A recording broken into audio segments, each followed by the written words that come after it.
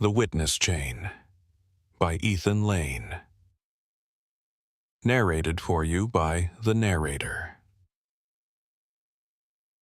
6 weeks before the evidentiary hearing that could free Marcus Cole, the key witness disappears from Scottsdale. Without his testimony, the case reverts to circumstantial. As Salazar races to find him, the defense attorney systematically dismantles every remaining witness through legal procedure, not violence. And that distinction makes her harder to fight than anyone he has faced. Chapter 1. Rotation. The body on Ivar Avenue had been there 2 days before anyone called it in. Salazar stood in the doorway of the studio apartment and looked at what was left of Raymond Garza. 41 years old. Unemployed, per the building manager. Last seen Friday night in the courtyard smoking a cigarette and talking on the phone. The smell had brought the complaint on Sunday morning.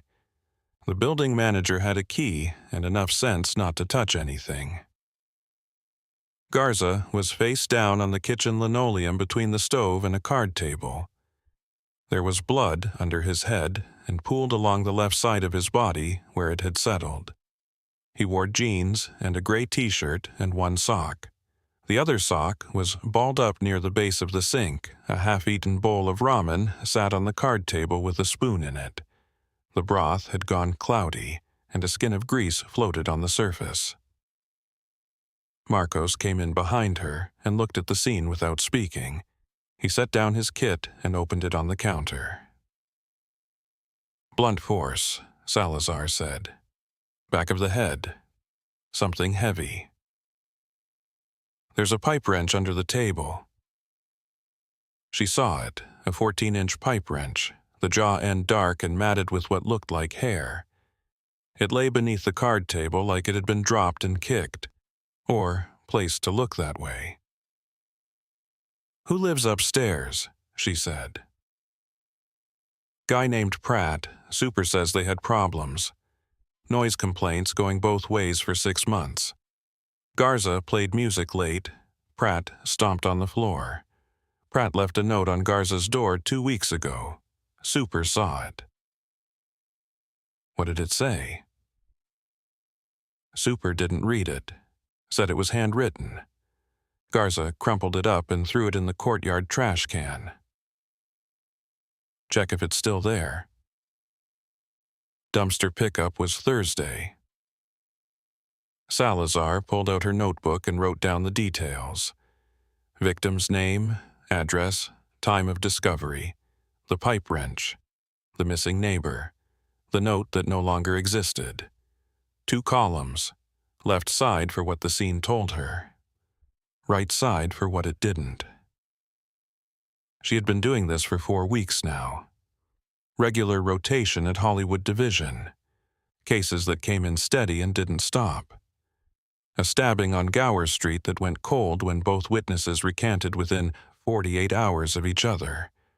A domestic on Franklin where the husband broke his wife's orbital bone and she declined to press charges from her hospital bed. A shooting outside a liquor store on Western Avenue that left 1 dead and 3 bullet casings on the pavement, and no surveillance footage because the store's camera system had been unplugged for 2 months. And now Raymond Garza, dead on his kitchen floor with a pipe wrench for company and a neighbor who had a history. Each case had its own weight, its own victim, its own family that would call the station and ask if there was any progress. Salazar knew this. She worked them the way she worked everything, brick by brick. Notebook open, phone records pulled, canvas done properly. She didn't cut corners and she didn't rush. But the work felt different now, not smaller. She wouldn't let herself think that word. A dead man on Ivar Avenue mattered the same as a dead woman on Marengo. That was the job and she believed it. But something had shifted in the weeks since the Whitmore case closed and the Lusk prosecution moved to major crimes.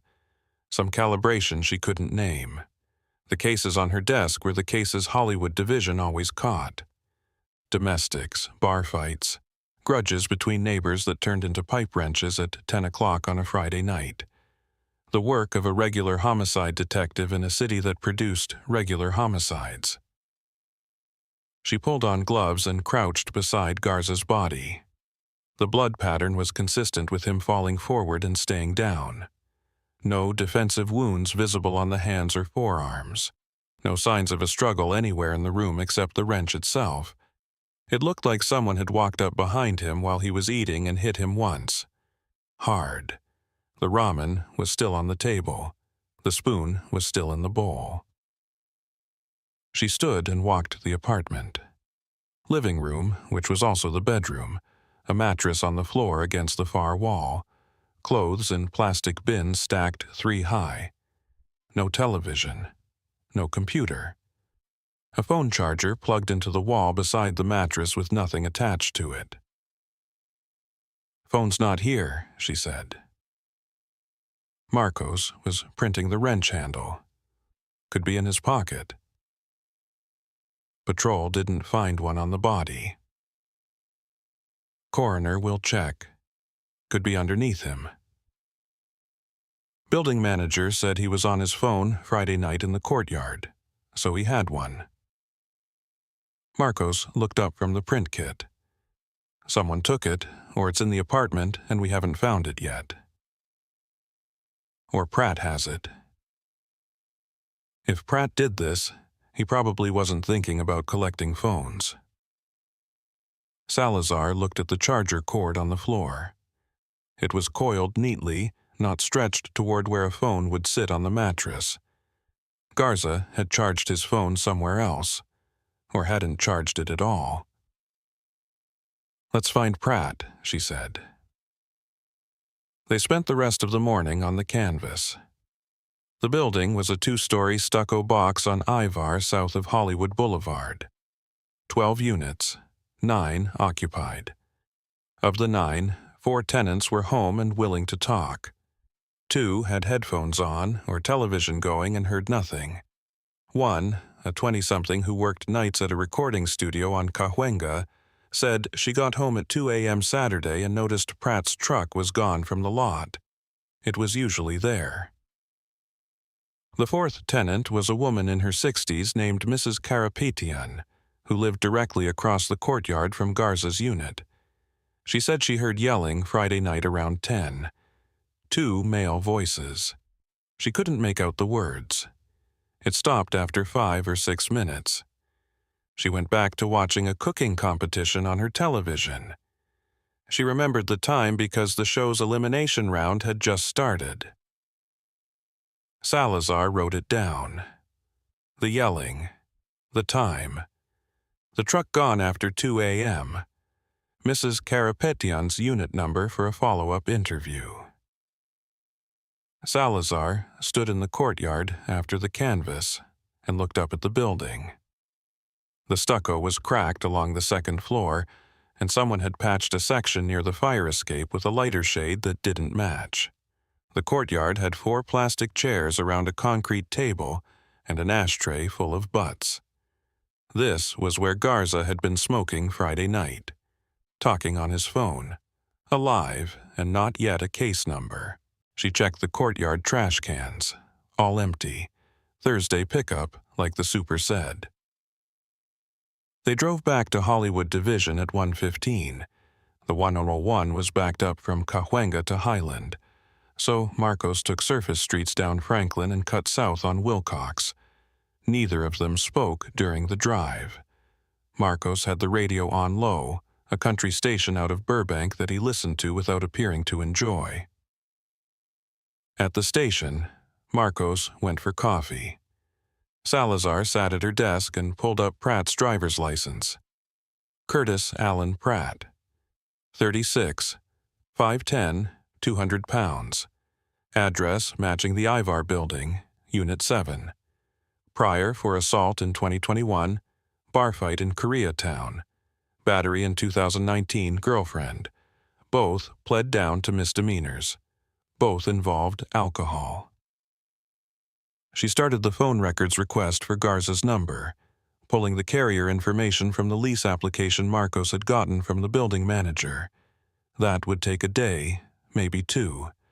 She ran Pratt through NCIC and the California system. The Pryors came back with disposition reports.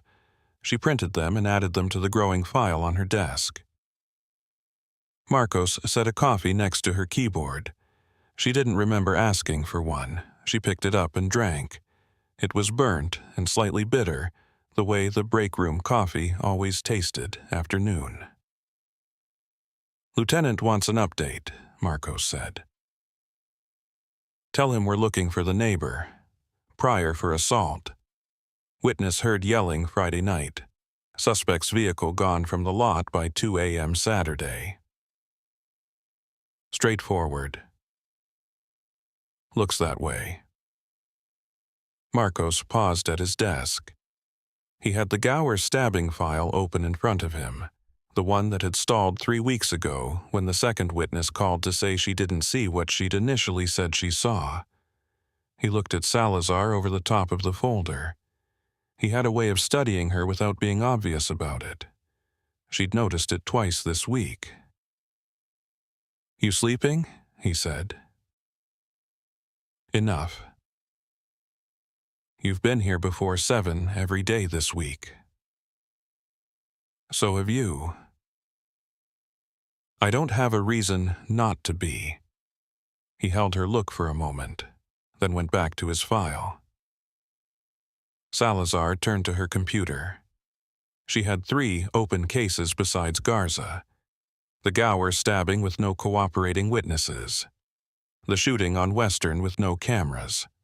A missing person report on a woman named Tran who lived on Bronson Canyon Drive and whose family had stopped returning calls 2 weeks ago, which either meant they'd found her themselves or given up on the police finding her.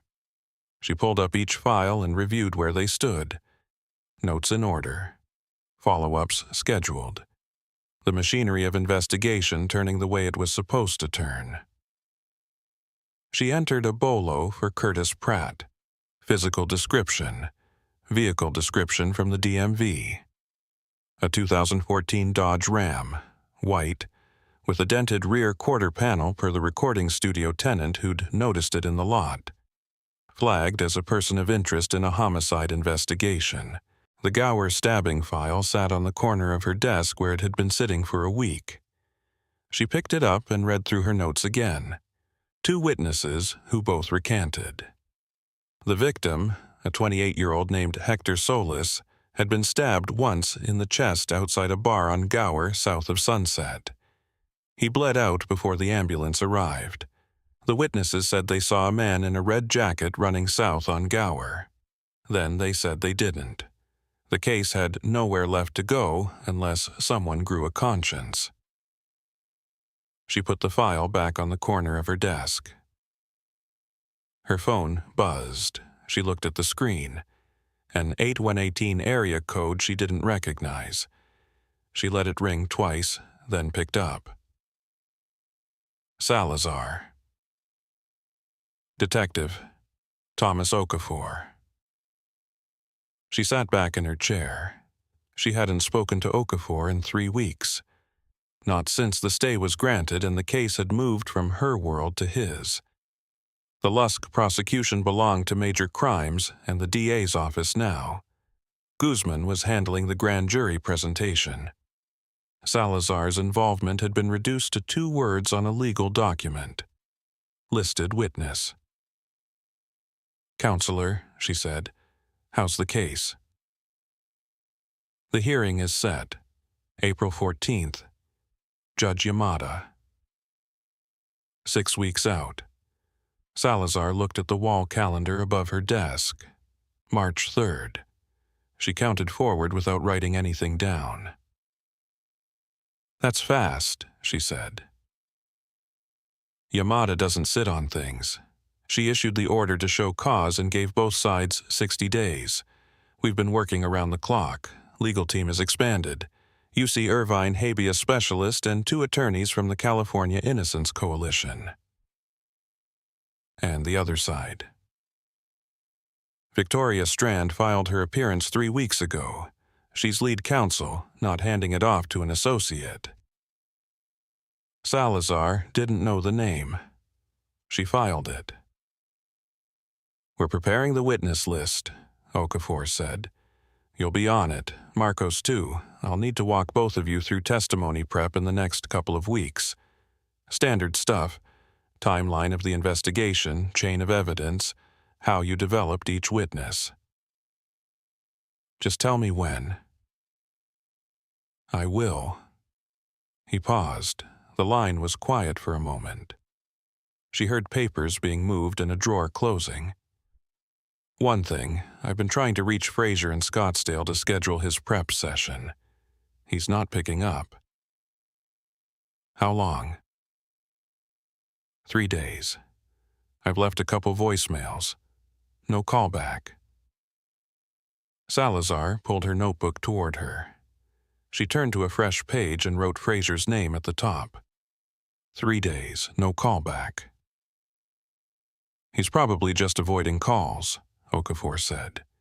He's been jumpy since the statement. Some people get that way after they finally commit to something they've been running from. You worried? Not yet. He's a nervous man. 3 days of screening calls isn't unusual for someone in his condition. I just wanted you to know. Keep trying him. I will. I'll call you about prep scheduling, probably next week. I'll be here. She hung up and looked at what she'd written. Fraser, 3 days. No callback. Jumpy since statement. She tore the page from the notebook and folded it once and put it in the inside pocket of her jacket. Not the case file, not the murder book. The pocket where she kept things she hadn't decided about yet. Marcos was watching her, not staring. The peripheral awareness of a partner who had spent enough months in the next chair to recognize when a phone call changed the temperature of a room. Okafor, she said. Hearings set for April 14th. We're testifying? Both of us. He'll schedule prep. Marcos nodded once. He waited. When she didn't add anything else, he turned back to the Gower file. Salazar pulled up the phone records request form for Raymond Garza. She entered the case number, the victim's carrier information, the date range. She filled in each field and submitted the request. Her hand went to her jacket pocket. She felt the folded page through the fabric. 3 days of silence from a man who had every reason to be afraid and no history of going quiet. She pulled her hand back and opened the Garza autopsy request form. Time of death confirmation. Toxicology screen. Evidence collection from the hands and under the fingernails. Photograph of the wound pattern for comparison against the wrench head profile. She checked each box and typed the case number and hit submit. Her desk phone rang. She picked it up. Salazar, Hollywood homicide. Detective, this is Officer Reinking, North Hollywood Division. We picked up a Curtis Pratt 40 minutes ago on a drunk and disorderly at a bar on Lancashire. Your name came up on the bolo. Salazar was already reaching for her keys. Chapter 2. The Defense. The subpoena was on her desk when she came in Tuesday morning. Salazar picked it up and read it standing. Deposition in the matter of People vs. Warren Lusk. Hall of Justice, 210 West Temple Street, room 314. Wednesday, March 5th, 10 o'clock. The return address was a law firm on Avenue of the Stars in Century City. The name at the top was Victoria Strand. She set it down and looked at the date. Tomorrow. Marcos was already at his desk. He saw the paper in her hand and waited. Deposition, she said. Lusk case. When? Tomorrow morning, Temple Street. Marcos picked up his coffee and took a slow drink. You talked to Okafor? Not yet. She put the subpoena in her jacket pocket and sat down. The Garza file was open on her desk from last night. Curtis Pratt had been drunk enough at the Lancashire bar to get himself arrested, but sober enough in the interview room to ask for a lawyer within 30 seconds of sitting down. She'd driven out to North Hollywood Division after Reinking's call and sat across from Pratt for the 9 minutes it took his public defender to arrive and shut it down. In those 9 minutes, Pratt had said 4 words: "I want a lawyer." She'd gotten more from looking at him. The split knuckle on his right hand, 2 or 3 days old, scabbed but not treated. The way his left leg bounced under the table and didn't stop. His eyes going to the door every time someone walked past in the hallway. The public defender was a woman in her 30s who looked like she'd already handled 6 appointments that day. She asked for the charges. Salazar told her Pratt was a person of interest in a homicide investigation and was being held on the drunk and disorderly pending further questioning. The defender made a note and told Salazar her client would not be answering questions tonight. Pratt was in a holding cell at North Hollywood Division. Salazar had until Thursday to file charges or cut him loose. The phone records request on Garza's carrier was still pending. Without those records or a witness who could put Pratt in Garza's apartment Friday night, she had a prior, a missing truck, and a dead man with a wrench next to his head. Enough to hold, not enough to charge. She opened her email and found 2 messages from the DA's office about grand jury scheduling for the Lusk case, both addressed to her as a listed witness. She forwarded them to Okafor's office number and picked up her phone. He answered on the second ring. "I got subpoenaed," she said. "Deposition tomorrow. Strand's office issued it." "I know. I was served with a notice of deposition last week. She's deposing everyone on the witness list before the hearing. Standard defense work for a case this size." "You could have told me." "I sent a memo to the DA's Witness Coordination Unit. They were supposed to notify you." Salazar looked at the subpoena again. The law firm's name was Strand, Kessler, and Moss. The address was on the 23rd floor. "What do I need to know?" she said. "Answer the questions truthfully. Don't volunteer information. Don't speculate. If she asks you about something outside the scope of your investigation, you can say so. There'll be a court reporter present. The DA's office is sending someone to sit in." "Who's sitting in?" "They haven't told me. Probably someone from Major Crimes." "Have you dealt with Strand before?" Okafor was quiet for a beat. She heard the creak of his office chair, the one with the broken tilt mechanism he'd never gotten replaced. "Not directly. She was a federal prosecutor for 15 years. Central District. White-collar cases. Switched to defense about 8 years ago." "What kind of defense?" "Complex criminal. Corporate fraud, public corruption, the kind of cases where the retainer is $1 million and the client expects to walk." "Is she good?" "She wouldn't have the Lusk case if she wasn't."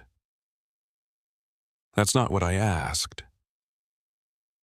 "She's very good, Elena. Prepare for a long morning." She hung up and looked at the Garza file. Then she looked at the subpoena. 2 cases pulling in different directions. She put the subpoena in her bag and went back to Garza. The phone records came in at 4:30 that afternoon. Garza's carrier had turned them around fast on the emergency request. Salazar printed the call log and spread it on her desk. The last outgoing call was Friday at 9:47 p.m., 11 minutes before Mrs. Karapetyan heard yelling. The number belonged to a woman named Teresa Munoz in Panorama City. Salazar wrote the name and number in her notebook and circled it. She called Munoz at 5:15. No answer. She left a message identifying herself as an LAPD detective and asking for a callback regarding Raymond Garza. She hung up and stared at the call log for another 10 minutes, looking for patterns. Garza had called Munoz 6 times in the preceding week. She'd called him twice. Regular contact. Girlfriend, sister, friend. Someone who would know what was happening in Garza's life the night he died. She put the phone records in the Garza file and locked her desk drawer. Tomorrow was the deposition. The Hall of Justice sat on Temple Street between Broadway and Spring, in the way it had sat there since 1925. Salazar parked in the structure on the north side and walked across to the main entrance. She'd been in the building 100 times for arraignments, witness interviews, meetings with prosecutors. The marble lobby was familiar. The elevator that smelled faintly of floor cleaner was familiar. What wasn't familiar was walking into a deposition as the subject instead of the investigator. Room 3-14 was on the 3rd floor at the end of a hallway lined with fluorescent fixtures that hummed at a frequency just below noticeable. Salazar found it at 9:50. The door was open. Inside was a conference room with a rectangular table, 8 chairs, a window facing Spring Street, and a court reporter already set up at the far end with her stenotype machine. A man from the DA's office was sitting against the wall. She recognized him from Major Crimes, but couldn't place his name. He nodded at her. She nodded back. The chair at the head of the table was empty. The chair to its right was occupied by a woman Salazar had never seen before. She was small, 5'4" at most. Dark hair cut straight to the jawline, no product, no style beyond the cut itself. She wore a charcoal suit jacket over a white blouse and reading glasses pushed up on her head. Her hands were folded on top of a legal pad that had 3 pages of handwritten notes. The handwriting was small and even and covered both margins. She looked up when Salazar came in. "Detective Salazar, I'm Victoria Strand. Thank you for being here on time." She gestured to the chair across from her. "Please." Salazar sat down. She set her bag on the floor and put her hands on the table. The court reporter adjusted her machine. "This is a deposition in the matter of People v. Warren Lusk, case number BA498217, Strand said. "I represent the defendant. Present are Detective Elena Salazar, LAPD Homicide, Hollywood Division. Also present is..." She glanced at the man from the DA's office. "ADA Garrett from Major Crimes, observing on behalf of the people." Garrett, that was his name. Salazar remembered now. He'd been at a case briefing 2 months ago about the grand jury timeline. The court reporter swore her in. Salazar stated her name and badge number. Strand opened a manila folder to her left and removed a document. She placed it on the table between them. Salazar recognized it. The supplemental investigation report she'd filed after the Whitmore homicide was reclassified from burglary. "Detective Salazar, you were the primary investigator on the Patricia Whitmore homicide. Is that correct?" "Yes." "And the Whitmore investigation led you to contact Thomas Okafor of the Capital Defense Unit regarding the Marcus Cole death penalty case?" "It did." "Can you tell me when you first contacted Mr. Okafor?" Day 3 of the investigation. The Whitmore case had connections to the Cole trial. Okafor had filed the habeas petition. I reached out to him for background on the jurors. Strand made a note on her legal pad without looking down. The pen moved in short, precise strokes. When you say you reached out for background, can you describe what information you were seeking? Juror identities and any prior contact Okafor's office had made with members of the Cole jury. And this was in connection with your homicide investigation. Yes. At that point, your investigation was focused on Patricia Whitmore's murder. Correct. Not on the Cole case. No. Not on jury tampering. I was investigating a murder. The victim was a former juror. That connection was relevant. Strand nodded. She turned a page in her folder. The movement was unhurried. She had the posture of someone who had done this several thousand times and found no reason to change her approach. Detective, I'd like to walk through your contacts with Mr. Okafor during the first 2 weeks of the Whitmore investigation. My records show 14 separate phone calls and 3 in-person meetings between you and Mr. Okafor during that period. Does that sound accurate? Salazar didn't know the exact number. She hadn't counted. I was in regular contact with him. He had relevant information about the jurors. 14 calls and 3 meetings in 14 days. Would you say that level of contact was typical for a homicide detective consulting with an outside attorney? The DA's man shifted in his seat. He didn't object. There was nothing to object to. The case was complex, Salazar said. Multiple witnesses connected to a 10-year-old trial. Okafor had the most comprehensive records. I understand. Strand picked up a second document, a phone log. Salazar recognized the format. It was a call detail record from her department-issued cell phone. This is a record of your calls during the investigation. I've highlighted the calls to Mr. Okafor's office. She placed it on the table. The highlighted lines ran down the page in a yellow column that was hard to ignore. On day 5 of your investigation, you called Mr. Okafor at 7:22 a.m. What was discussed? Salazar looked at the call record.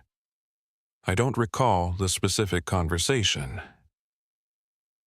Do you recall why you would call a defense attorney at 7:22 in the morning? I called when I had information to share or questions to ask. Early mornings were sometimes the only time I could reach him. Information to share, Strand repeated. She wrote the phrase on her legal pad. Detective, when you shared information with Mr. Okafor, were you sharing details of your active homicide investigation with the attorney representing the man convicted by the jury your victim served on?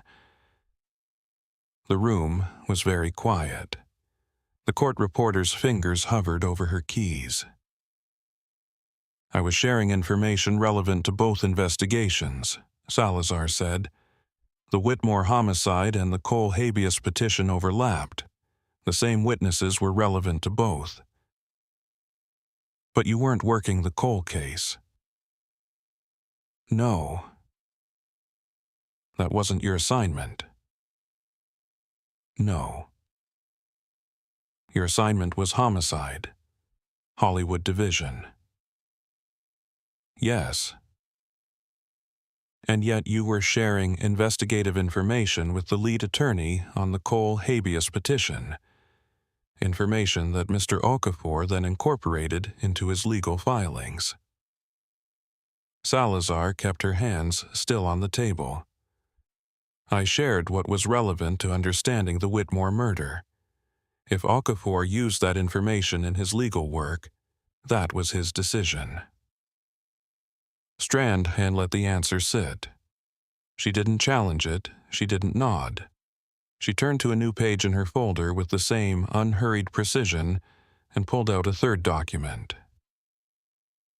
Detective, on day 7 of your investigation, you interviewed Sandra Kowalski, a former juror in the Cole trial. Is that correct? Yes. Kowalski was not a witness to the Whitmore homicide. She was a member of the same jury. Her knowledge of events during the trial was relevant to establishing motive. Motive for the Whitmore murder. Yes. Not motive for jury tampering. The two are connected. If the jury was tampered with and Whitmore was killed because she was going to reveal it, understanding the tampering is understanding the motive. Strand removed her glasses from the top of her head and put them on. She looked at Salazar through them. Her eyes were steady and unhurried behind the lenses. Detective Salazar, would you agree that by day 7 of your investigation, you were operating as both a homicide investigator and a de facto investigator for the Cole defense? No. You were interviewing Cole trial jurors in connection with the Whitmore homicide. You were sharing findings with the Cole defense attorney. I was sharing relevant information. You were developing evidence that Mr. Okafor used to amend his habeas petition. Salazar held Strand's gaze. I investigated a murder. The evidence went where it went. Strand wrote something on her legal pad. 3 words. Salazar couldn't read them from across the table. Let's talk about Robert Fraser, Strand said. The name landed differently now. Salazar felt the folded notebook page in her jacket pocket from yesterday. Fraser, 3 days. No callback. You traveled to Scottsdale, Arizona to interview Mr. Fraser, is that correct? Yes. On whose authority? My lieutenant authorized the travel. For the Whitmore homicide. The Whitmore case required understanding the full scope of the jury tampering. Fraser was a key witness to that tampering. A key witness to jury tampering in the Cole case. A key witness to events that led to Patricia Whitmore's murder. Strand took a breath, not impatient. The breath of someone pacing herself across a long distance. Detective, when you arrived in Scottsdale and interviewed Mr. Fraser, did you identify yourself as an LAPD homicide detective? Yes. Did you tell Mr. Fraser you were investigating the Whitmore murder? I told him I was investigating events connected to the Cole trial. Connected to the Cole trial, not the Whitmore murder specifically. Both. Did you tell him that anything he said could be used in the Cole habeas proceedings? Salazar paused. She could hear the court reporter's breathing. The fluorescent light above the table had a faint flicker at its left edge. I told him I was a homicide detective investigating events connected to the trial. I didn't advise him about other legal proceedings because I'm not an attorney.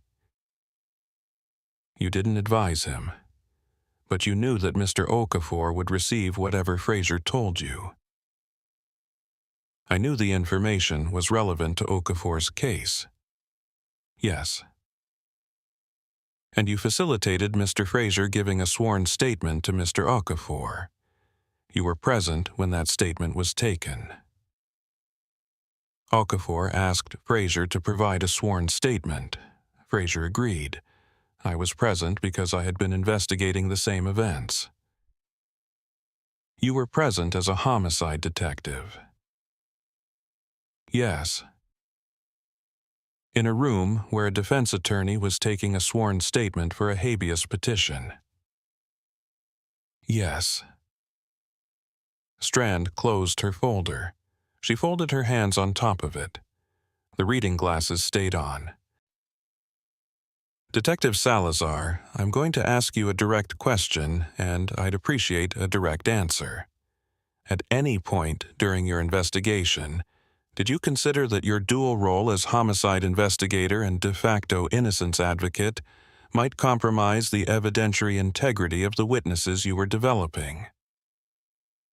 Salazar heard traffic on Temple Street through the closed window.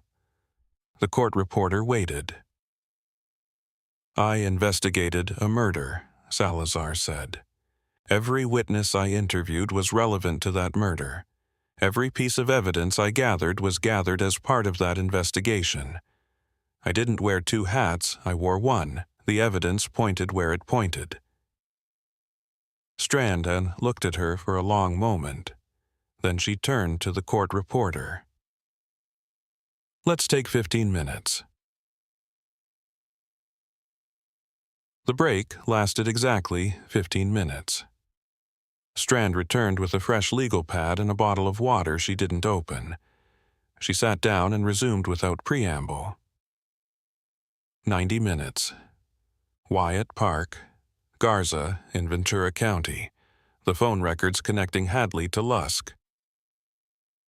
The boot print evidence, Strand said. Detective Marcos brought it directly to you, not to his chain of command. He brought it to the primary investigator on the case.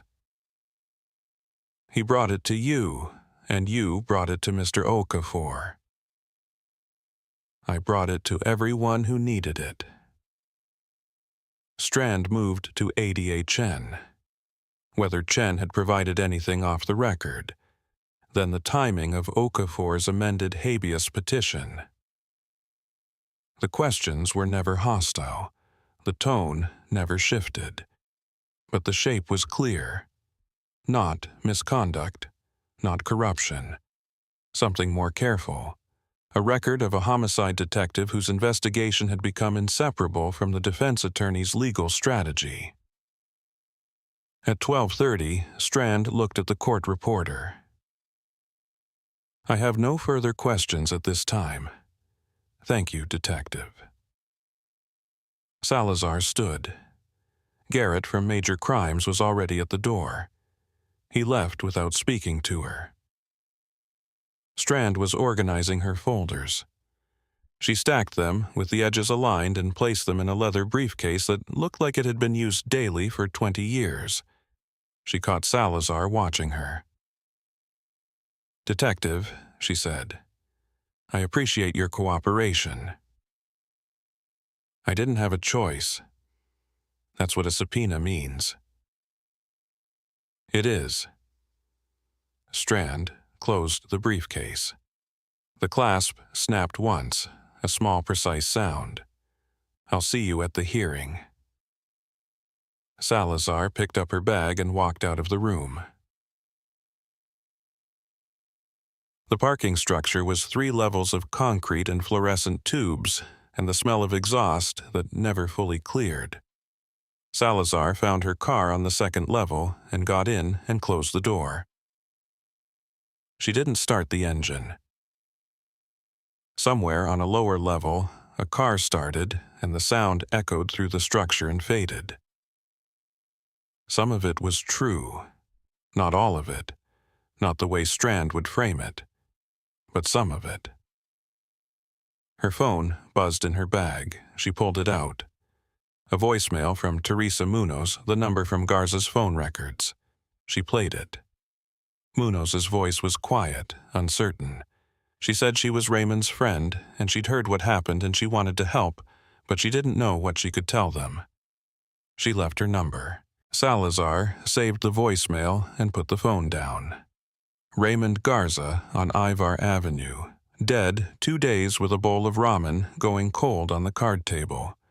Pratt in a holding cell at North Hollywood with a scabbed knuckle and a lawyer who told him not to talk. The phone record sitting on her desk with Munoz's number circled. She started the engine and pulled out of the space.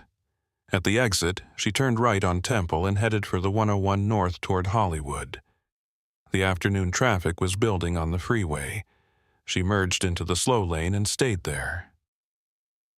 The notebook page was still in her jacket pocket. Fraser.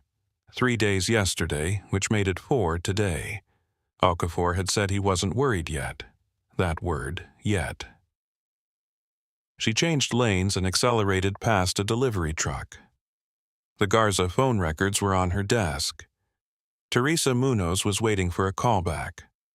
Pratt's arraignment was Thursday morning. Her phone rang. She looked at the screen. Okafor. She picked up. "How did it go?" he said. "We need to talk," Salazar said. "Not on the phone." Chapter 3. Scottsdale. Okafor called Friday morning while Salazar was at her desk writing up the Pratt charging documents. The arraignment had gone through Thursday as scheduled. Pratt stood in front of the judge with his public defender and entered a plea of not guilty to murder in the second degree. The split knuckle on his right hand had scabbed over to a dull ridge. His leg didn't bounce. Whatever the alcohol had loosened in him had been packed back down by 2 nights in a holding cell and a lawyer who told him to stand still and say the words. Teresa Munoz had called back Wednesday evening. Salazar had interviewed her by phone for 20 minutes. Munoz was Garza's ex-girlfriend. They'd stayed close. She said Garza had called her at 9:47 Friday night sounding upset, saying Pratt had banged on his door earlier that evening and threatened to come down there and settle it. 11 minutes later, Mrs. Karapetian heard the yelling. Salazar had the call record, the witness, and the prior. She'd filed the murder charge Thursday afternoon. That was the Garza case, filed and moving. Her desk was lighter by 1 folder. But the Gower stabbing was still cold. The Tran missing person was going nowhere. The Western Avenue shooting had produced a partial plate number from a bar patron across the street who'd remembered 2 digits and a color, better than the unplugged cameras, but not by much. Her phone buzzed. She looked at the screen. Okafor's office line. "It's been a week," Okafor said. No greeting. No preamble. His voice had a tightness she hadn't heard before. 7 days. I've called him every day. I've sent 2 letters. His phone rings and goes to voicemail. The mailbox isn't full, which means he's not getting a lot of other calls either. Salazar leaned back in her chair. The notebook page she'd torn out Wednesday was still in her jacket pocket. She could feel the folded edge against her ribs when she moved. "Have you tried anyone else? Neighbors? Friends?" "He doesn't have friends in Scottsdale. He moved there to be alone. I have the address from the Christmas card Wyatt gave us. That's it. I don't have a landlord's name. I don't have an emergency contact." "What about the address Wyatt had?" "That's where I've been sending letters. The stucco bungalow. Same address he gave when he signed the sworn statement." Salazar pulled her notebook toward her and opened it to a blank page. "Give me the full address." He did. A street number on North 68th Street in Scottsdale. She wrote it down. "I'll make some calls," she said. "Elena." He paused. She heard his chair creak. This isn't like him. He was nervous, yes. He screened calls, but he called back. He always called back. When I prepped him for the statement, he returned my call within 4 hours. Every time. "I hear you." We're 5 weeks out from the hearing. If Fraser isn't available to testify, Strand's motion to exclude his statement has a real chance. Without his live testimony, and without the ability to cross-examine him, Yamada could rule the statement inadmissible under Crawford. I understand what's at stake, I know you do. That's why I'm calling you and not the police." She hung up and looked at what she'd written. The address. 7 days. No callback. She added a line beneath it.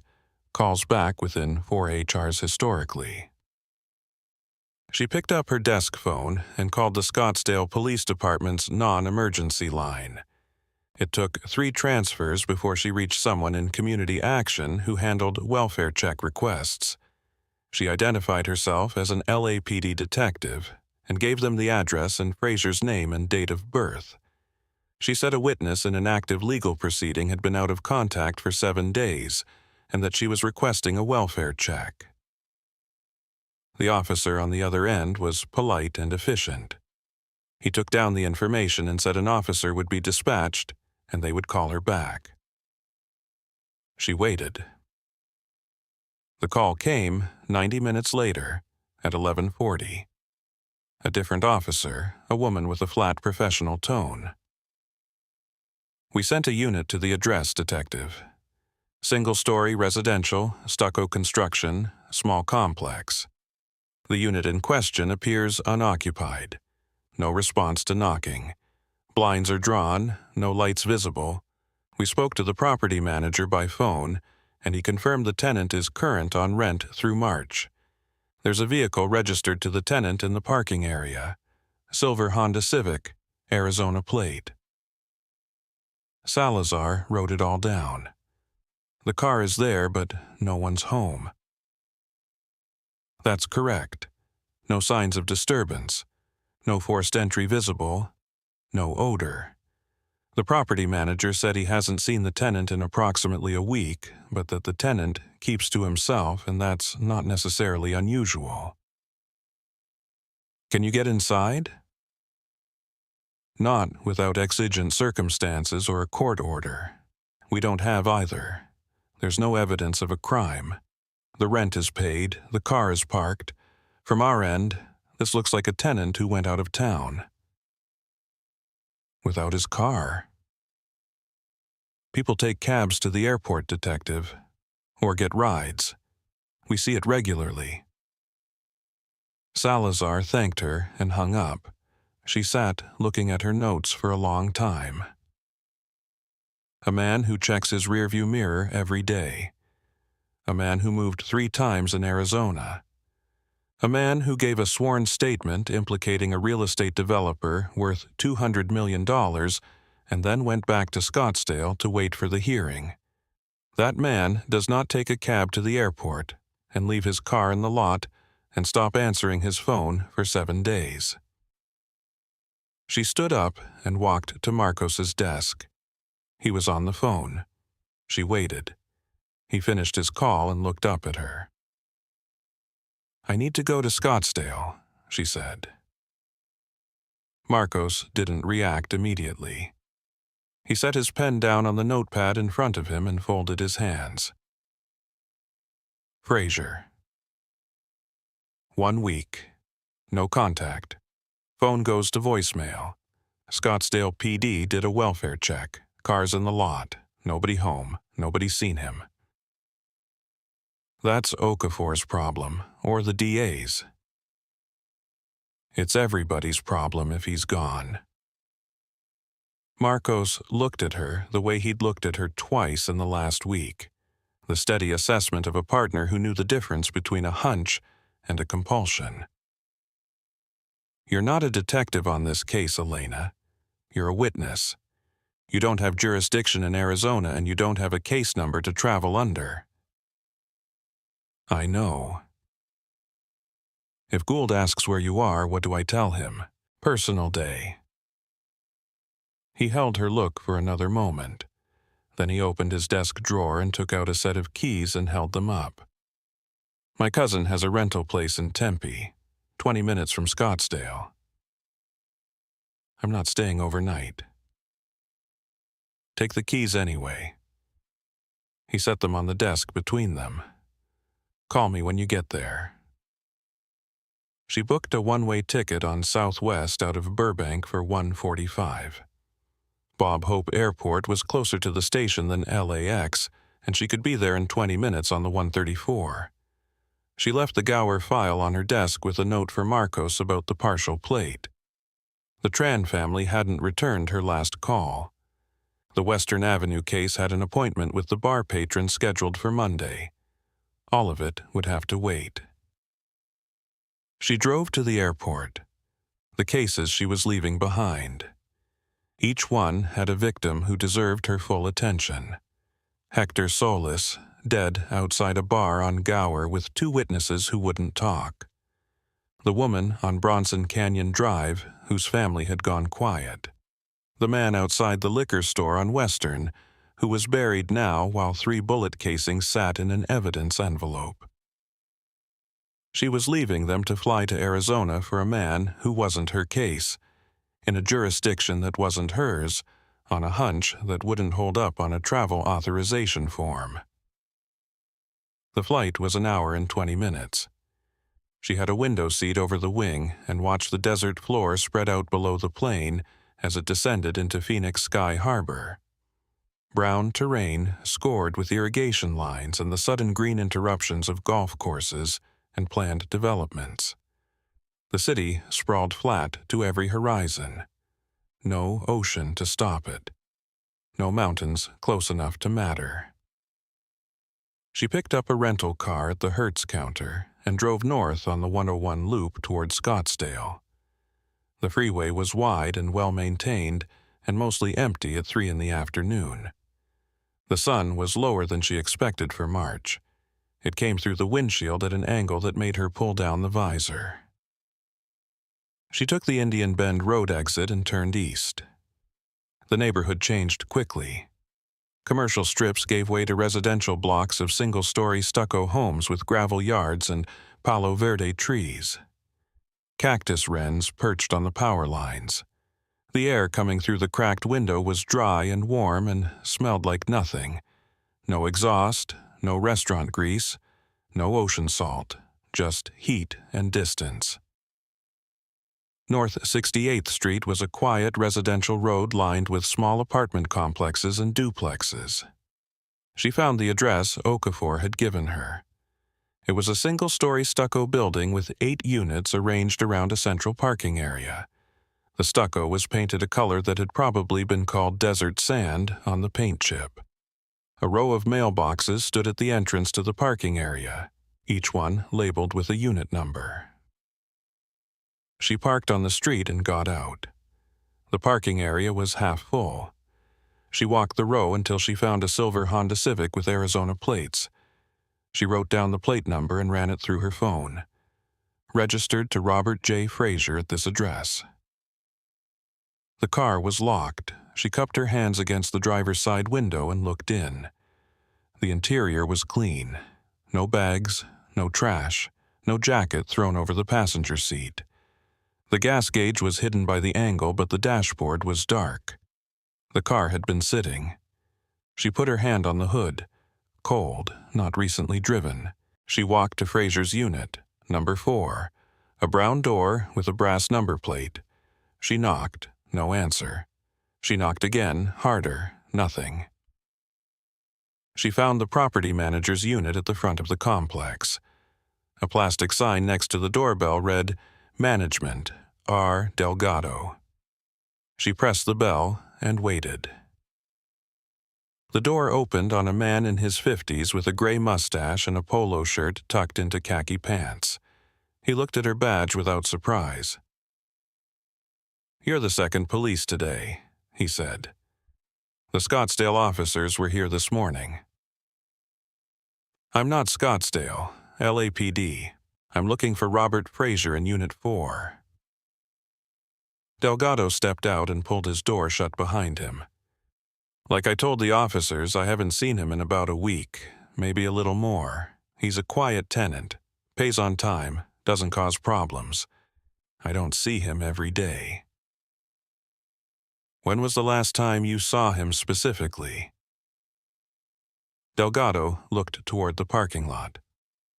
"Last Friday, maybe Thursday, he was getting his mail." He nodded toward the row of boxes. "He always checks his mail in the afternoon, same time every day. I noticed because I was fixing the sprinkler head on Unit 6 and he walked right past me. Has anyone else asked about him? Anyone come looking for him before today? No. Any visitors that you noticed in the last 2 weeks? I don't watch who comes and goes, Detective. But Fraser didn't have visitors. Not that I ever saw. He kept to himself.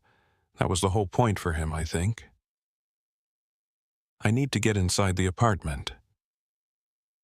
Delgado hesitated. The Scottsdale officers said they couldn't go in without a warrant or emergency circumstances.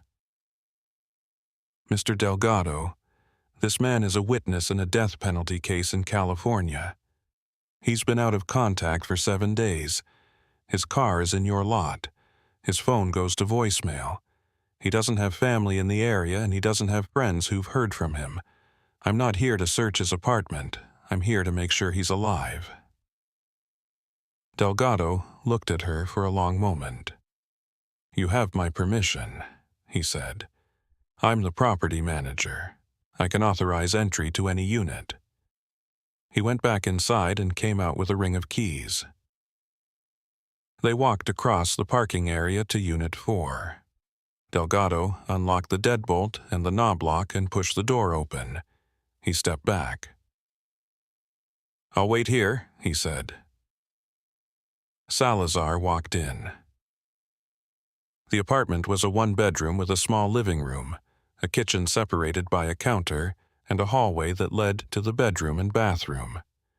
The lights were off, the blinds were drawn. She found the switch by the door and turned on the overhead.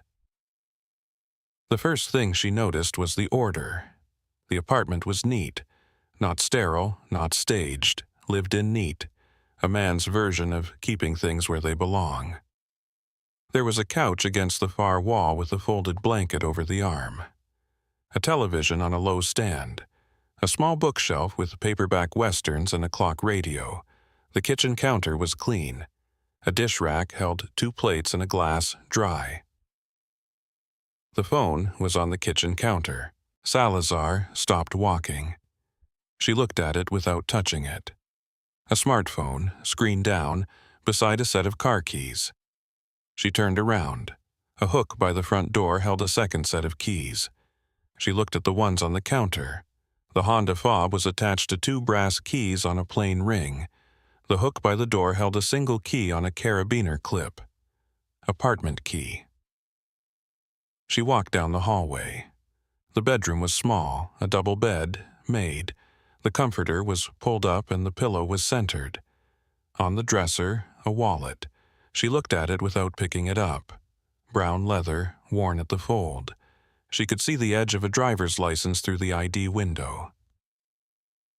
His phone, his car keys, his wallet, his apartment key, everything a person takes when they leave the house. She opened the closet. Clothes hung on the rod. Not many. 5 or 6 shirts, 2 pairs of pants, a jacket. On the shelf above, a duffel bag, empty. Shoes on the floor, 2 pairs, work boots and sneakers. She went to the bathroom. Toothbrush in a cup by the sink. Razor on the ledge of the tub. A towel hung on the bar, dry and stiff. It hadn't been used recently. There was a medicine cabinet above the sink. She opened it.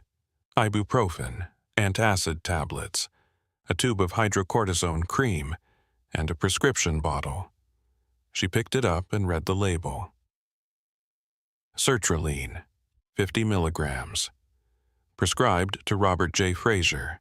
Filled February 24th at a CVS on Shea Boulevard. 30 tablets. She opened the bottle and counted. 23 tablets. 7 tablets taken. The prescription was filled 11 days ago, February 24th. 1 tablet per day. 7 tablets. Last dose, March 2nd. The day before, Okafor first noticed he wasn't returning calls. Salazar put the cap back on the bottle and set it on the counter beside the sink. A man with an anxiety prescription doesn't stop taking his medication by choice. She walked back through the apartment slowly. She looked at everything again. The made bed, the folded blanket, the dish rack with 2 clean plates, the phone face down on the counter. She opened the refrigerator.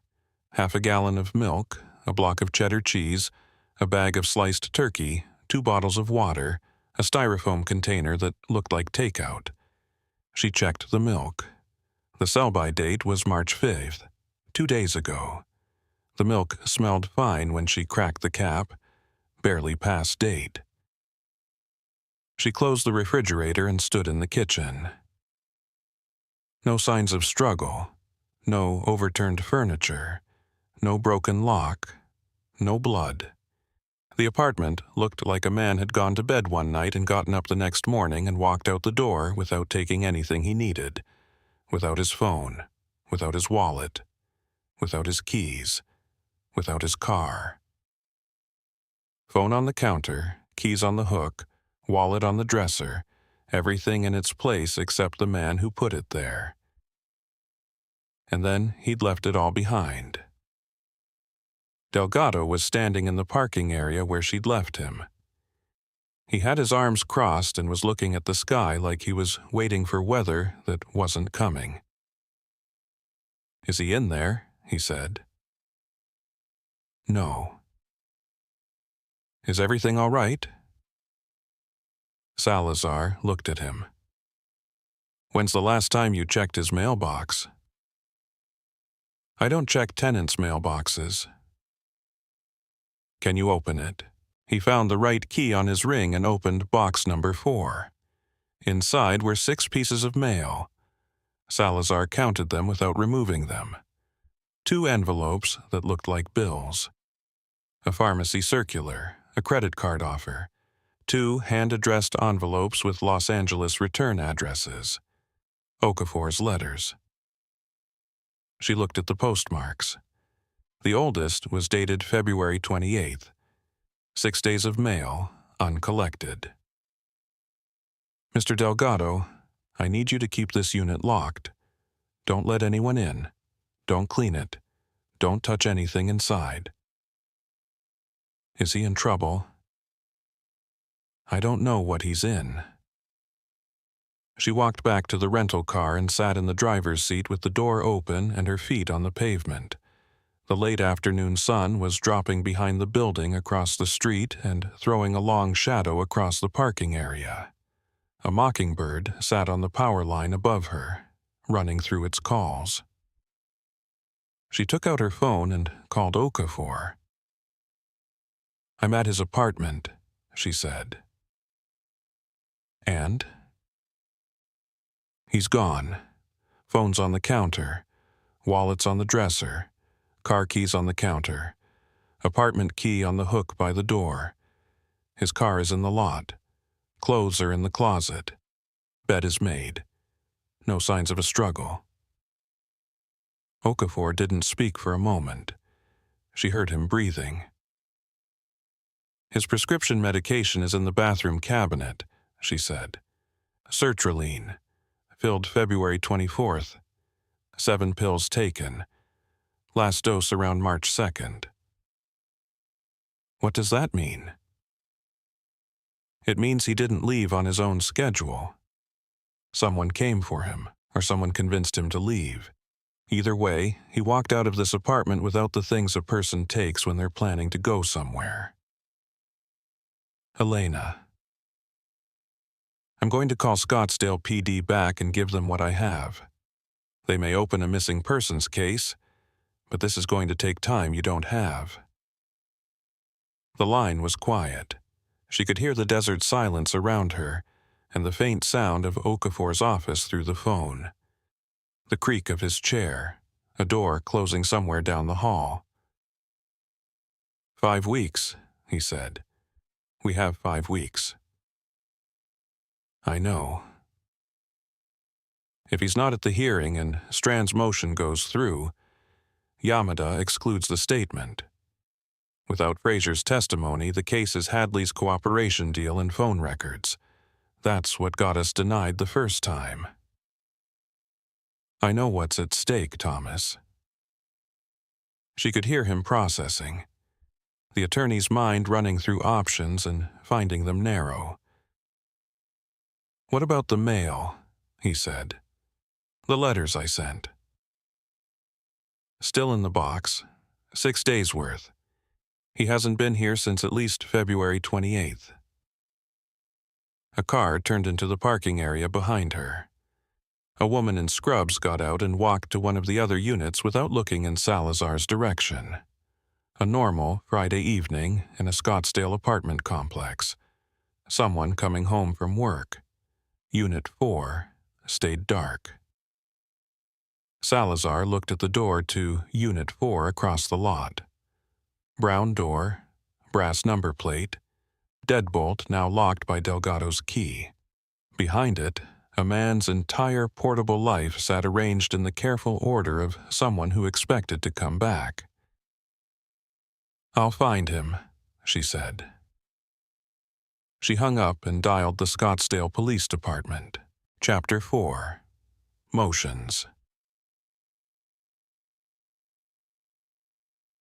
The first motion arrived Monday morning. Salazar had flown back from Scottsdale Saturday on a 6 o'clock flight that landed at Burbank in the dark. She'd spent Sunday at her kitchen table on Beechwood Drive, going through her notes from Fraser's apartment and writing a supplemental report she couldn't file because there was no case number to file it under. Scottsdale PD had taken her information and assigned a detective and told her they would be in touch. She'd given them Okafor's contact information and Fraser's physical description and the detail about the sertraline and the timeline that put his last dose at March 2nd. She'd told them about the hearing and the case and the man with $200 million who had every reason to want Fraser gone. The Scottsdale detective had listened and written it down and said they'd look into it. That was Saturday. By Monday morning, nobody had called her back. She was at her desk at Hollywood Division reading the Gower file again when her phone rang. Okafor's office line. "Are you sitting down?" he said. She was. She didn't say so. Something in his voice had shifted from the tightness of Friday to something flatter, controlled. "Strand filed a motion this morning," he said. "Motion to exclude Fraser's sworn statement from the evidentiary hearing."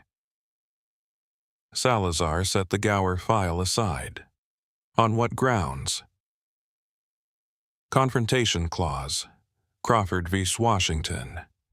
The argument is that Fraser's statement is testimonial in nature. He gave it under oath in response to structured questioning, with the specific purpose of establishing facts for legal proceedings. That makes it testimonial. And under Crawford, testimonial statements from an unavailable witness are inadmissible unless the defendant had a prior opportunity for cross-examination. Lusk's attorneys never cross-examined Fraser. Correct. The statement was taken as part of the habeas investigation. Strand's team was notified but hadn't yet deposed him. They hadn't had the opportunity to question him because the hearing hadn't started. Now, Fraser is unavailable. The motion argues that admitting his statement without the ability to cross-examine him violates Lusk's Sixth Amendment rights. Salazar picked up her pen and wrote on the Gower folder's margin, "Crawford, confrontation, unavailable." Is she right? She's not wrong. Okafor's voice carried the particular weight of a man conceding ground he couldn't afford to lose. Crawford is clear. Testimonial statements from an absent witness without prior cross-examination are generally inadmissible. There are exceptions. Forfeiture by wrongdoing under Giles. If Lusk caused Fraser's unavailability with the intent to prevent his testimony, the Confrontation Clause doesn't apply. But proving intent requires evidence that Lusk's network was behind the disappearance, and right now we don't have that. We have an empty apartment and a missing man. So, if we don't find Fraser, If we don't find Fraser and we can't prove Lusk made him disappear, the statement is excludable. And without the statement, we lose the only direct testimony of jury coercion. Hadley's proffer confirms it, but Hadley is a cooperator with a deal. Fraser was the independent witness. He's the one who was threatened. His words are what moved Yamada to grant the hearing in the first place. Salazar looked at what she'd written on the folder margin. She turned the pen between her fingers once. You said she filed this morning. When was it drafted? The motion is 23 pages, full case law analysis. Crawford, Giles, Davis v. Washington, Ohio v. Clark. She cites 7 Ninth Circuit rulings on the testimonial nature of sworn investigative statements. This wasn't drafted over the weekend, Elena. She's been building this since she found out Fraser was unreachable. Maybe longer. Since before the deposition. Possibly, she was asking me about Fraser's availability during our last phone conference 3 weeks ago.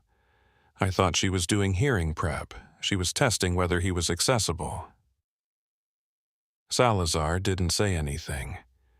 She thought about Strand in the deposition room, the legal pad with 3 pages of notes already prepared, the questions that had been designed months before Salazar sat down. That's one motion, Okafor said. There are 2 more. She waited. I just got the second one by email, filed 40 minutes after the first. Motion to order a court-supervised cognitive evaluation of Doreen Wyatt. On what grounds? Age and temporal distance. Wyatt is 81 years old. The events she's testifying to occurred 10 years ago. Strand cites peer-reviewed research on age-related memory degradation. She argues that the court has a responsibility to evaluate the competency and reliability of any witness whose testimony concerns events from a decade prior, particularly when the witness is of advanced age and the testimony is the primary basis for a constitutional challenge to a verdict. Wyatt is sharper than half the attorneys I've met. I know that, you know that, but the motion doesn't need to win to do damage. If Yamada grants the evaluation, Wyatt has to sit in a room with a psychologist who asks her to count backward from 100 by sevens and repeat lists of words and tell them what day of the week it is. She's 81. She filed her first complaint in 2016 and nobody listened. She waited 10 years for someone to take her seriously. And now a defense attorney is asking a judge to determine whether her mind works well enough to be believed. Salazar stood up. The bullpen was half empty. Marcos was out on a witness interview for a different case. The fluorescent lights hummed their usual frequency overhead. Through the window, she could see the parking lot and the tops of the trees along the street, moving in a wind she couldn't feel inside the building. "What's the third?" she said. "I don't have it yet. My paralegal is printing the filings as they come through the court's electronic system. Strand filed the first 2 within an hour of each other. If there's a third, it'll be today or tomorrow. Call me when you have it." She hung up and sat back down. She looked at the Gower file without seeing it. Hector Solis, 28, stabbed once outside a bar on Gower Street south of Sunset Boulevard. 2 witnesses who saw a man in a red jacket running south and then both changed their minds. The case had been cold for 3 weeks and she hadn't moved it an inch since the Garza homicide took priority. She opened the file and read the witness statements again. She made notes. She called the bar and asked to speak to the manager about the staff schedule for the night Solis was killed. She did police work for 2 hours because that was what she was paid to do, and the cases on her desk belonged to people who deserved answers regardless of what was happening in a courtroom downtown. At 1:30, she drove to West Temple. Okafor's office hadn't changed. room 412 on the 4th floor of the Capitol Defense Unit building. The same metal desk, same bent blinds casting slanted light across the same stacks of files. The same laptop open to the same case management system. The reading glasses were on his forehead. His tie was loose. His shirt sleeves were rolled to the elbow and the creases had been there since morning. 3 manila folders sat on the desk in front of him. Each had a colored tab. Red, yellow, blue. He'd labeled them by hand. The third one came in at noon, he said. Salazar sat down in the chair across from him. It was the same chair she'd sat in 6 weeks ago when he'd shown her the Fraser statement for the first time. The vinyl was cracked on the left arm where someone had picked at it until the foam showed through. Okafor picked up the blue folder. Motion to exclude testimony from jurors Maria Sandoval and Dennis Park regarding statements made and observations during jury deliberations. Section 1150. He looked at her. I read the research file, she said. Evidence Code 1150. Bars evidence of juror mental processes during deliberation. You can prove what happened during deliberations through overt acts, statements, outside influences. But you can't call a juror to testify about how the jury reached its decision. That's exactly Strand's argument. He opened the folder and turned it so she could see the first page. The motion was formatted in the same precise style as the Crawford filing. Same font, same margins, same methodical case law citations running down the right column of every page. Sandoval gave a sworn statement describing Hadley's behavior during deliberations, how he pushed for a guilty verdict, how he spoke to individual jurors during breaks, how the atmosphere in the jury room changed after the first day. Park described the post-trial dinner and Hadley's comment about the right people knowing it. Strand argues that both of these accounts constitute evidence of juror mental processes. The deliberations themselves, what was said inside the room, and how it affected the verdict. Sandoval's statement describes Hadley approaching individual jurors.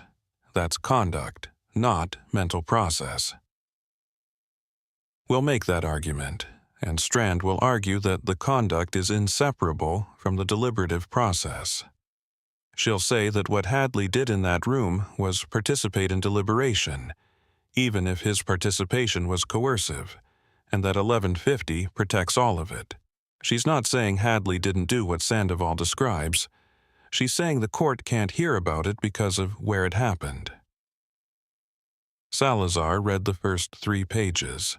Strand's writing was clean and direct. No unnecessary words. No rhetorical flourishes. Each paragraph laid a foundation for the next with the structural precision of someone who had written hundreds of these and knew exactly how a judge reads.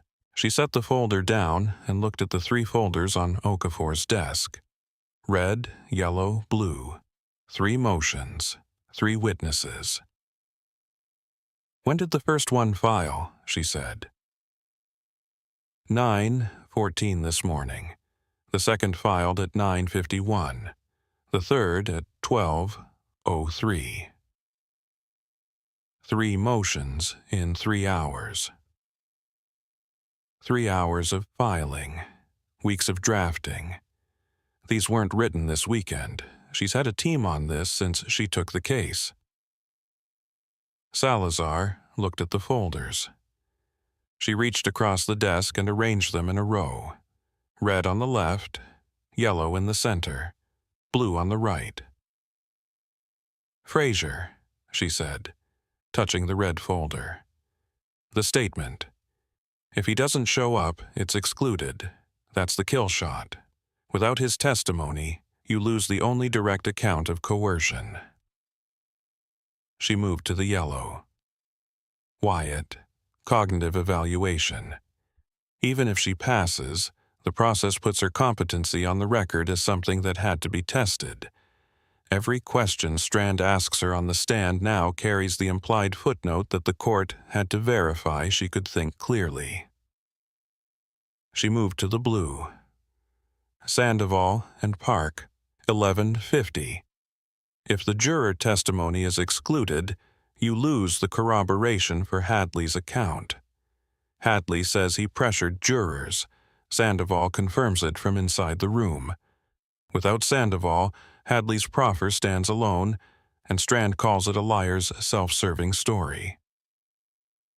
Okafor watched her lay it out. He didn't interrupt. His reading glasses had slipped from his forehead to the bridge of his nose, and he hadn't pushed them back. Each one of these is manageable, Salazar said. You can argue against any single motion and probably win. Crawford has exceptions. Wyatt will pass any competency test they give her. The 1150 argument has holes because Hadley's conduct was external influence, not deliberative process. But she didn't file one. She filed 3 in 72 hours. Salazar leaned back in the chair. The foam showed through the cracked vinyl under her forearm. It's not about winning any single motion. It's about making you fight on 3 fronts with 5 weeks to go. Every hour your team spends writing oppositions to these is an hour you're not prepping witnesses. Every legal argument you have to research is bandwidth pulled away from the hearing itself. She's not trying to knock down one pillar. She's shaking all of them at once to see which ones are loose. Through the bent blinds, the afternoon light fell in broken lines across the floor. The building was quiet.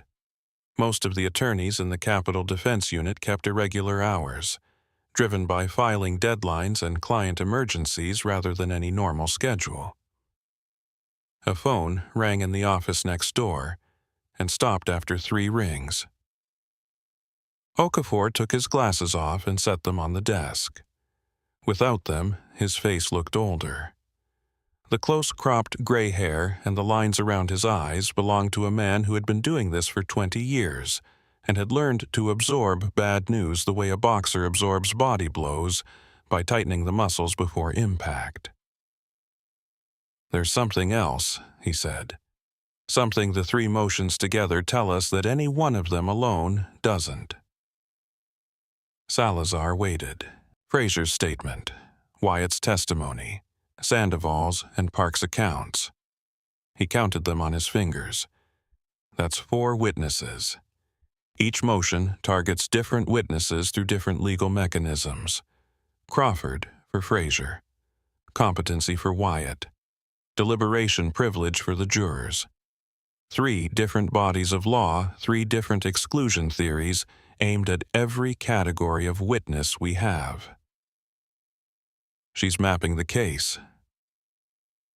She's dismantling it. Strand has looked at every witness I've disclosed and found a procedural basis to exclude each one. If she wins all 3 motions, what's left? Hadley, whose credibility she'll destroy on cross.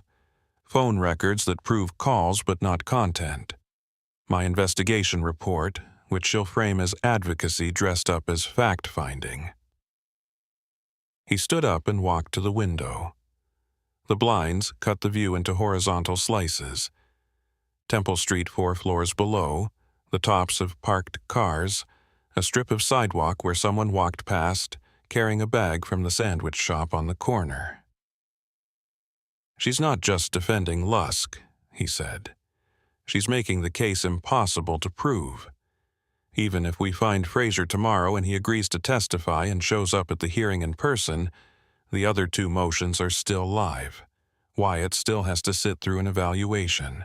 Sandoval and Park are still challenged under 1150. Finding Fraser solves 1 problem. Strand has built 3. Salazar's phone buzzed in her pocket. She pulled it out and looked at the screen. A text from Marcos, Western Ave witness rescheduled to Wednesday. Tran family, still no answer. She put the phone away. "How long do you have to respond?" she said. 21 days, standard briefing schedule. The hearing is April 14th. That gives me until early April to file oppositions. Then Strand files replies. Then Yamada rules. That's tight. It's designed to be tight. Every day I spend on motions is a day I'm not preparing witness examinations or reviewing exhibits or coordinating with the legal team. She knows my budget. She knows my staff. She knows that the Capital Defense Unit runs on 2 paralegals and whatever law school interns the university sends over. Her firm has 20 attorneys, and she's billing Lusk at $700 an hour. He turned from the window. The broken light from the blinds crossed his face. Elena, I need Fraser. Not just for the Crawford motion. For the case. His testimony is what makes everything else hold together. Wyatt heard a phone call. Sandoval saw Hadley's behavior. Park heard a threatening remark. Fraser is the one who was directly coerced. He's the one Hadley threatened to his face. Without him, the pattern exists, but the center of it is missing. I know. What did Scottsdale say? They assigned a detective. Nobody's called me back.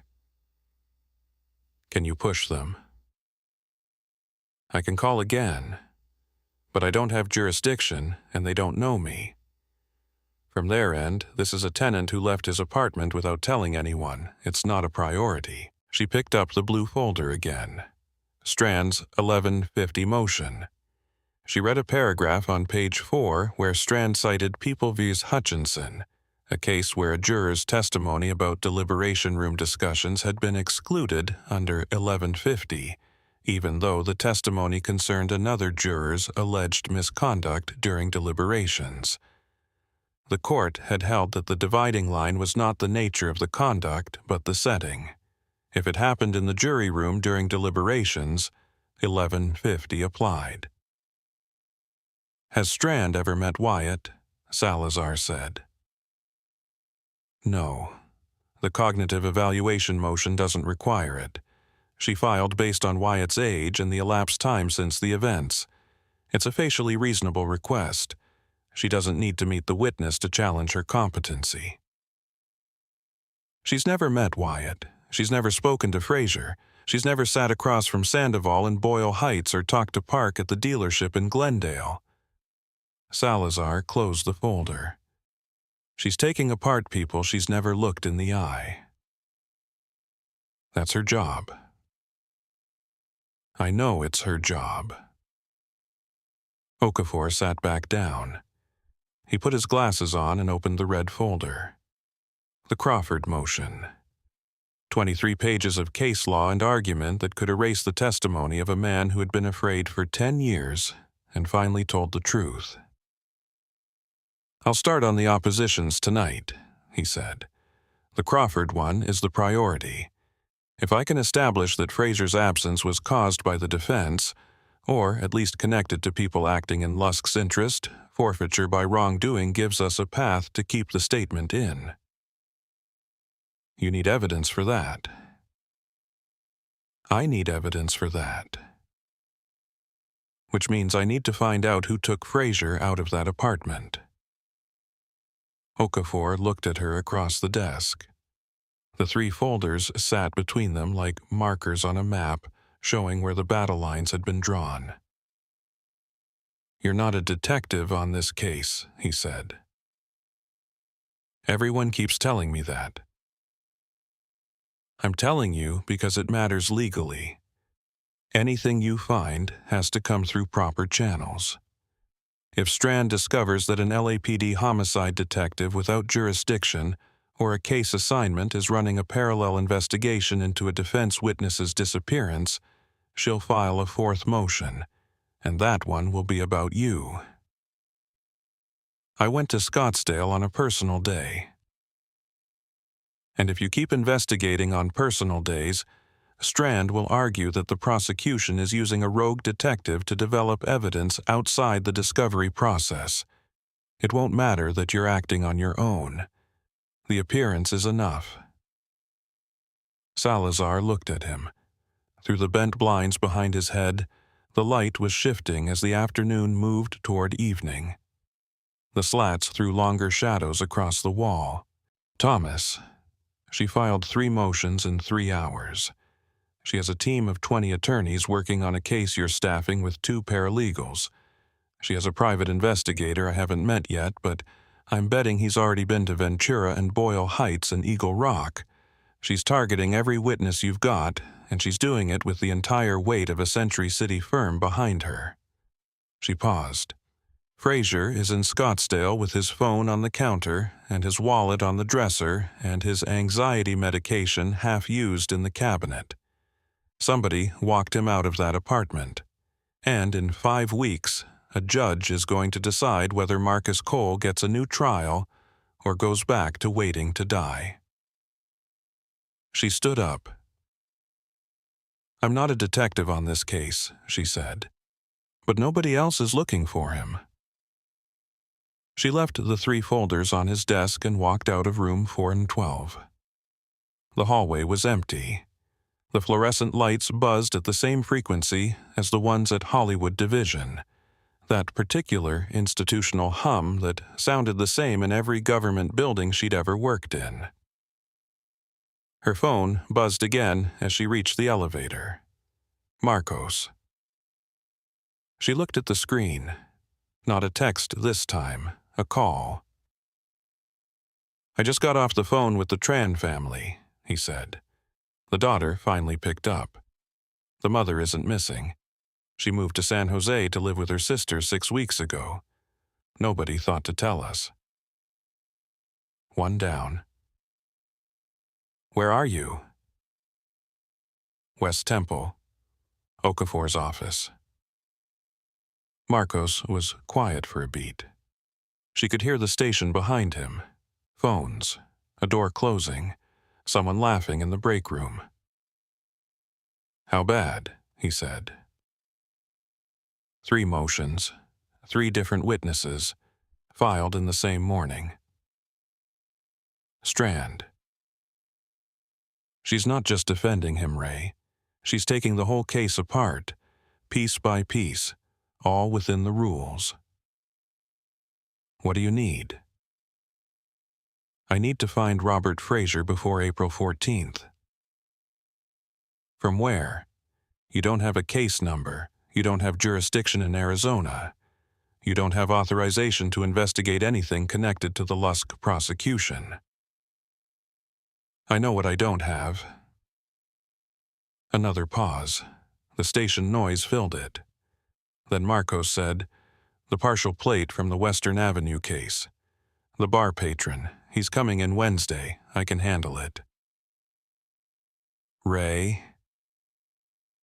"I'll handle your desk for a few days. Go find the witness." She pressed the elevator button. The doors opened on an empty car. She stepped in and looked at the buttons. The lobby was L. The parking structure was B. She pressed B. The doors started to close. Her phone was still against her ear. Through it, she could hear Marcos set something down on his desk. A pen. A file. The small sounds of a partner clearing space. "Thank you," she said. "Don't thank me. Find him." The elevator dropped. Chapter 5. Navarro. She saw the Suburban for the first time on Tuesday. It was parked on Beechwood Drive when she left for work at 7:15, 2 blocks south of her house on the east side of the street.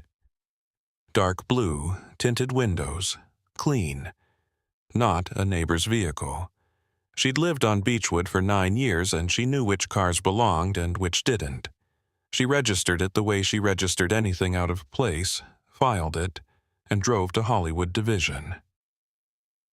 Wednesday, she was at Okafor's office on West Temple going through the Scottsdale PD file on Frazier, which amounted to a 2-page incident report and a detective's phone number she'd already called 3 times without a callback. She'd parked on the street because the building's lot was full. When she came out at 4:30, a dark blue Suburban was idling at the curb half a block north, facing the wrong direction for the one-way traffic pattern on that stretch. She stopped on the sidewalk and looked at it. The windows were tinted past legal. The engine was running. After about 10 seconds, the Suburban pulled away from the curb and turned right on First Street and was gone. 2 sightings. Same vehicle type, same color. Both times near locations connected to the Cole case. Thursday morning, she tested it. She left her house at the usual time and drove south on Beechwood to Franklin, then west to the 101 on-ramp. The Suburban wasn't on Beechwood. She took the 101 south through Cahuenga Pass and merged onto the 1 and 10 downtown. She exited at Temple and drove to Okafor's building. She didn't go inside. She parked on the street, walked to the corner, bought a coffee from the cart vendor on the sidewalk, and stood there drinking it. The coffee was too hot. She held the paper cup by its cardboard sleeve and watched the street. Traffic on Temple moved in the usual Thursday morning pattern. Buses on the 5-minute cycle. Delivery trucks double-parked outside the sandwich shop. Attorneys from the public defender's office walking to the courthouse with files under their arms. At 8:22, a dark blue Suburban turned off Grand onto Temple and slowed as it passed Okafor's building. It didn't stop. It continued east and turned left at the next intersection. Through the windshield as it passed, she saw the driver. Male, 40s, dark hair, sunglasses, jawline clean, collar of a dress shirt visible above a dark jacket. Salazar wrote the plate number on the back of a receipt from her wallet. She finished the coffee and threw the cup in the trash can on the corner. She didn't go into Okafor's building. She drove back to Hollywood Division and sat down at her desk and ran the plate through the DMV system. The Suburban was registered to Westlake Professional Services, Inc., a business address on Wilshire Boulevard in the Miracle Mile district. She ran the business name through the Secretary of State's database. Westlake Professional Services was a California corporation, registered in 2019, listed as a professional services firm. The registered agent was a name she didn't recognize. The business classification was listed as Investigation and Security Services. She picked up her phone and called Marcos. He was at his desk across the bullpen, but she called instead of walking over because she wanted the conversation on her terms, not broadcast across the room. "I need you to run a name for me," she said. "Through your contacts, not through the system." Marcos didn't ask why. "Go ahead." Westlake Professional Services, Wilshire Boulevard, Miracle Mile, Investigation and Security. I need to know who runs it, who they work for, and whether they have any connection to a law firm in Century City. How fast? Today. I'll make some calls. She hung up and opened the Gower file. The bar manager had returned her call Wednesday and confirmed that a staff member named Claudia had been working the night Solis was killed. Claudia had already been interviewed by the responding officers and said she hadn't seen anything. Salazar wrote the name down and made a note to re-interview.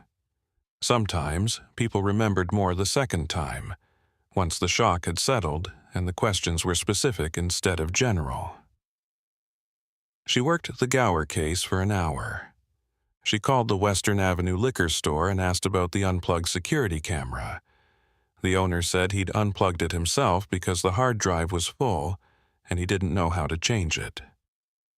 She asked if he'd be willing to let a technician look at the drive. He said he would think about it.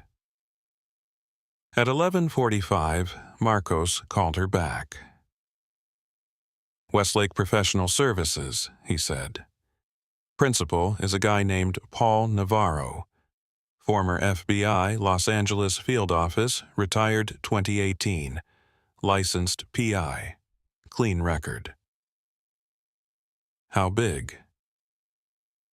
Small shop, 3 or 4 investigators plus support. Corporate clients, insurance work, litigation support. Salazar turned her pen between her fingers. Litigation support. His biggest client for the past 2 months is a law firm on Avenue of the Stars in Century City. I couldn't get the firm name from my contact, but he said it's white-collar defense, high-end, multiple partners. Avenue of the Stars. That's what he said. Strand's firm. Salazar had driven past it after the deposition 8 days ago. A glass tower on the avenue, a building where the lobby had marble floors and the elevator required a key card. Strand's firm occupied 2 floors. "What does he do for them?" she said. Litigation support. Background research on opposing witnesses. Surveillance, photography, asset searches. Standard defense investigation work. Everything legal. Everything legal. My contact says Navarro runs a clean operation. Former bureau carries himself like it. His people don't cut corners because he doesn't let them. He's the kind of PI defense attorneys use when they want the work done right and documented for the record. Salazar looked across the bullpen. Marcos was at his desk with the phone to his ear, looking back at her. They held each other's gaze for a moment. "He's been following me since Tuesday," she said. "You sure?" Dark blue Suburban. Beechwood Drive Tuesday morning. Outside Okafor's building Wednesday afternoon. Same vehicle, same plates, passed Temple Street this morning when I set up outside the building to watch for it. "Did he make you?" "I don't know. He didn't stop this morning. Drove past and turned off. If he's former FBI, he knows what a stationary surveillance position looks like. He might have spotted me watching. Or he might think you're just a cop getting coffee on the sidewalk." Maybe. Marcos was quiet for a beat. She could hear the bullpen behind him, the ringing phone that nobody was picking up, the squeak of someone's chair. "If he's licensed and working for a defense firm, he's within his rights," Marcos said. "Defense investigators can observe witnesses. They can photograph them. They can document meetings and locations. It's not harassment unless he makes contact or interferes with your work." "I know what the law says." "I know you do. I'm saying it because knowing it and dealing with it are 2 different things." She turned her pen again. Navarro.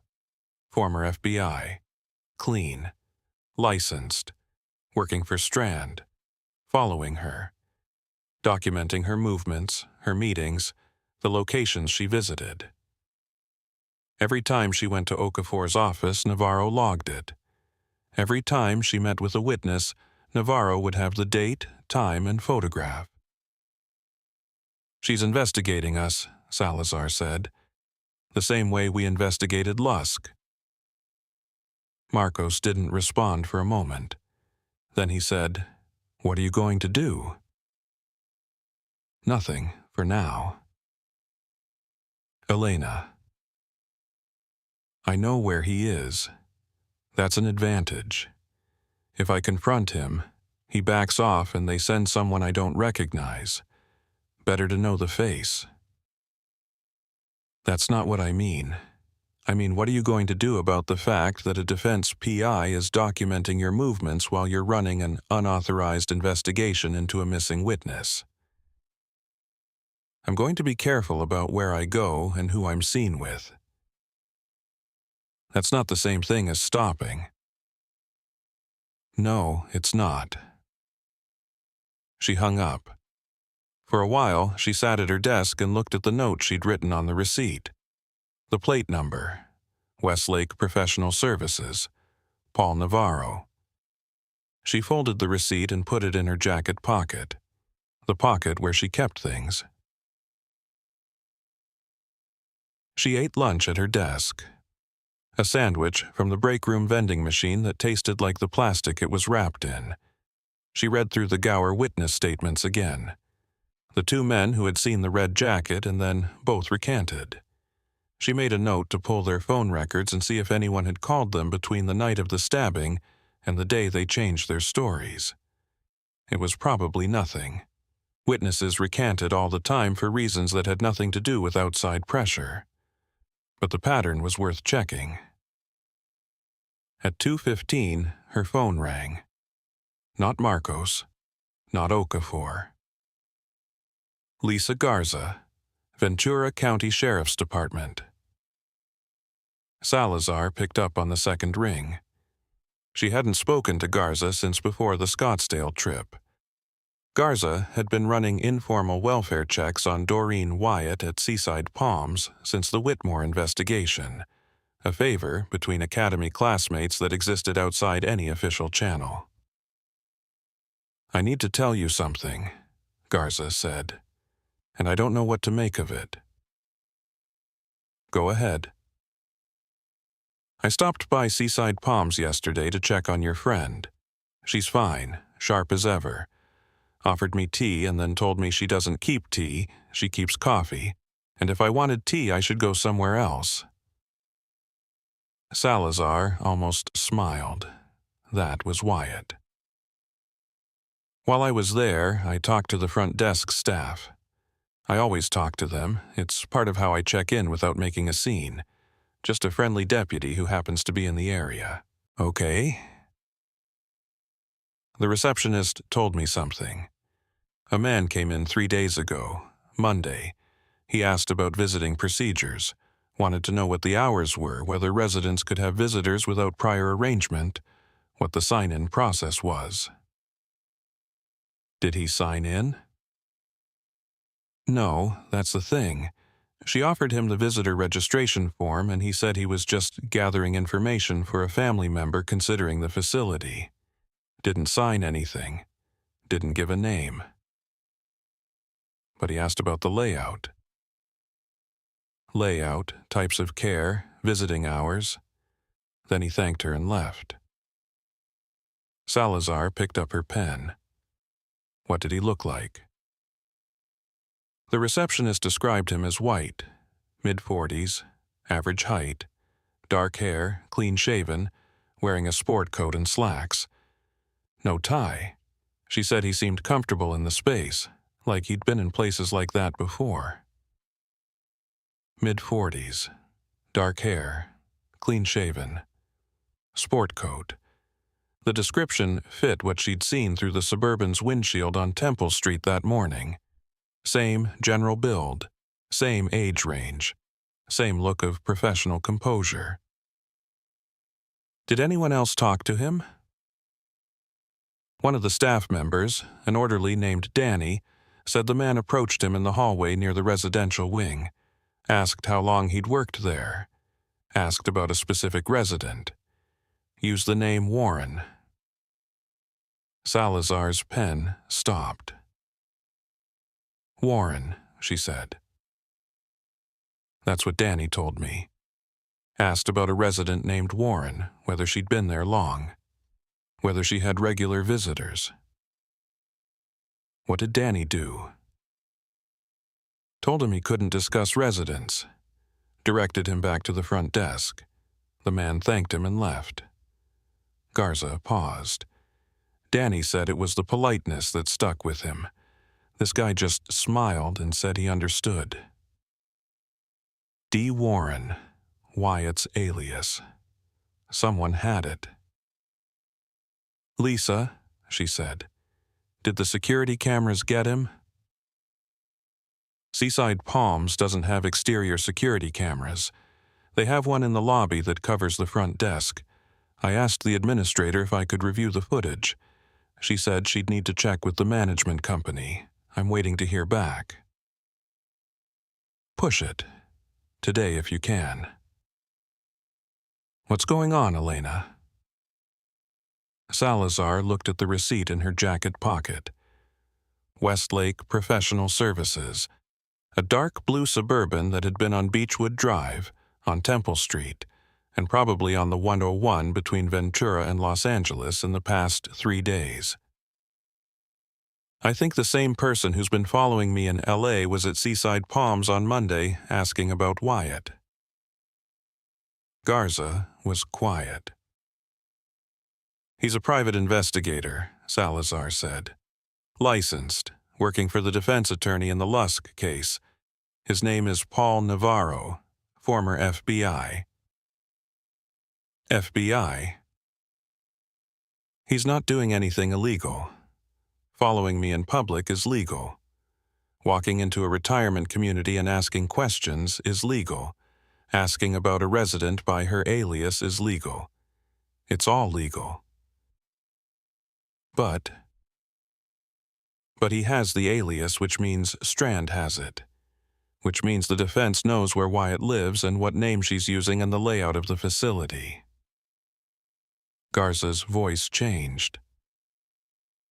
What do you want me to do? Keep checking on her. More often if you can. I don't think Navarro will make contact with Wyatt directly. He's too careful for that, and it would be risky for Strand. But he's building a file. Photographs, schedules, routines.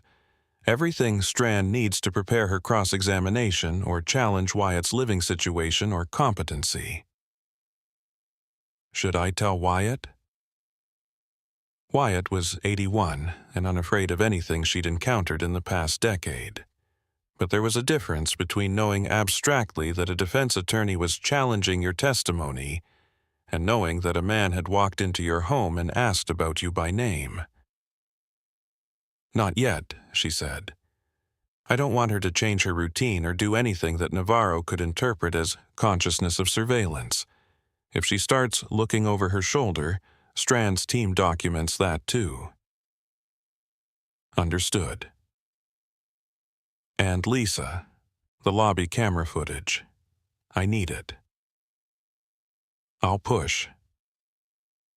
She hung up and sat in the silence of the bullpen. The afternoon shift had come in and the morning shift was filtering out. Detectives at their desks, on phones, typing reports. The usual sounds of a police station in the middle of a weekday. It didn't settle today. She kept hearing Garza's voice. The man asked about a resident named Warren. She opened her notebook and drew a line down the center of a fresh page. On the left side, she wrote the names of Okafor's witnesses. Frazier, Wyatt, Sandoval, Park. On the right side, she wrote what Strand had aimed at each one. Frazier, Crawford motion, statement excluded. Wyatt, cognitive evaluation, competency challenged. Sandoval and Park, 1150 motion, testimony excluded. Below the line she wrote, Navarro. The motions were the legal attack. Navarro was the intelligence. Salazar closed the notebook. She looked across the bullpen at Marcos's empty desk. He was out re-interviewing a witness on the Western Avenue shooting. The desk was clean, except for the coffee mug he never washed and the wall calendar above it that he kept 3 months behind. Her phone rang again. Okafor. Scottsdale PD called me back, he said. They're not opening a missing persons case. Frazier is an adult with no history of mental health crises that would justify a welfare intervention. His rent is current. There's no evidence of foul play. They'll keep the file open, but they're not assigning investigative resources. His sertraline prescription stopped 5 days before anyone noticed he was gone. I told them that. The detective said a missed prescription doesn't constitute evidence of an involuntary disappearance. Salazar squeezed the pen in her hand once and released it. The Scottsdale detective sitting at his desk in Arizona reading the 2-page incident report and deciding that a man who left his phone and wallet and car and keys and medication behind had probably just gone somewhere on his own. Thomas, Strand has a private investigator named Paul Navarro, former FBI. He's been following me since Tuesday. He was at Seaside Palms on Monday asking about Wyatt by her alias. Okafor didn't respond right away. She could hear him breathing. "How do you know this?" he said. "I spotted the surveillance vehicle, ran the plates, had Marcos identify the firm through his contacts. Lisa Garza got the Seaside Palms report from the staff." "Did Navarro make contact with Wyatt?" "No, he was gathering information.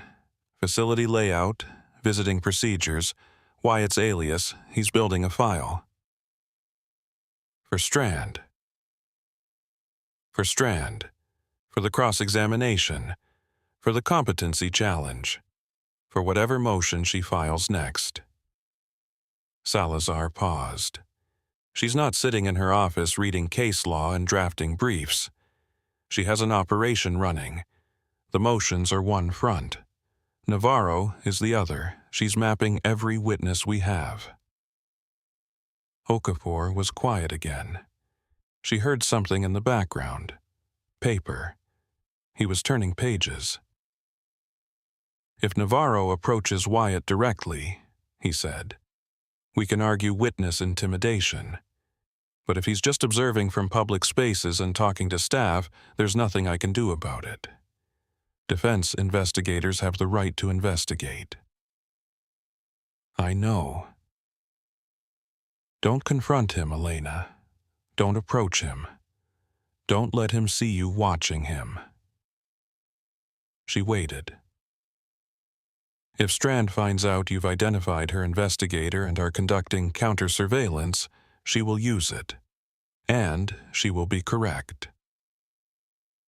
"I wasn't planning to confront him." "Good, because right now the only advantage we have is that she doesn't know everything we know." "What does that mean?" "Come in tomorrow, not on the phone." He hung up. Salazar sat at her desk holding the phone and looking at the notebook page with its 2 columns. Witnesses on the left, Strand's weapons on the right, and below the line, the single word she'd written, Navarro. Marcos appeared at her desk. He had a printout in his hand. "My guy came back on Westlake Professional Services," he said. "Navarro's not freelance. He's Strand's regular." "How regular?" 3 cases in the last 4 years. All felony. All high-profile defense. He set the printout on her desk. People for Garland, 2022. Arson. Key witness was an apartment manager who placed the defendant at the building. Westlake handled witness prep for the defense. And? The manager changed her testimony 3 weeks before trial. Said she wasn't certain about the date anymore. Case went to jury with a compromised ID, hung jury. DA declined to retry. Salazar looked at the printout. "You said 3 cases. People v. Ochoa, 2023. Assault with a deadly. Eyewitness was a parking attendant. Westlake did the background work for the defense team. The attendant didn't change his testimony. He moved to Phoenix 2 weeks before his deposition. Left no forwarding address. DA had to proceed without him. Acquittal." "And the third?" People vs. Strand's current client list, sealed. My guy couldn't get the details, but Westlake billed 62 hours. Salazar picked up the printout. 2 cases. 2 witnesses who became unavailable. Different methods. Same firm, same result. "None of that is illegal," Marcos said. I know. Witness prep is legal. Background investigation is legal. If a witness decides to move to Phoenix, that's the witness's decision. I know. Marcos looked at her, but it's a pattern. It's a pattern. She wrote the 2 case numbers in her notebook, below Navarro's name. Through the window, the sun was dropping toward the hills west of the station. The parking lot threw long shadows across the asphalt. A patrol car pulled in, and 2 uniformed officers got out and walked toward the building, one of them carrying a paper bag from a fast food place on Sunset. Salazar put the notebook in her jacket pocket. 2 witnesses in 2 cases.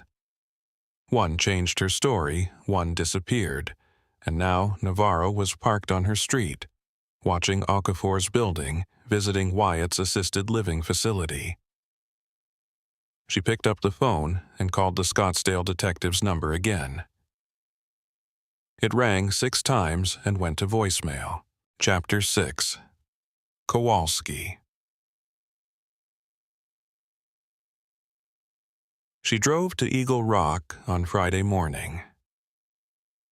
The 2 freeway ended at Glendale Boulevard, and she took Colorado Boulevard east into the neighborhood, past the strip malls and coffee shops and the small storefronts that had been there for decades. Eagle Rock sat between Glendale and Pasadena in a quiet residential pocket, where people moved when they wanted to stay in Los Angeles without feeling like they were in Los Angeles. Trees on the residential streets, front yards with actual grass. A bakery on Colorado where she'd met Sandra Kowalski 5 months ago and asked her about a man she'd seen in a courthouse corridor 10 years before that. Kowalski had told her what she saw. Hadley, the jury foreman, speaking with a man she later identified from a photograph as Warren Lusk.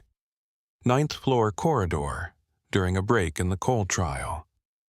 Hadley's posture deferential. The man in a suit that cost more than Kowalski's monthly rent. She'd remembered the detail about the suit because she'd been thinking about money at the time. Childcare for 2 kids, while she sat on a jury that was supposed to last 1 week and stretched to 3. Kowalski hadn't signed a sworn statement. She'd talked to Salazar at the bakery on Colorado over a cup of coffee she didn't finish and said she'd think about it. She hadn't refused. She hadn't committed. She'd left the conversation in the space between those 2 things, and Salazar had let her stay there because pushing a reluctant witness too hard too fast was how you lost them entirely. That had been October, 5 months ago. Salazar had called her twice since then. Once in December, just to check in. Kowalski had been polite and brief and hadn't mentioned testifying. Once in February, after the hearing date was set. Kowalski had let it go to voicemail and hadn't called back. Now it was March and the hearing was a month away, and Fraser was gone, and Wyatt was being watched, and every witness who had come forward was either missing or under siege, and Salazar was driving to Eagle Rock to ask a single mother with 2 kids to put herself in front of a defense attorney who had never lost a case at this level. She found a spot on Colorado, a block east of the bakery. The morning was cool and overcast, the marine layer pushing inland from the coast. She locked the car and walked west past a pet supply store and a laundromat and a place that sold Oaxacan food from a window counter. A woman was sweeping the sidewalk in front of a dry cleaner. A man walked a small dog on a retractable leash. The dog stopped to investigate a fire hydrant, and the man stood there scrolling his phone with the patience of someone who had nowhere to be. Kowalski worked at a dental office on Eagle Rock Boulevard, south of Colorado. Salazar had the address from October, but she wasn't going to the office. She'd called Kowalski that morning from the car. No answer. She'd called again from the parking spot on Colorado. This time, Kowalski picked up. Miss Kowalski, this is Detective Salazar, LAPD. Silence on the line. Not the silence of someone trying to remember who she was. The silence of someone who had been expecting the call and dreading it. "I know who you are," Kowalski said. "I'd like to talk to you, in person. I can come to you." "I'm not at work today. I took a personal day." "I can meet you wherever is convenient." Another silence. Salazar heard something in the background. A television. A child's voice, distant, in another room. "The bakery on Colorado," Kowalski said. "The one from before, 30 minutes. She hung up before Salazar could respond.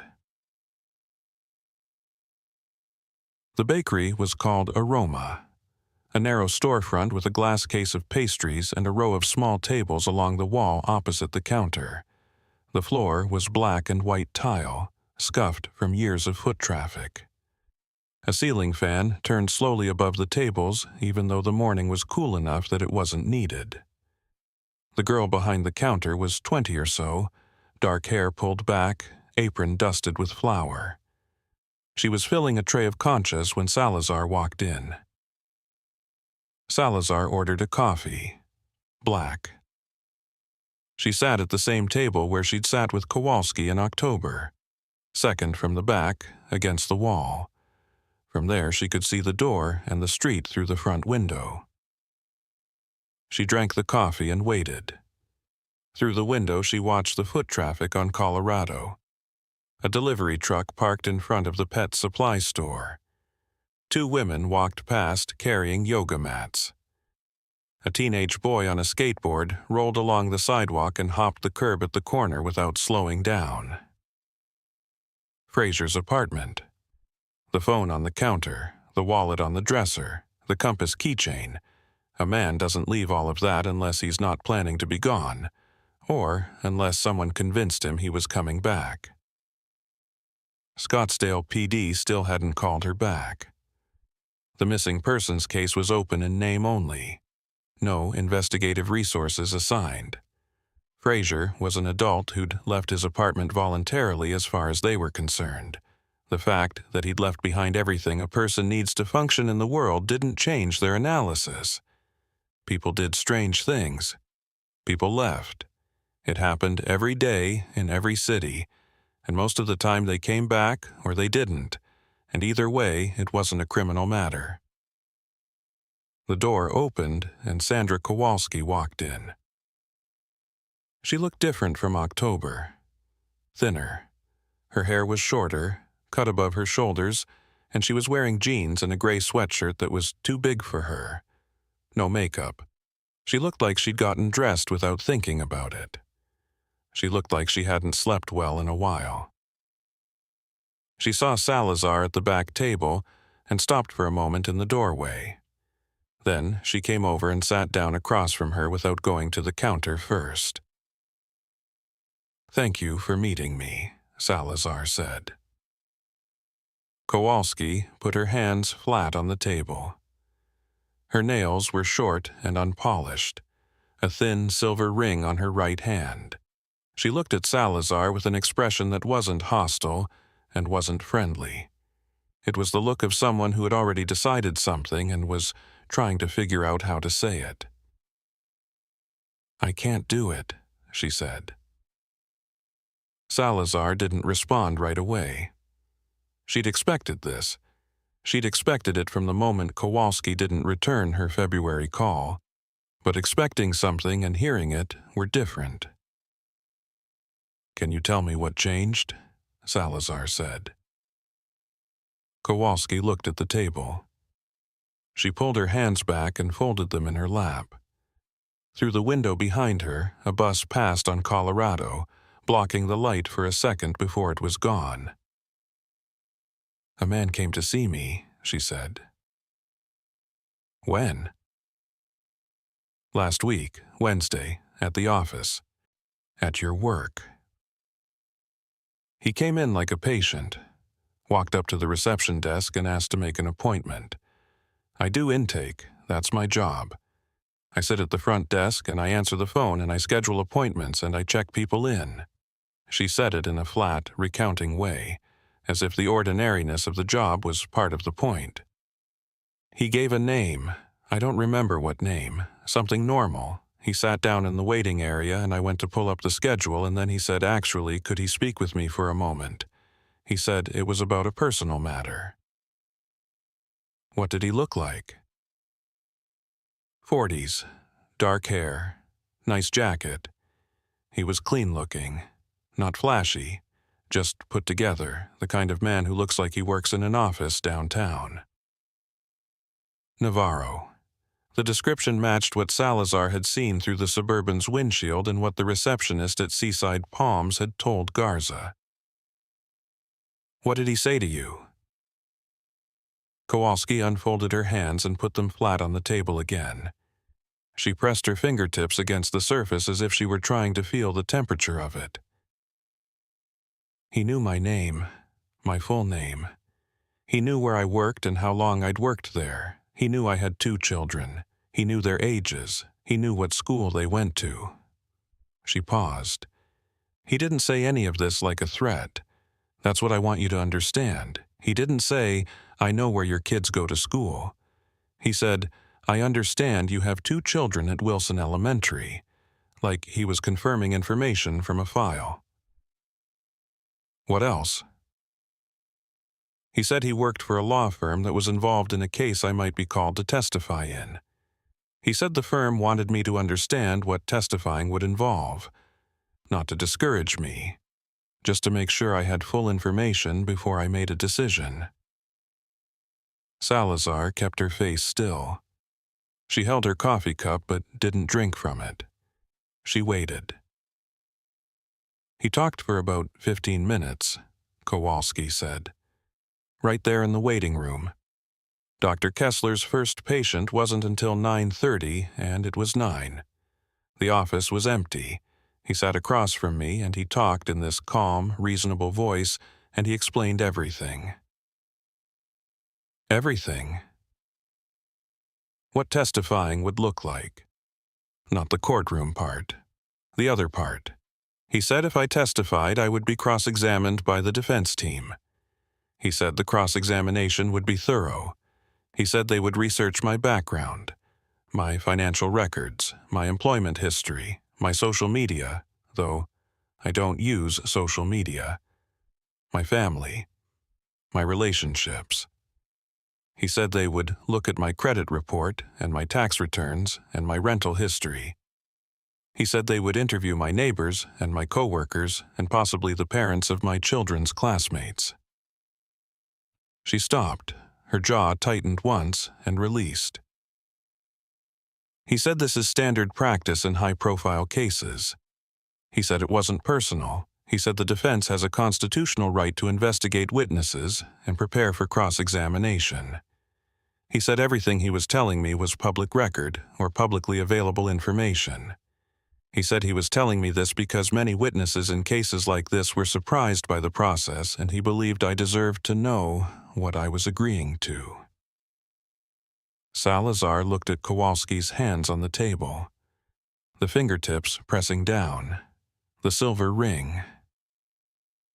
He didn't threaten you, Salazar said. No, he didn't tell you not to testify. No, he told me it was entirely my decision. He said the firm respected whatever choice I made. He said he was just providing information. And then he left. He thanked me for my time. He walked out the front door. I sat at my desk for about 20 minutes without moving, and then I went to the bathroom and threw up. The bakery was quiet. The girl behind the counter had finished the concha tray and was wiping down the glass case with a cloth. The ceiling fan turned. The morning light through the window had shifted. Sandra, Salazar said, what he described to you is real. Defense teams do investigate witnesses. They do pull financial records and interview associates. But the purpose of what he did was not information. The purpose was to scare you. I know that. He came to your workplace because he wanted you to feel it there. He mentioned your children because he wanted you to feel it at home. Everything he said may have been accurate, but the delivery was designed to make testifying feel like something that would destroy your life. I know that too. Kowalski looked up. Her eyes were steady.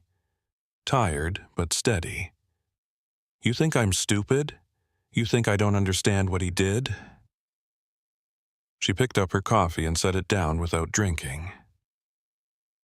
He sat in my waiting room and he took apart my life in 15 minutes. My credit, my taxes, the custody arrangement, the apartment I lost in 2021. All of it on the record. All of it in a courtroom where people are taking notes. She stopped and breathed. In the silence, Salazar could hear the refrigerator case humming behind the counter. I have 2 kids, Kowalski said. Ava is 9. Julian is 7. They go to Wilson Elementary 6 blocks from our apartment. Her hands were flat on the table now. My mother is 63 and she has diabetes and she picks them up every afternoon and she doesn't ask for anything. I make $41,000 a year. My ex pays child support 4 months out of 12. I don't have savings. I don't have a safety net. I have a job, and my mother and my kids, and that's it. She said it without self-pity. She said it the way a person describes the dimensions of a room they've lived in so long they know every measurement by heart. If I testify, they pull my financial records, and they find the years on public assistance, and the eviction and the credit card I defaulted on in 2020. They talk to the parents at Wilson, and people start asking Ava and Julian questions. They come to my apartment building and my neighbors start looking at me different. The man in the waiting room didn't have to say any of that out loud. He just laid out the process and let me do the math. You saw Lusk at the courthouse, Salazar said. You saw him with Hadley in the corridor. That identification puts Lusk inside the building during the trial, in contact with the foreman. It connects him to the conspiracy. I know what I saw. Marcus Cole has been on death row for 10 years for a crime he didn't commit. The evidentiary hearing is in 4 weeks. Your testimony could help establish that Lusk was directly involved in tampering with the jury. I know. Kowalski's voice didn't waver. I know all of that. I knew it when I told you what I saw last October. I knew it when I didn't call you back in February. I've known it every day since you first showed me that photograph and I told you yes, that's the man I saw in the corridor with the foreman. She put her hands in her lap again, under the table where Salazar couldn't see them. Patricia Whitmore tried to come forward, and she's dead, Kowalski said. Robert Fraser testified, and he's gone. You told me in October that you could protect witnesses. Can you tell me right now that you know where Robert Fraser is? Salazar didn't answer. Can you tell me that Patricia Whitmore's family is safe? Can you tell me that the man who came to my office won't come back? Can you tell me that nothing will happen to my kids? I can't guarantee any of those things. I know you can't. That's why I can't do it. Kowalski's voice was quiet, not defeated, decided. There was a difference, and Salazar recognized it because she'd heard it before. In interview rooms and hospital waiting areas, and the living rooms of people who had been asked to do something hard and had arrived at the place where hard became impossible. The man in the waiting room didn't threaten me, Kowalski said. He didn't have to. Everything he described was legal and true. She looked at the door as if measuring the distance. They'll look at my finances. They'll talk to people I know. My name goes on the record, and in 5 years when this is over, If it's ever over, I'll still be sitting at that desk, answering that phone, and my kids will still need to eat." She stopped. "I'm sorry about Marcus Cole," she said. "I think about him. I sat in that jury room and watched Hadley work the other jurors, and I didn't say anything then." Her voice dropped. "But I can't fix that by destroying what I've got. Not when I have 2 kids who depend on me being employed and housed and present." Salazar nodded. There was nothing to argue. "I understand," she said. Kowalski looked at her. Something shifted in her expression. A loosening around the eyes. The release of a breath held too long. "Do you?" she said. "Yes. Because you looked at me the same way last October. Like I was a piece of evidence. Like if you just found the right words, I'd agree. I'm not a piece of evidence. I'm a person with a life that barely holds together on a good day. And that man sat in my waiting room and showed me exactly how easily it comes apart." "You're right," Salazar said. "I'm sorry." Kowalski stood up. She pushed her chair back and it scraped against the tile floor. The girl behind the counter looked up. "I hope you find Fraser," Kowalski said. "I hope the hearing goes the way it should. But I can't be part of it." She walked to the door and opened it, and the street noise came in for a moment. Traffic on Colorado. A horn somewhere east. Then the door closed and she was gone, and Salazar was sitting at the back table of a bakery in Eagle Rock with a cup of coffee that had gone cold. She sat there for a while. The bar of sunlight on the floor moved as the marine layer continued to burn off. The girl behind the counter served a customer who ordered a box of pastries and paid in cash. An older man came in and sat at the table near the window with a newspaper folded to the crossword. The notebook page was still in her jacket pocket. Fraser's name. The Scottsdale apartment. The phone on the counter. The wallet, the keys, the sertraline with 23 tablets still in the bottle. 3 witnesses. 3 methods, not one of them illegal. She left a $5 bill on the table and walked out into the morning. Colorado Boulevard was bright now. The marine layer burned off, the sun hard and white above the strip malls. She walked to her car and got in and sat behind the wheel. Her phone was in the cup holder. She picked it up and called Okafor. He answered on the second ring. "Elena?" "Kowalski is out," she said. He didn't respond. She could hear him breathing. Navarro went to her office, explained what testifying would look like. Everything legal, everything accurate. She did the math. Okafor was quiet. She could hear paper on his desk. "That's 3, he said. 3 witnesses. 3 different methods. All legal." "We still have Sandoval and Park," Okafor said. "Their sworn statements and the phone records." "Strand has a motion to exclude Sandoval and Park under 1150. She has a motion. She doesn't have a ruling." "And Fraser?" "Crawford motion is still live. If we don't produce him for cross-examination, the statement is out." Salazar looked through the windshield at Colorado Boulevard. A woman pushed a stroller past the bakery. A delivery driver carried a stack of boxes into the Oaxacan restaurant.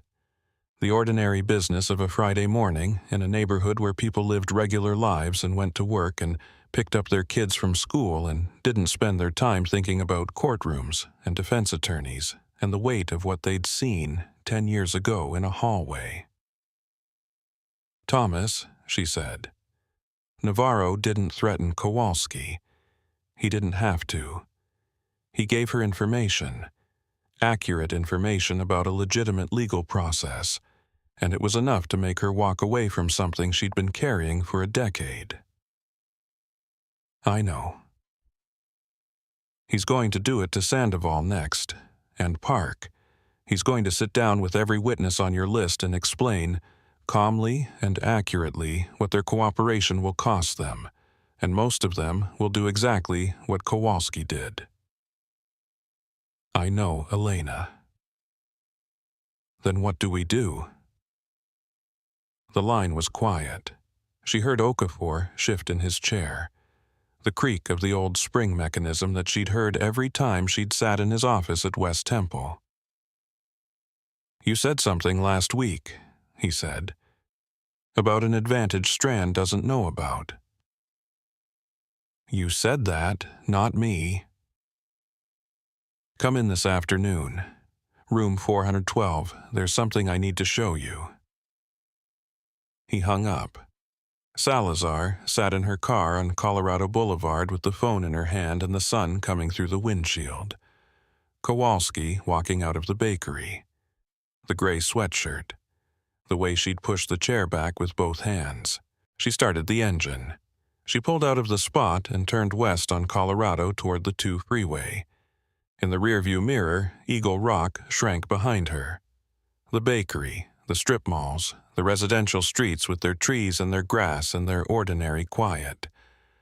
The neighborhood where Sandra Kowalski would pick up her kids from Wilson Elementary at 5 o'clock and help them with their homework and make dinner and not think about the man in the corridor or the man in the waiting room or the detective who had come to ask her for something she couldn't afford to give. Salazar merged onto the freeway heading south toward downtown. Her phone sat in the cup holder. She had 3 voicemails she hadn't listened to, one from the Scottsdale detective's office, one from Marcos, one from a number she didn't recognize with a 760 area code. She reached for the phone as the freeway curved past Atwater Village and the rooftops of the neighborhood where Marcus Cole had lived before he was arrested for a murder he didn't commit. She picked it up and looked at the screen. The 760 number had left a 30-second message. Chapter 7. Marcos. Saturday morning, she sat at the kitchen table on Beechwood Drive with her notebook open and her coffee going cold. 2 columns.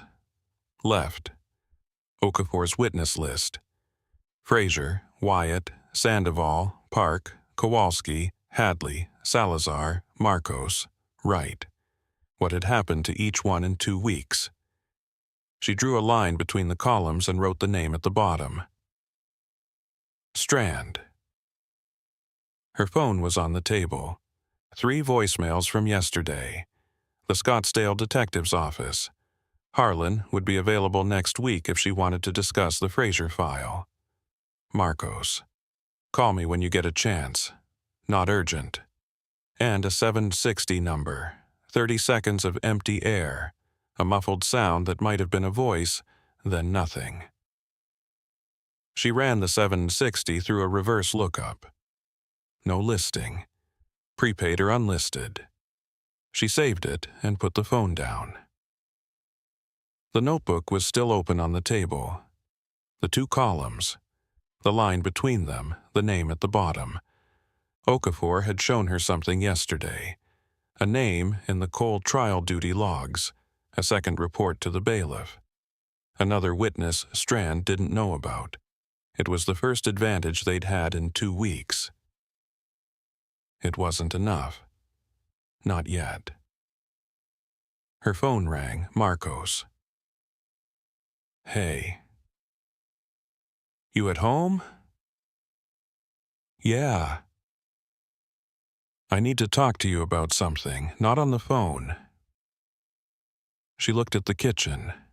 The clean mug on the rack. The closed notebook on the table. The morning light coming through the window at the angle it only hit on weekend mornings when she was home early enough to see it.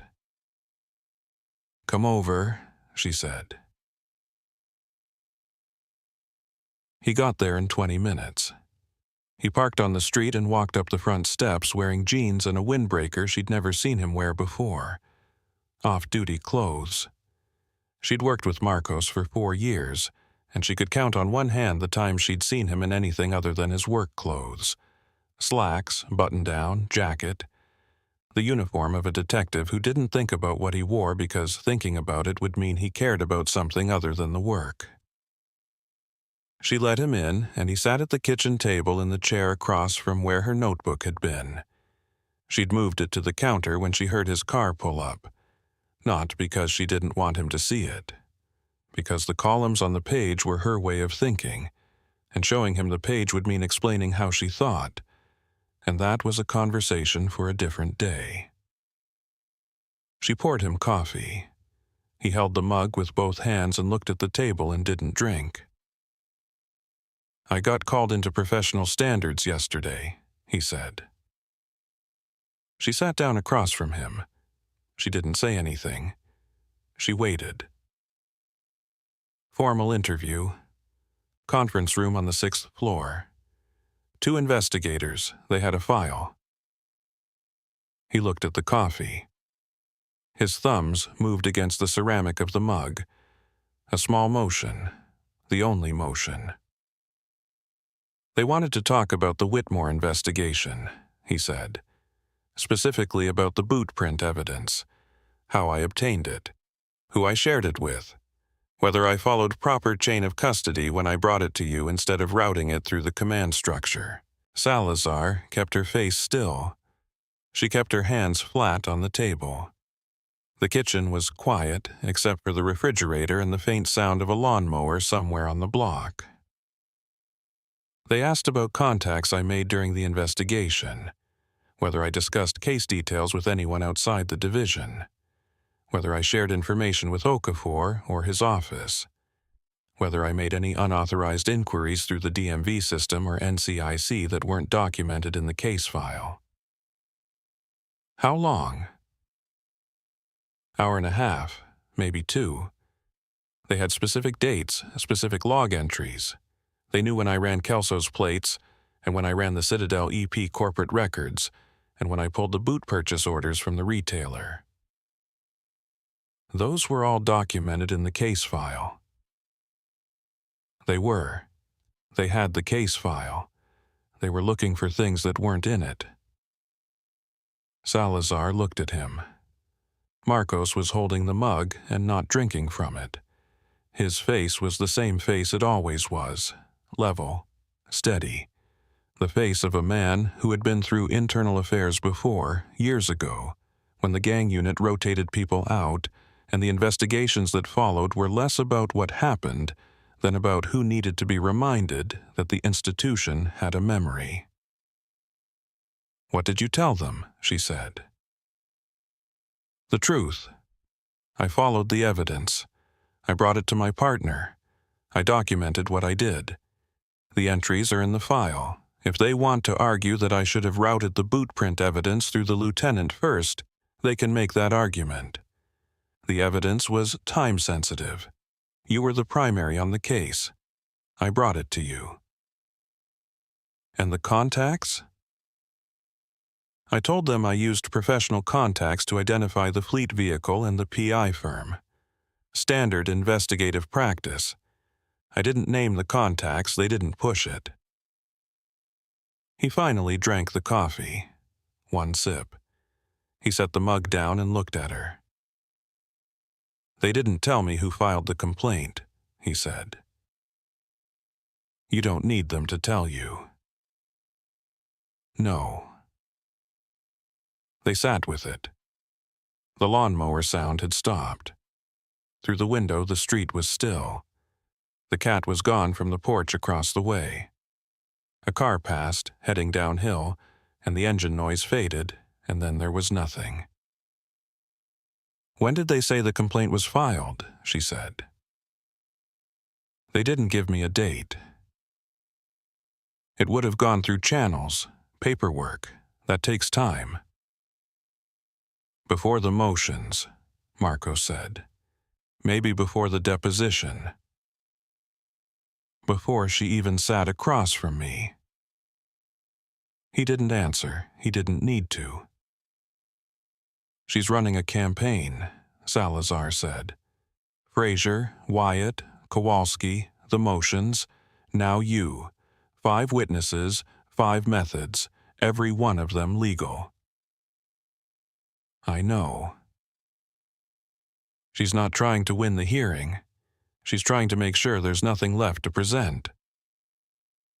Marcos nodded once. He picked up the mug and held it without drinking. He looked at the window. The light had shifted as the morning moved and the kitchen was brighter now, the shadows shorter, the dust visible in the air where the sun came through. What did they say at the end? She said. The standard language. Ongoing inquiry. I'm to continue normal duties. I'll be notified of the outcome in writing. They asked if I wanted union representation for any follow-up interviews. I told them I'd think about it. Are you going to think about it? I don't need a union rep to tell me I did the right thing. He said it simply, not defiant, not making a speech. He said it the way he would say the coffee was hot or the traffic was bad, a fact he'd already established and didn't need to revisit. Salazar looked at him across the table. Marcos had been her partner for 4 years. She'd watched him work crime scenes in the rain without complaining, and sit through 12-hour stakeouts listening to a country station he pretended not to enjoy and eat break-room sandwiches without commenting on the taste. She'd watched him make the decision in the Whitmore case to bring the boot print evidence to her instead of to Gould, knowing what that decision meant, knowing the chain of command existed for a reason, and that breaking it got written down and remembered. He'd done it because the evidence mattered more than the protocol, because a man had been on death row for 10 years, and the boot print was the piece that connected Kelso to the Whitmore murder scene, and the piece that connected Kelso to Lusk, and if it went through channels it might have been delayed or redirected or lost in the institutional current that carried inconvenient things downstream and out of sight. He'd made that choice, and now professional standards had a file. Ray, she said. He looked at her. This is because of what we did. What you did. The complaint is about the Whitmore case, but it's aimed at the hearing. If you're under IA review, Strand can argue that your involvement in the investigation was procedurally compromised. She can use it against every piece of evidence you touched. I know. She's not trying to get you disciplined. She's trying to get your name on a finding that she can wave in front of Yamada during the hearing. I know, Elena. He said her name, and it landed in the quiet kitchen the way names land when someone says them to stop you from saying something they've already thought through. I already made this decision, he said. 8 months ago. I looked at the boot print evidence and I looked at the chain of command, and I decided that a man on death row for a murder he didn't commit outweighed a procedural rooting preference. I'd make the same decision today. Even with IA holding a file. Even with IA holding a file. He drank the rest of the coffee and set the empty mug on the table. He pushed it a few inches forward in the absent gesture of a man clearing space that was already clear. What I'm not going to do, he said, is tell you the details of what they asked and how I answered. That's my file. If it touches the hearing, Okafor will deal with it. But between us, the details stay with me. Salazar nodded. Okay, she said. He stood up. He put his hands in the pockets of the windbreaker and looked around the kitchen the way a person looks at a room they've been in before but haven't paid attention to. The mug on the rack, the window. The counter where her notebook sat closed. "You working today?" he said. "I was going to go in and look at the Gower file." "I'll be in this afternoon, picking up the Western Avenue camera drive." The liquor store owner finally said yes. Good. He walked to the door. She followed him. On the front steps, he stopped and turned. "Elena." "Yeah."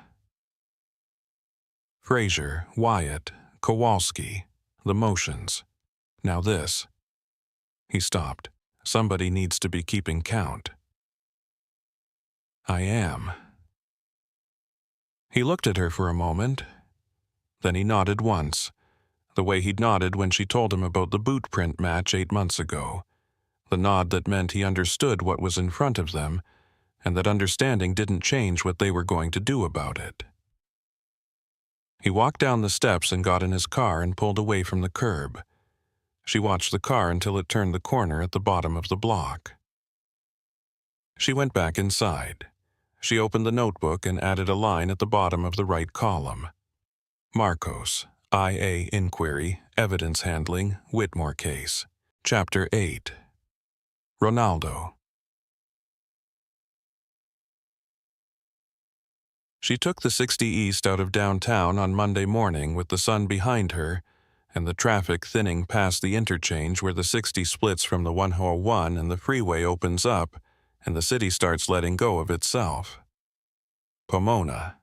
Diamond Bar. The 60 carrying her past the last of the strip malls and car dealerships and into the pass where the hills close in on both sides and the air changes and the inland empire begins. Okafor had given her the name on Friday. Deputy Ronaldo. Riverside County Sheriff's Department, retired. The bailiff who received Doreen Wyatt's complaint about the foreman during the coal trial. 2 entries in the duty log. 2 separate reports on the same day. The first was Wyatt's. The second was different. Different time. Different name. The category wasn't juror, it was staff other. Someone else had reported misconduct. Same day, same bailiff, same hole. Okafor had called twice and gotten voicemail. A detective's badge would work better than a public defender's business card. She passed Riverside and took the 60 south toward Moreno Valley. The freeway dropped into the valley and the landscape flattened out. Brown hills to the north. Residential tracts spreading south and east toward the lake. Shopping centers and gas stations, and the particular geography of a place that had been orange groves 50 years ago and was now 500,000 people living in houses that all looked built in the same decade because they were. She exited at Pigeon Pass Road and turned south. Ronaldo's address was on a street off Alessandro Boulevard in one of the older tracts, the kind that had been built in the late 80s when the Inland Empire was still a place people moved to because they could afford it. Single-story stucco houses with 2-car garages and concrete driveways and yards that people either maintained or didn't. Ronaldo's was maintained. She parked on the street at 9:45. The house was beige stucco with brown trim and a tile roof that had been replaced more recently than the house had been painted. The front yard was small and clean. 2 rose bushes along the walkway, trimmed back for winter but not dead. A flagpole bracket mounted to the garage without a flag in it. The driveway held a silver Buick sedan, washed, parked straight. She walked up the concrete path to the front door and rang the bell. She could hear it inside. A 2-tone chime. Then footsteps, not hurried but not slow. The sound of someone coming to answer it without hurry. The door opened. The man on the other side was in his mid-70s. 5'8" or 5'9", maybe 160. He had thinning gray hair combed straight back, and a face that carried weight in the jaw and the cheeks in a way that said he'd been heavier once and had lost it gradually over years. He wore khaki pants and a short-sleeved button-down shirt tucked in with a belt, white sneakers, a watch on his left wrist with a metal band. He looked at her, and his eyes went to her waist where the badge and the weapon were clipped to her belt, and something in his expression shifted. Not alarm. Recognition. A retired law enforcement officer reading another one. "Deputy Ronaldo," she said. "I'm Detective Salazar, LAPD homicide. I'm working a case connected to a trial you provided bailiff services for in 2016. Marcus Cole, Department 9. He looked at her. He didn't look at the badge again. He looked at her face, and he held the door open and something crossed his features that she almost missed because it moved so fast. Relief. "I've been wondering when somebody would come," he said. He stepped aside. She walked in. The house was tidy. Time and habits, and nothing pulling him away from either. The front room had a couch and a recliner and a television on a stand against the wall, framed photographs on a shelf above the TV, a family photograph that looked like it was from the 90s, a group shot with Ronaldo younger and heavier in a dress uniform, standing with a woman and two children who looked like teenagers, other photographs of what appeared to be grandchildren, a folded American flag in a triangle case on the top shelf. He led her through the front room to the kitchen, clean counters, a coffee maker with the carafe half full, a small table against the wall with two chairs, one of them pushed in and one of them pulled out at the angle of habitual use. The kitchen window looked out on a backyard with a concrete patio and a chain-link fence and a lemon tree. "Coffee?" he said. "Please." He poured 2 cups without asking how she took it. He set them both on the table, black. He sat in the chair that was already pulled out. She took the other one. "The Cole trial," he said. "Yes." "Juror misconduct, the foreman, I remember." He said it clean. "I need to ask you about the reports you received during that trial," Salazar said. "The duty log shows 2 entries on the same day, both reports of misconduct." Ronaldo nodded. He picked up his coffee and held it, and didn't drink. He was looking at the table, at a point between them, the way witnesses look when they're organizing something they've stored for a long time and want to get it right. "November 2nd, he said. "Second day of deliberations. I was posted at the jury room door, 12 jurors inside." He drank his coffee. Court was in afternoon recess. Judge had other matters on calendar. "The first report," Salazar said. "Juror number 9, Mrs. Wyatt. She came to me during the afternoon break, came directly to my post." "Upset?" "Controlled, but upset. She told me the foreman had been talking to someone outside the jury room during the morning break, conversation in the hallway about the vote count and which jurors were holding out." "What did she tell you specifically?" "That the foreman was discussing deliberations with a man she didn't recognize. That the foreman referenced 2 holdouts. That the man said something she couldn't hear, and then the foreman said something about it being handled by the next day. She wanted to file a formal complaint." "And you took the report." "I documented it in the duty log. Time, date, reporting party, nature of complaint. I informed the clerk assigned to Judge Braun's courtroom within the hour. The clerk said she would bring it to the judge's attention." Ronaldo drank his coffee. He set the cup down and turned it once on the table, a quarter rotation.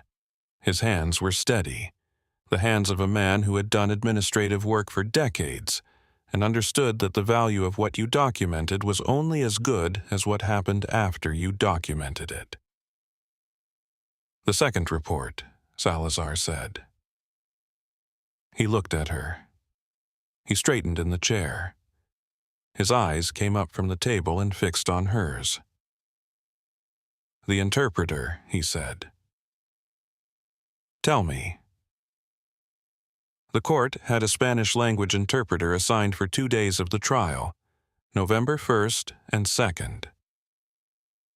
He set his coffee down.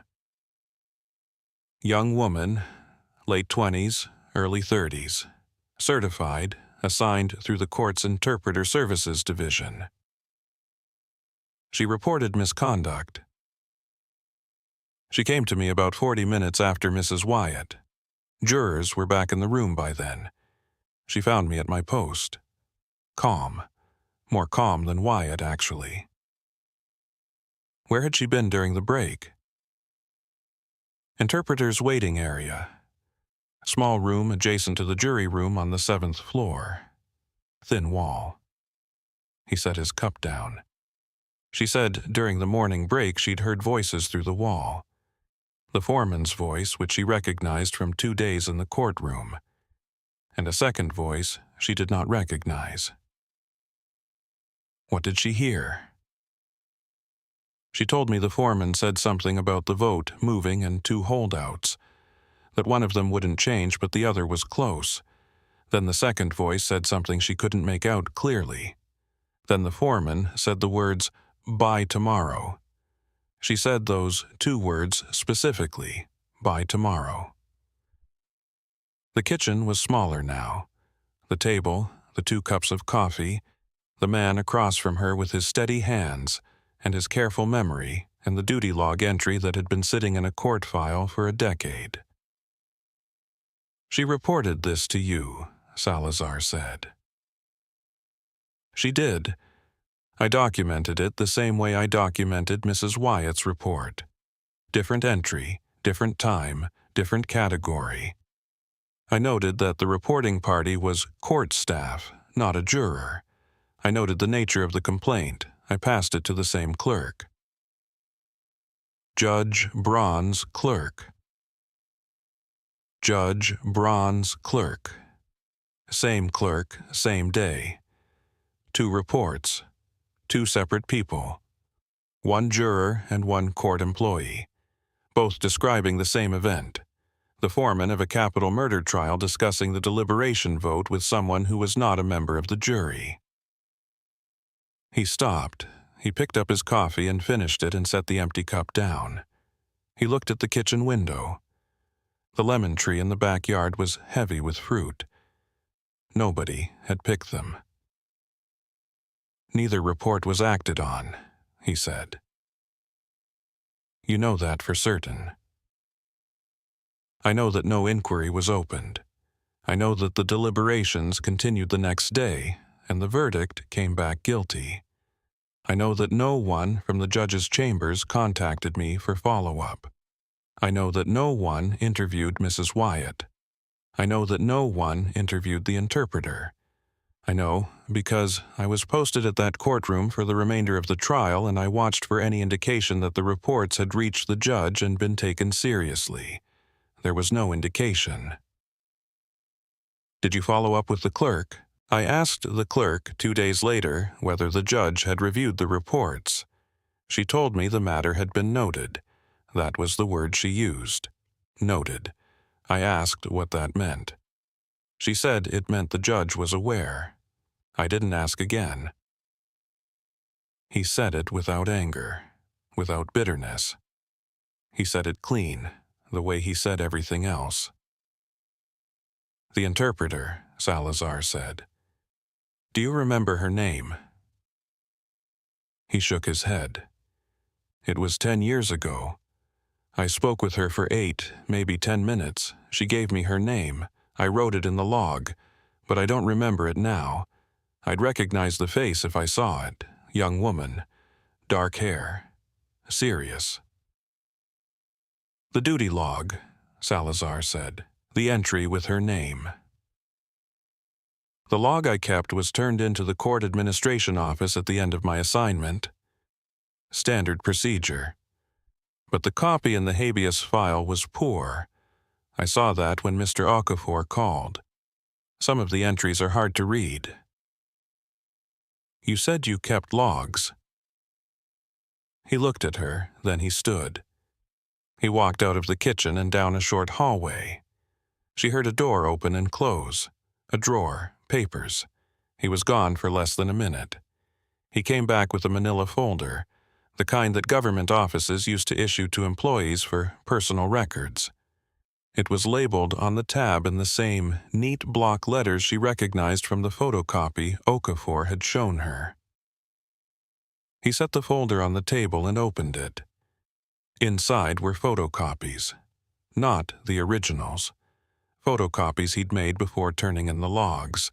The habit of a man who understood that the copies you keep are the ones that survive. He turned to a page and put his finger on an entry. Salazar looked at it. The handwriting was small but clear. The date, November 2nd, 2016. The time, 3:47 p.m. The category, Staff Other. The nature, report of possible juror contact with non-juror during deliberations. The details were abbreviated in the shorthand of a man writing in a logbook with limited space. FMN OVRHD, discussing vote Wiesław, unknown male. RPTD, by court interv. And a name, written clearly in block letters that hadn't faded in the photocopy because Ronaldo pressed hard when he wrote, and the toner had caught every stroke. Salazar read the name. She didn't recognize it. She hadn't expected to. But she read it, and she wrote it in her notebook, and she looked at Ronaldo and he was watching her write it down. She was assigned through the court interpreter pool, he said. The assignment records would have her certificate number, her contact information as of 2016, and the specific dates she was assigned to the Cole trial. The court's Interpreter Services Division keeps those records. You're sure about the assignment records? I worked in the court system for 31 years, Detective. Interpreters are assigned through Form MC-300. The requesting department files the form, Interpreter Services assigns from the pool, and the assignment is logged. Those logs are administrative records, not case records. They're kept separately. They're not in the trial file. They're in the administrative office. He closed the folder, but didn't take it back.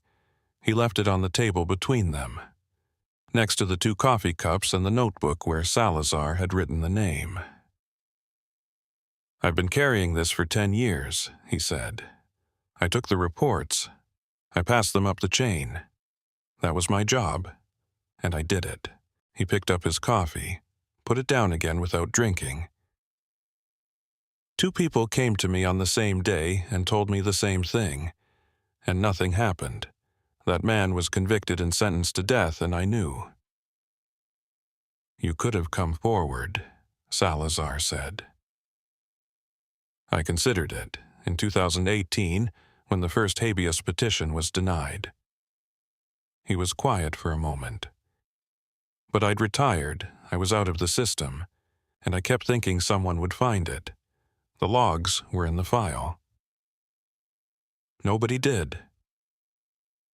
Nobody did, until Mr. Okafor called me 2 weeks ago. And now you're here. Salazar looked at the folder on the table. The photocopied page with the 2 entries. Wyatt at 3:12 p.m. The interpreter at 3:47 p.m. 35 minutes apart. 2 people who didn't know each other, who had no connection to each other, who were in different parts of the courthouse for different reasons, and both of them walked up to the same bailiff on the same afternoon and reported the same thing. Deputy Ronaldo, she said.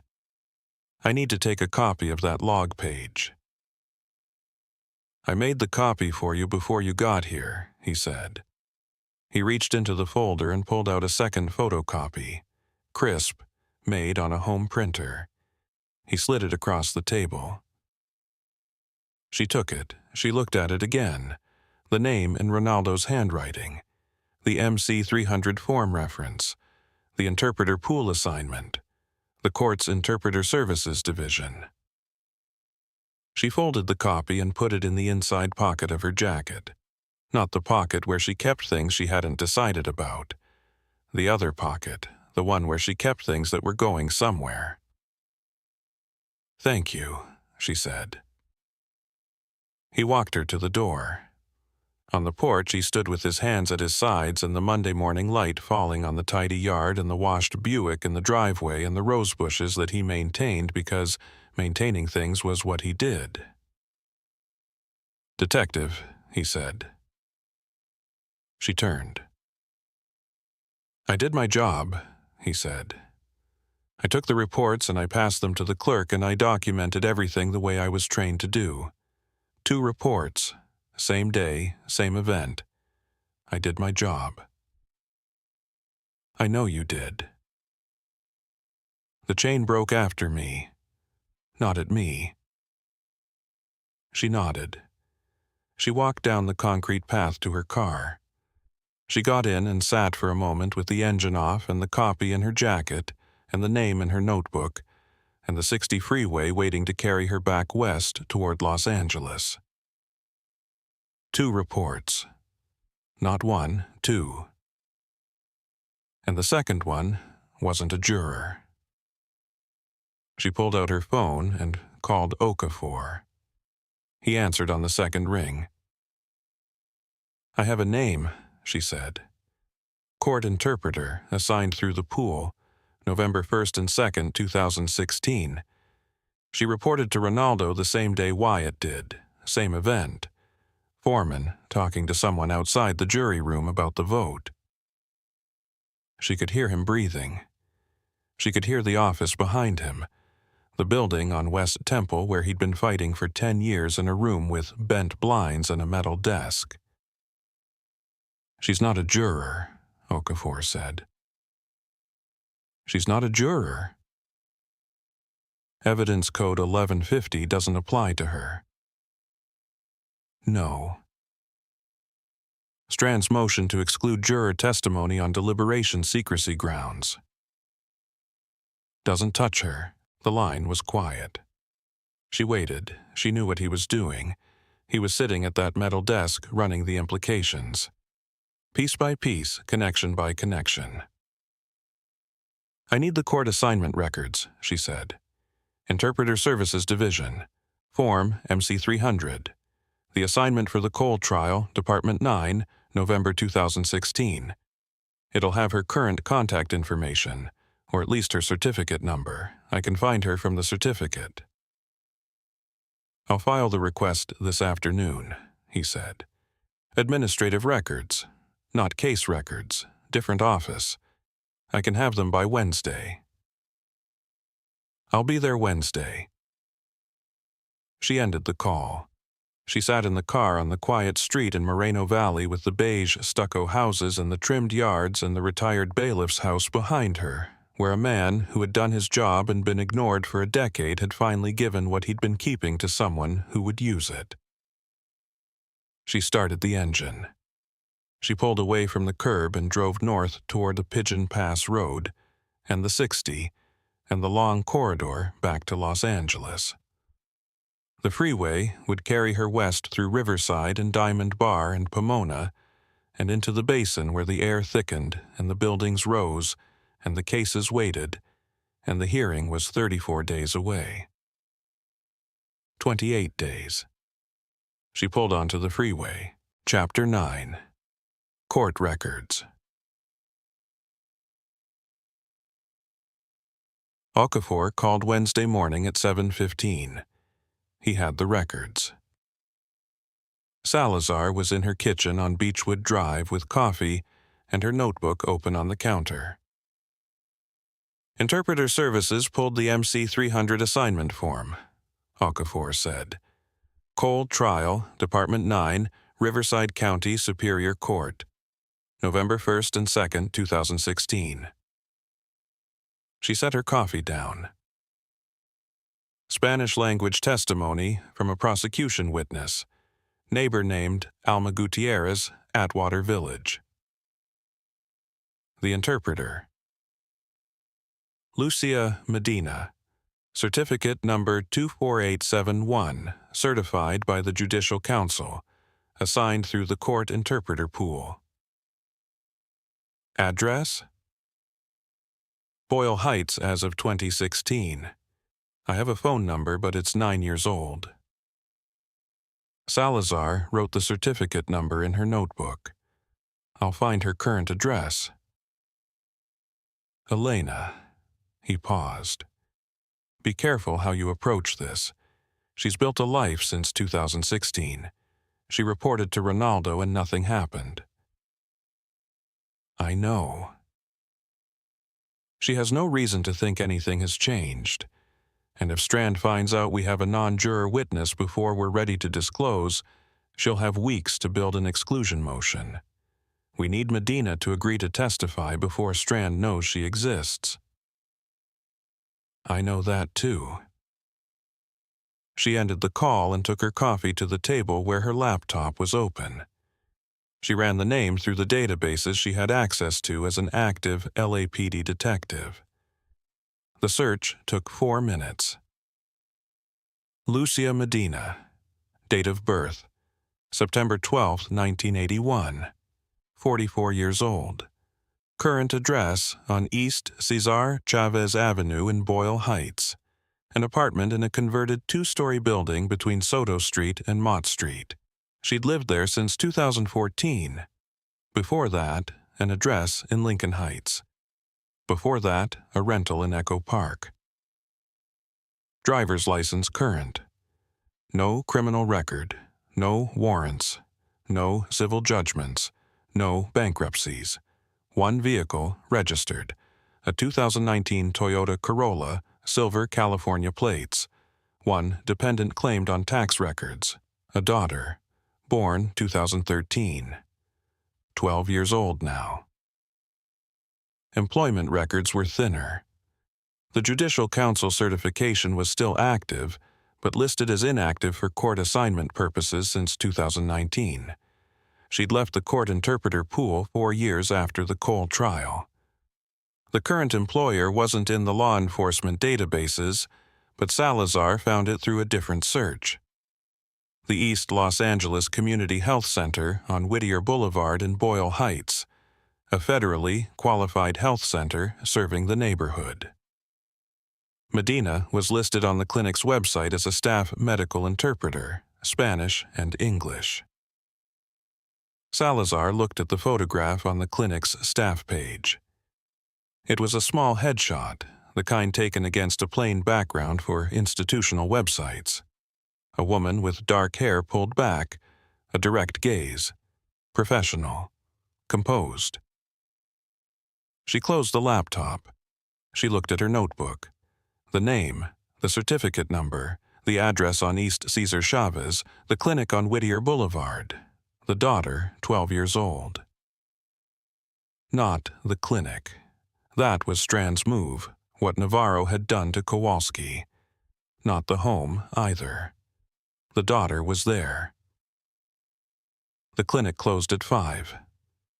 Medina would leave around 5:30. Time to finish notes, close out the day, walk to the parking lot. She would wait. She drove to Boyle Heights in the early afternoon, taking the 101 to the 5 and exiting at Cesar Chavez. She'd worked cases in Hollenbeck Division territory before. Witnesses south of the freeway. A homicide on 1st Street 3 years ago. She found the East Los Angeles Community Health Center on Whittier Boulevard. 2-story building, glass entrance, small parking lot on the east side. The sign out front in English and Spanish. She parked on South Mott Street half a block east where she could see the parking lot exit but wasn't visible from the clinic entrance. Engine off. Windows down 2 inches. It was 1:45. She worked the Gower stabbing file while she waited. 3 weeks cold. 2 recanted witnesses with nearly identical recantation language, which meant someone had coached them. She wrote 3 notes in the margin and put the file on the passenger seat and watched the lot. People came and went from the clinic entrance, some carrying paperwork in plastic folders, some carrying children. At 4:55, the parking lot started to thin. The 5 o'clock wave. At 5:18, the side door opened again, and a woman came out alone. Salazar sat up in her seat. Average height, dark hair in a low bun that had loosened through the day. Dark pants, cardigan, canvas tote on one shoulder. She matched the staff photo. She crossed the lot toward the second row of cars. She stopped at a silver Toyota Corolla, put the water bottle on the roof while she dug for her keys. Salazar got out of her car. She walked across the side street and into the parking lot at a normal pace. Not fast, not hesitant. The pace of someone who has a reason to be where they are and isn't trying to hide it or advertise it. She kept her hands visible. Her badge was on her belt, but her jacket covered it. She did not reach for it yet. Medina was standing with one hand on the open car door when she noticed Salazar approaching. She didn't flinch. She didn't step back. She turned and looked at Salazar directly with the expression of a woman assessing whether the person walking toward her in a parking lot at 5:20 in the evening was a threat or a question or a stranger who needed directions. "Ms. Medina," Salazar said. She stopped at a distance that was close enough to talk and far enough that Medina could get in her car and close the door if she wanted to. 8 feet, maybe 9. "My name is Elena Salazar. I'm a detective with LAPD Homicide." She opened her jacket enough to show the badge on her belt. She did not reach for it. She let Medina see it and decide what to do with what she saw. Medina looked at the badge. She looked at Salazar's face. Her expression didn't change. It stayed in the same register it had been in when she'd walked out of the clinic. Steady. Contained. The face of a woman who spent her professional life keeping her own reactions out of the space between other people's words. "I'm here about the Marcus Cole trial," Salazar said. "November 2016. Department 9, Riverside County Superior Court. You were assigned as the court interpreter for 2 days of testimony." Medina's hand tightened on the car door. Not a flinch. A contraction. The small involuntary movement of a body that has just heard something it recognized and responded to before the mind could decide whether to respond or not. Her face changed. Her eyes moved from Salazar's face to the badge and back. Her mouth pressed together for a moment. "I reported what I heard," Medina said. Her voice was quiet, clear. The voice of a woman who was used to being precise with language. "Nothing happened. That was 10 years ago." "I know," Salazar said. "I'm the one who found your report." Medina didn't speak. She stood with her hand on the car door and her keys in her other hand, and the water bottle still on the roof of the Corolla, and the parking lot emptying around them in the late afternoon light of a Wednesday in March in Boyle Heights. The clinic behind her, the street beyond the lot, the sound of traffic on Whittier Boulevard and a bus pulling away from a stop somewhere to the west. She looked at Salazar, deciding something. "You found the duty log," Medina said.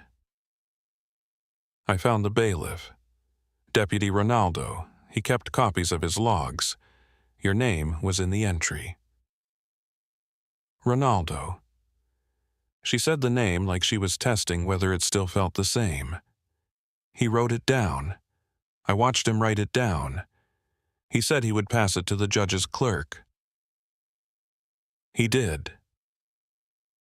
And nothing happened. Nothing happened. Medina looked down at her keys. She turned them over in her hand once, the way Ronaldo had turned his coffee cup. "What do you want from me, detective?" Salazar let the question sit for a moment. She didn't rush the answer. She didn't fill the silence with reassurance or urgency or a pitch. Lawyers made pitches when they needed something from someone who didn't owe them anything. "I want to talk to you," she said, "about what you heard, about what you reported." "That was 10 years ago." "I know. And nobody did anything with it." Salazar kept her voice level.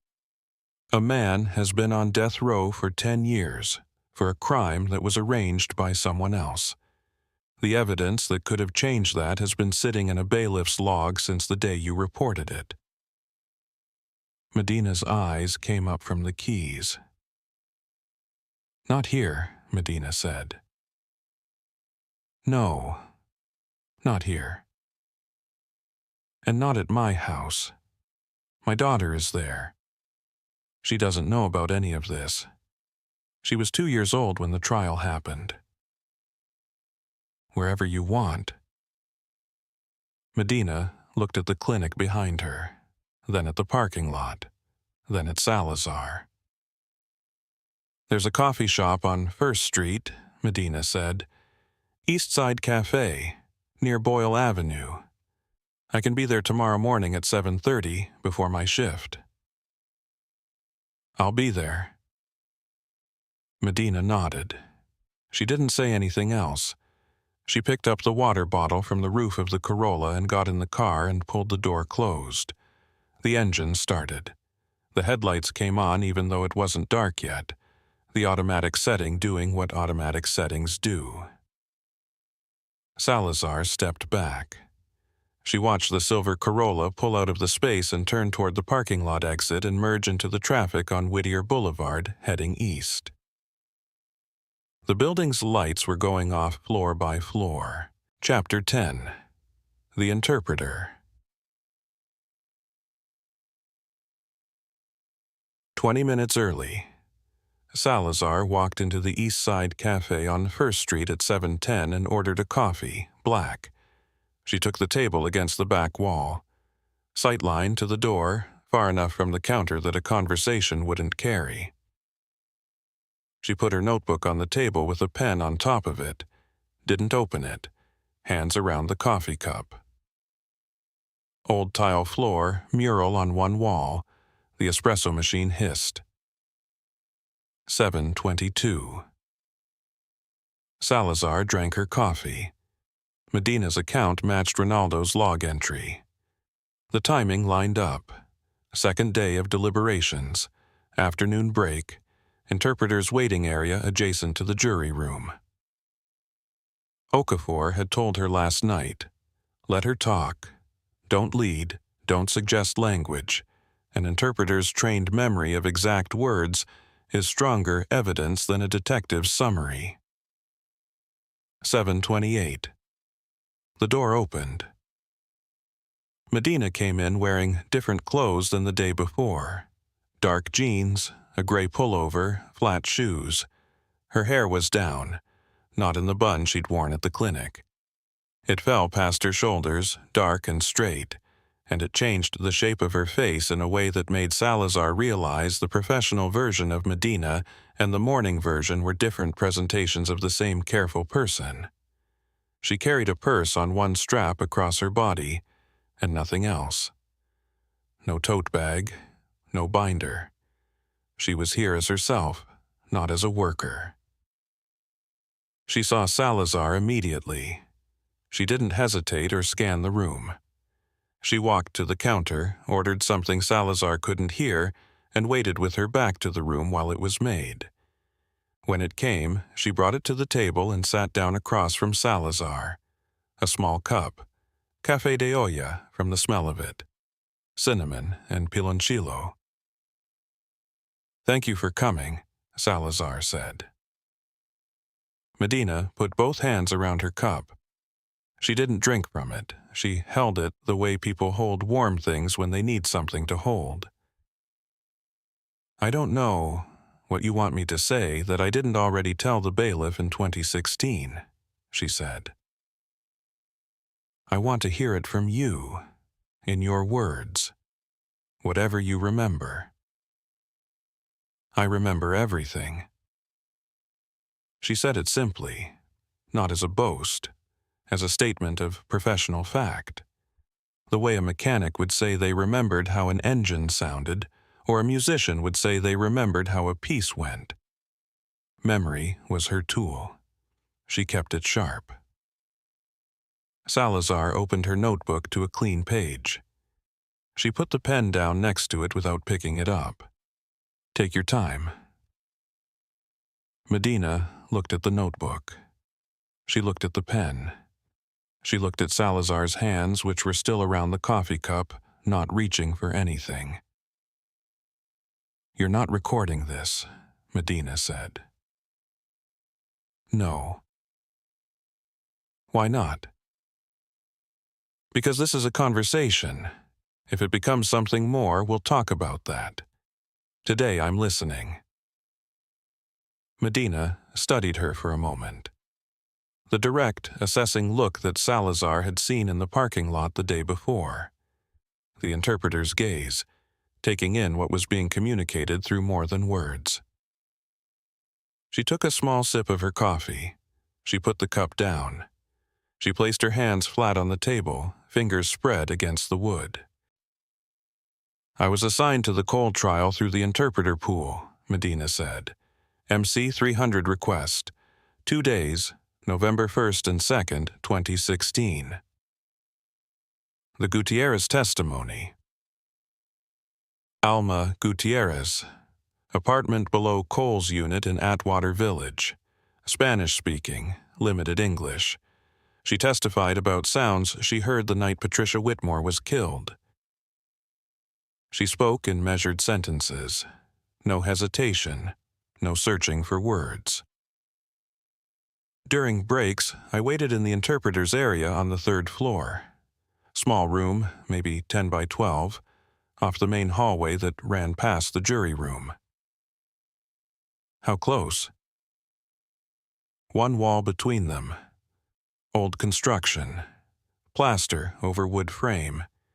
You could hear voices through it when people spoke at normal volume. She paused. On the 2nd day, November 2nd, the jury was deliberating. The second break was in the early afternoon, around 2:15. I know the time because I checked my phone. I was waiting to be released, but the court clerk hadn't processed my voucher yet. Where were you during the 2:15 break? In the interpreter's room.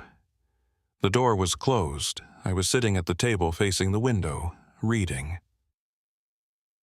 Could you hear the hallway?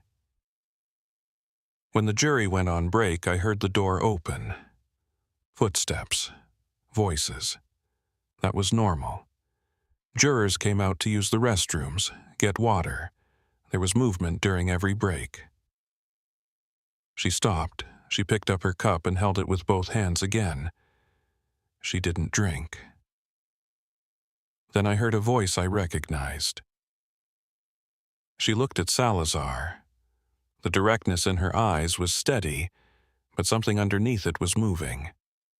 Not distress. Not fear. The controlled tension of a person about to say the thing they'd been holding. The foreman, she said. I recognized his voice because he'd been the juror who asked the most questions during testimony. When witnesses finished answering, the judge would ask the jury if they had questions, and the foreman always had at least one. His voice was distinctive, low register, confident, a voice that filled a room without trying. I'd spent 2 days listening to that voice ask questions from the jury box while I was translating Gutierrez's answers. I knew it. What did you hear him say? Medina's hands tightened on the cup. Not a flinch. A compression. The same small, involuntary contraction Salazar had seen in the parking lot when she'd mentioned the cold trial. He was in the hallway, outside the jury room, not inside. The door had opened and closed. He was speaking to someone. I heard him say. She closed her eyes, not to remember. To deliver the words exactly as she'd heard them, the way she delivered translations, with precision. Votes moving, 2 holdouts. The woman won't budge, but the other one is close. She opened her eyes. The cafe was quiet around them. The espresso machine had stopped. The woman with the complicated order had left. The barista was wiping the counter and not looking at them. The mural on the wall was still colorful and dense, and Salazar still wasn't looking at it. "Then what?" Salazar said. Then a second voice, a man, older than the foreman, lower, more controlled, a voice that expected to be listened to. He said something I couldn't make out. The words weren't clear through the wall. 2, maybe 3 sentences. The tone was clear, but the words weren't. You couldn't hear any of the words. No, the wall muffled it. The foreman's voice carried because he was a projector. He spoke the way people speak when they're used to being the loudest person in the room. The second voice was quieter, deliberate.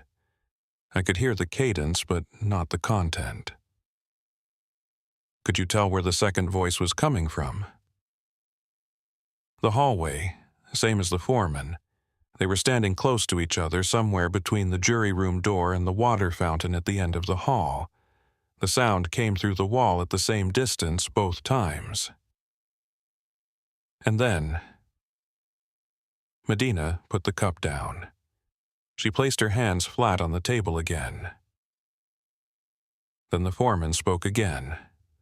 1 sentence. She paused. "By tomorrow."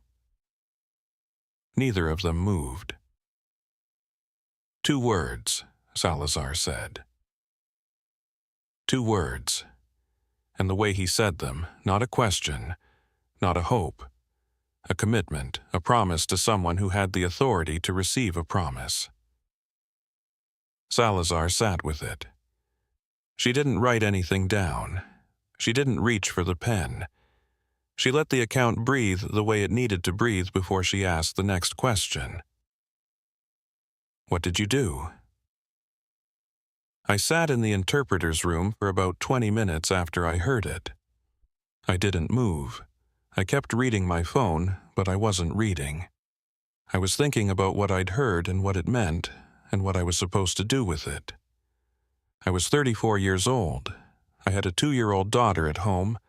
I'd been doing court interpreting for 6 years, and I'd never heard anything that wasn't supposed to be said outside a courtroom. She stopped again. She looked at the table, at her hands flat on the surface, at the cup between them. I knew what it meant. The foreman was discussing deliberations with someone who wasn't on the jury, telling this person how the vote was going and when it would be resolved. Jury tampering. I didn't need a law degree. I'd sat through enough trials, and the person he was talking to sounded like someone who expected to hear it. "What did you do next?" I found Bailiff Ronaldo during the next break, the 3 o'clock break, maybe 3:15. I'd been waiting 45 minutes. I should have gone immediately, but I didn't. I sat in that room for 45 minutes trying to decide whether to say something. Her voice shifted. Not louder, not softer, but the control in it tightened, the way a string tightens when you add tension. The careful precision was still there, but something behind it was pressing forward. I found Ronaldo in the hallway outside the courtroom. Told him I needed to report something. We stepped into an alcove near the stairwell. "What did you tell him?" "Everything. The foreman's voice, the exact words. The second voice I couldn't identify. By tomorrow. The time, the location, how I knew it was the foreman. How did he respond? He took out his duty log, a small notebook with a black cover. He wrote down what I told him. He asked me to repeat the foreman's words, and I did, exactly the way I'd heard them. He wrote them down. He asked if I could identify the second voice, and I said no, I couldn't make out the words. He asked if I would be available to make a formal statement if needed. I said yes. He said he would pass the report to the judge's clerk within the hour. Did anyone follow up with you? No. The word sat between them. Nobody called, Medina said. Nobody asked me to write a statement. Nobody asked me to come back. My voucher was processed the next morning and my assignment to the Cole trial was over. I went back to the interpreter pool and got my next assignment, and the one after that, and the one after that. I checked the news for a while, waiting to see if something would come of it.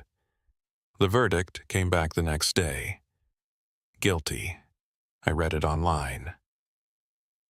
She picked up her coffee. She took a sip. Her hands were steady. They had been steady the entire time. The next day, Salazar said. The next day, November 3rd. The foreman had said by tomorrow, and the verdict came back the next day.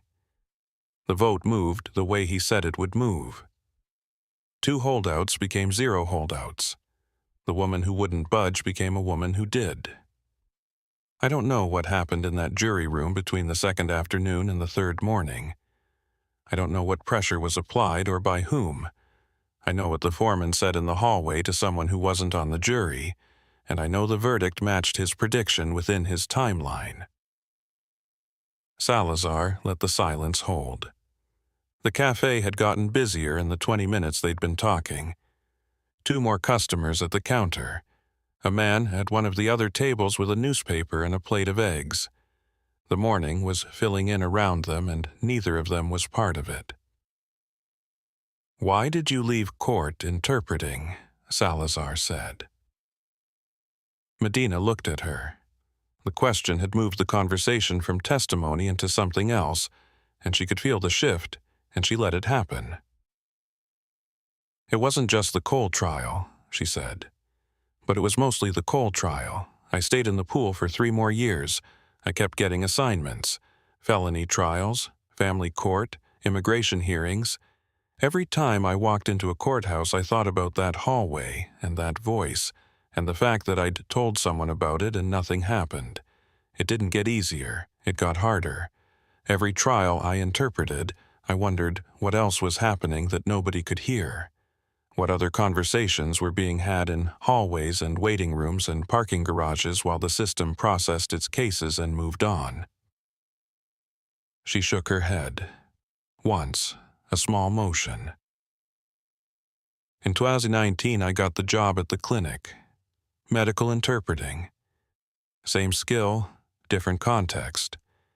When I translate at the clinic, the stakes are someone's diagnosis, someone's treatment plan, someone's understanding of what's happening to their body. The stakes are real and the work is clean. Nobody is manipulating the outcome in the hallway. The doctor tells the patient the truth and I translate it and the patient decides what to do." "You traded the courtroom for the clinic." "I traded a system that ignored what I reported for a system where what I say matters every time I say it." Salazar looked at her notebook on the table. She still hadn't opened it. She still hadn't picked up the pen. "Ms. Medina, the man who was convicted in the trial where you heard the foreman—" "Marcus Cole," Medina said. "I've known his name for 10 years. Salazar paused. "There's an evidentiary hearing in 26 days. The defense has filed a motion to exclude juror testimony under Evidence Code Section 1150. "I know what Section 1150 does," Medina said. "I spent 200 hours in courtrooms." Then you understand why your account is different. Because I'm not a juror. Because you're not a juror. You're a court employee who overheard events from a non-deliberation space. Section 1150 governs inquiries into jury verdicts through juror testimony. It doesn't apply to a witness who heard the foreman discussing the vote with an outside party in a hallway. Your testimony is ordinary witness testimony. It's admissible. Medina looked at her. The word admissible hung between them with a different weight than everything else that had been said. Everything up to now had been about what she'd heard and what she'd reported and what had failed. The word admissible was about what came next. It was the door that Salazar was standing next to without pushing open. "You want me to testify," Medina said. "I want you to know that what you heard matters, that it has legal significance, that it could change the outcome of this hearing." "That's not what I asked." Salazar held her gaze. "Yes, I want you to testify. The attorneys handling the habeas petition would want to talk to you. They would prepare you. The hearing is in 26 days. Medina picked up her coffee. She drank from it. She put it down. She looked at the mural on the wall for the first time since she'd sat down. Salazar followed her eyes. The mural was a neighborhood scene. Market stalls. Children. Music. Art that said this place belongs to the people who live here and not to anyone else. "I have a daughter," Medina said. "She's 12. She goes to Breed Street Elementary. She walks to school from our apartment on Cesar Chavez. She comes home at 3:15 and does her homework at the kitchen table while I'm still at the clinic. My neighbor checks on her. My mother picks her up on Wednesdays for piano lessons in Lincoln Heights. That's my life, detective. That's what I built after I left the courtrooms." "I understand." "I reported what I heard in 2016. I told a bailiff named Ronaldo, and he wrote it down and nothing happened." Her jaw tightened. "A man was sentenced to death. I knew something was wrong. I told someone, and the system decided it wasn't worth acting on." "Yes." "It doesn't make you angry. It makes you careful. It makes you build your life around things that work. My daughter, my job, my neighborhood. Things I can control. Things that don't depend on whether someone in a courthouse decides to listen or not." She was not emotional. She was precise. Every sentence was placed the way she placed translations. With care. With accuracy. With the understanding that words carry weight, and the weight lands differently depending on how you set them down. I spent 3 years going into courtrooms after that day, and doing my job and going home and not telling anyone what I'd heard because I'd already told the person I was supposed to tell and it didn't matter. I spent 3 years listening to testimony and translating verdicts and watching juries file out and wondering. Always wondering. And then I left. I left because I couldn't carry it in those buildings anymore. She looked at Salazar. "And now you're sitting in a coffee shop in my neighborhood telling me that the thing I reported 10 years ago, the thing nobody cared about, is admissible. That it could matter. That I could walk into a courtroom again and say the words I said to Ronaldo, and this time someone might listen. That's what I'm telling you. And if I do that, if I testify, what happens to my life? What happens to the woman who works at the clinic and lives on Cesar Chavez and has a daughter who walks to school? I can't promise you nothing changes." "I know you can't. That's why I'm asking." Salazar sat with the question. She owed Medina honesty, not a pitch, not a reassurance. the truth about what she was asking and what it would cost. Your name would become part of the court record. The defense attorney would have the right to investigate your background and challenge your testimony. She would ask you about the 10-year gap, about why you didn't come forward again, about whether your memory is reliable after this long. She would be thorough, and she would be good at it. Would she come to my clinic? She might send an investigator. Medina's jaw tightened, the first visible sign of something other than measured control. An investigator came to a woman named Kowalski's workplace 2 weeks ago. I don't know the details. I know she was a juror, and she was willing to talk, and after the investigator visited, she wasn't willing anymore. Salazar didn't ask how Medina knew about Kowalski. Okafor might have mentioned it, or the witness network that forms around these cases, the informal circuit of people who've been touched by the same trial, might have carried it. That happened, Salazar said. And the man who disappeared, Frazier, the juror in Arizona, he disappeared 3 weeks ago. Medina nodded. Not surprise. Confirmation of something she'd already known or suspected. Detective, I came forward in 2016 and nobody listened. I'm sitting here now because someone finally did. That means something to me. I want you to know that.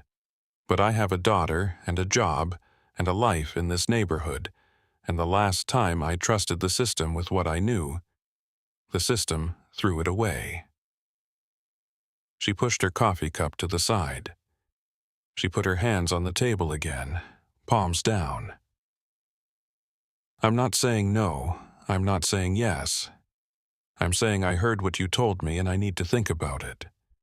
I need to think about my daughter and my job and what it means to walk into a courtroom again after 10 years and say the words I've been carrying and have someone try to tear them apart. That's fair, Salazar said. I want you to know one more thing. Medina looked at her with the steady, unblinking gaze that Salazar had seen in the parking lot and at the start of this conversation, and through every precise sentence of her account. I remember the exact words. I will always remember the exact words. That's what I do. That's what I was trained to do. I hold words in my head, and I keep them accurate, and I deliver them when they're needed. I've been holding these words for 10 years, and they haven't changed because words don't change when you're trained to keep them. I believe you, Salazar said. Medina stood up. She picked up her purse. She looked at Salazar's notebook on the table, still closed. You didn't write anything down, she said. No. Something moved in her face. Not a smile. Not relief. I have your number from the card you gave me yesterday, Medina said. Call me when you're ready. Either way. Medina looked at the mural one more time. She adjusted the strap of her purse across her body. She turned and walked through the cafe toward the door, past the counter where the barista was making drinks for the 8 o'clock rush, past the man with the newspaper and the eggs, past the window where the morning light on First Street was getting stronger as the day came fully on. She opened the door and went out. Salazar sat at the table. She picked up her pen. She opened the notebook to the clean page and wrote the date at the top. Thursday, 26 days until the hearing. She wrote Medina's words underneath the date, not because she would forget them, but because writing things down was how she worked. Votes moving, 2 holdouts. The woman won't budge, but the other one is close. She wrote the second line underneath it. By tomorrow. 2 sentences from a hallway 10 years ago. overheard by a court interpreter who remembered exact words. Salazar closed the notebook. She finished her coffee. It had gone cold. She drank it anyway. She put the pen in her jacket pocket and the notebook on top of it and walked out of the East Side Cafe into the Thursday morning on 1st Street. 26 Days, Chapter 11. The Clean Witness. Salazar called Okafor from the parking lot of the East Side Cafe at 8:14. Engine off, windows down, the sounds of Boyle Heights doing Thursday morning. A delivery truck backing into the loading zone behind the laundromat. Somewhere a radio playing Norteño from an open window. He answered on the second ring. How'd it go? She remembers everything. Okafor was quiet for 3 seconds. She's not a juror, he said. She's not a juror. Evidence Code 1150 doesn't touch her. She's a court employee who overheard events from a non-deliberation space. Ordinary witness testimony. Admissible under standard rules. The foreman's statements are party admissions. His voice had changed. The careful, measured tone was gone. In its place was something quicker. The voice of a lawyer who could see the argument forming. Hadley was acting as Lusk's agent. His statements in that hallway come in as substantive evidence under 1220, not hearsay. That's what I thought, but I wanted to hear you say it. I need to file a supplemental witness list today. Salazar looked through the windshield at 1st Street. A woman was walking 2 children toward Boyle Avenue, the smaller one holding her hand, the older one 3 steps ahead with a backpack that was too big for her frame. No, Salazar said. Elena. If you file Medina's name today, Strand gets it today. The hearing is in 26 days. That gives Strand 26 days to prepare impeachment. She'll have Navarro in Boyle Heights by Friday. She'll pull Medina's background, her work history, her financial records, her custody situation, her social media, everything. She'll depose every coworker at the clinic. She'll research the physical layout of that courthouse and hire an acoustics expert to testify that you can't hear anything through a plaster wall from 10 feet away. She'll build a complete destruction file on a woman who hasn't even decided whether to testify yet. She hasn't decided? She said she's not saying yes and not saying no. She needs to think about her daughter. Okafor was quiet again. Salazar could picture him in room 412. The metal desk, the bent blinds letting in the morning light from West Temple. His reading glasses pushed up on his forehead. A legal pad in front of him, already covered with notes from the 2 minutes of this conversation. We have a disclosure obligation, he said. California Rules of Professional Conduct. If I intend to call a witness at an evidentiary hearing, I need to disclose that witness to opposing counsel with reasonable time to prepare. What's reasonable? There's no bright line. In a criminal trial, it's typically 10 days before testimony. Evidentiary hearings have more discretion. Yamada could set the deadline in her scheduling order. Has she? The scheduling order says supplemental witness lists are due 14 days before the hearing. That gives us 12 more days before we have to file. Then we file in 12 days.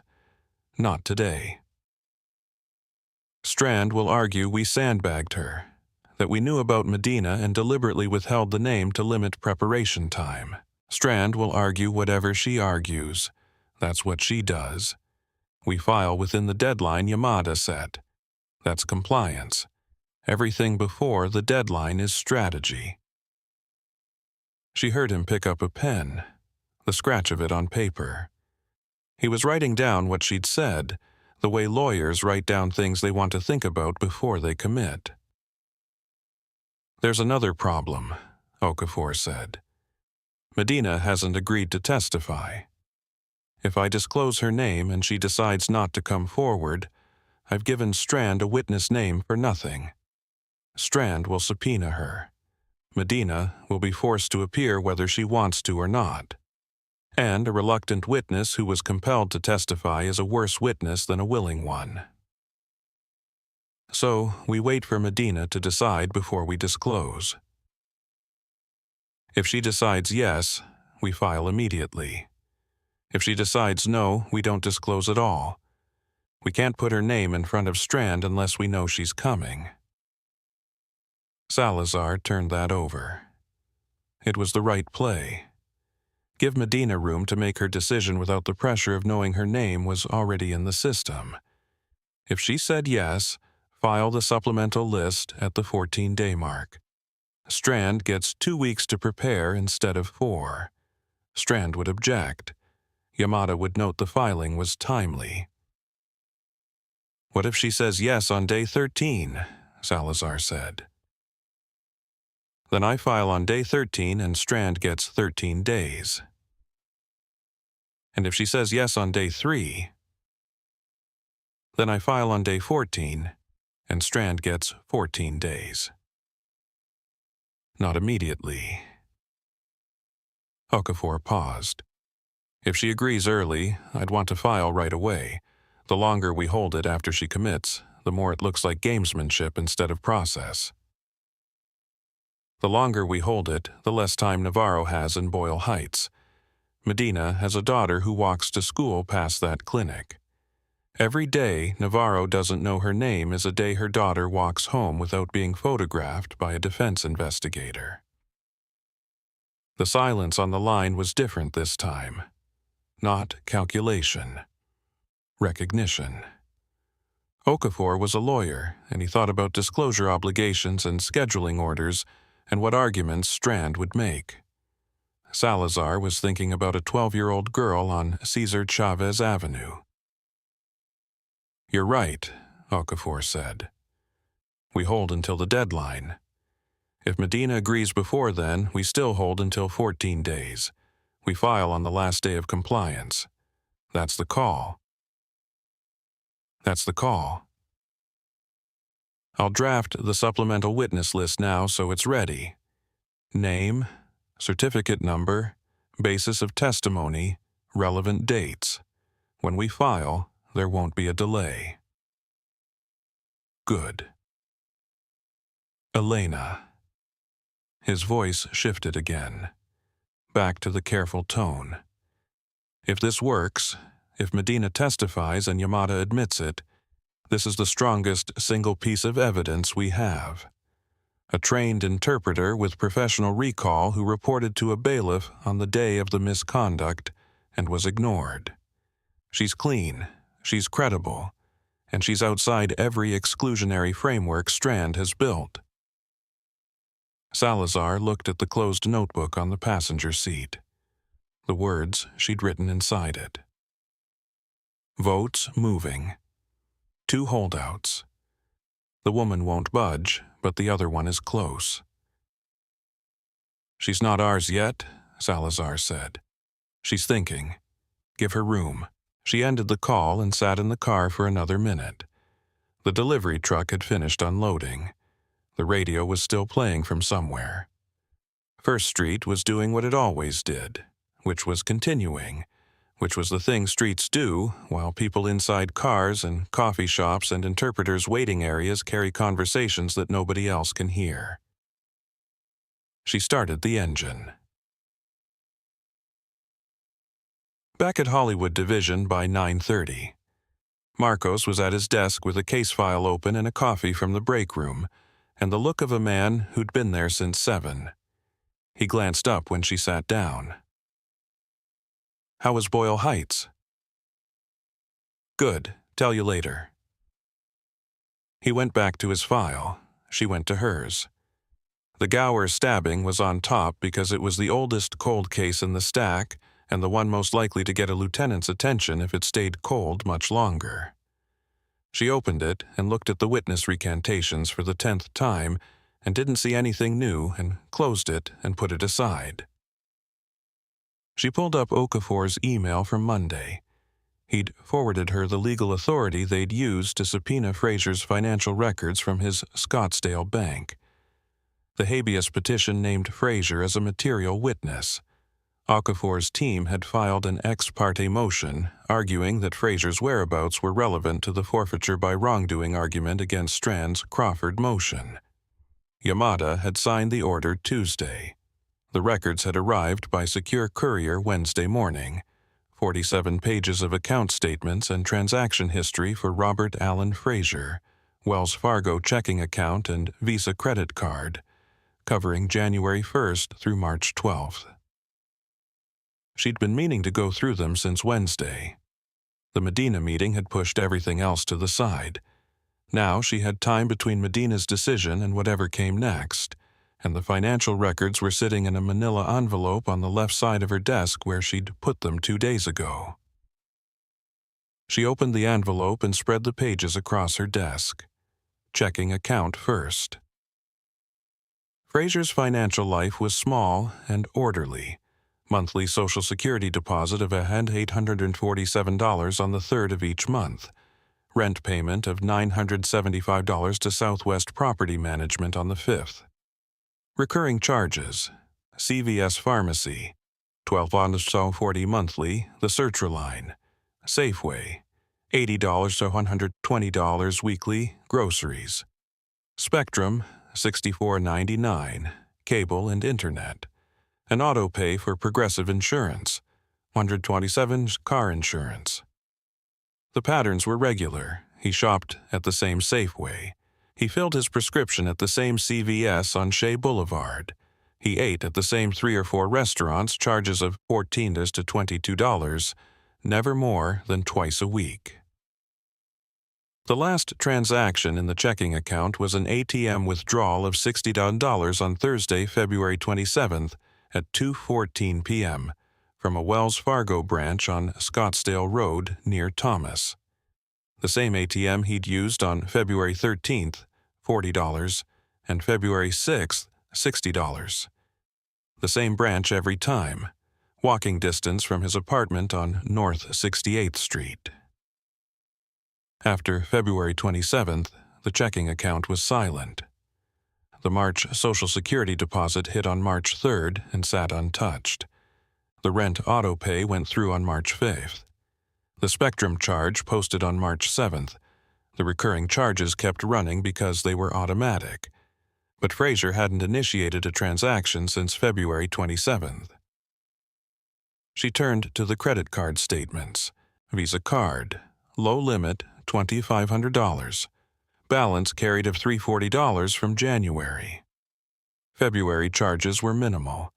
The same Safeway, a purchase at Amazon for $24 to $37, books, probably, given the paperbacks on his shelf. A charge at a Circle K on Indian School Road for $3 to $89, coffee or a drink. The last Fraser pattern charge was February 26th at the Circle K. Then nothing on February 27th, 28th, or March 1st. Then a charge on March 2nd. Salazar stopped. She put her finger on the line and read it again. March 2nd, Sunday, $47.12. Flying J Travel Center, Kingman, AZ. She looked at the date. March 2nd. Fraser's last ATM withdrawal was February 27th. His sertraline was last taken around March 2nd, based on the pill count. Okafor's last successful contact was approximately February 28th. The apartment showed signs of occupancy through at least that date, based on the condition of the food in the refrigerator and the mail accumulation. Someone had used Fraser's Visa card 5 days after his last ATM withdrawal, 3 days after his last normal activity, at a truck stop in Kingman, Arizona. She pulled up a map on her computer. Kingman, Arizona, Interstate 40, approximately 180 miles northwest of Scottsdale, the last major Arizona town before the California border. Heading west, toward California. The charge amount, $47.12 at a Flying J, was fuel. Before March 2nd, every charge was in the Scottsdale metro area. Nothing outside a 5-mile radius of Fraser's apartment. Then a single charge 180 miles northwest on a highway that pointed straight at California. Fraser didn't have his car. The silver Honda Civic was in the apartment parking lot when Salazar found it on March 7th. He didn't have his car keys. They were on the hook by the front door. Whatever vehicle stopped at the Flying J in Kingman on March 2nd, it wasn't Fraser's. Someone else was driving. Someone who had Fraser's credit card. Someone who was heading west on I-40 with enough distance from Scottsdale to suggest they'd been driving for 2 to 3 hours, and enough road ahead to suggest California was the destination, not the Kingman Walmart. She picked up her phone. She put it down. She looked at the charge again. Flying J Travel Center, Kingman, AZ. March 2nd, $47.12. The sequence. Fraser's last normal activity is February 27th, the ATM withdrawal. Okafor loses contact around February 28th. His search lane runs out around March 2nd. Fraser's credit card is used in Kingman on March 2nd. By March 7th, his apartment is intact. His phone and wallet and keys and car are all in place, and he's gone. The wallet was on the dresser. She'd seen it herself. Driver's license visible in the ID window. 2 credit cards. $47 cash. 2 credit cards. The Visa and one other. She went back to the financial subpoena. Okafor had requested records for all accounts in Fraser's name at Wells Fargo. The checking and the Visa were both Wells Fargo products. But the second card in Fraser's wallet could have been from another issuer. The subpoena only covered Wells Fargo. The Visa had been used in Kingman, but the Visa was still in the wallet on March 7th, which meant either someone used the card and returned it to the wallet before March 7th, or someone had the card number without having the physical card. A gas pump transaction required either the physical card or a digital wallet linked to the account. Salazar opened her notebook. She wrote the date, the amount, and the location. She wrote the timeline underneath.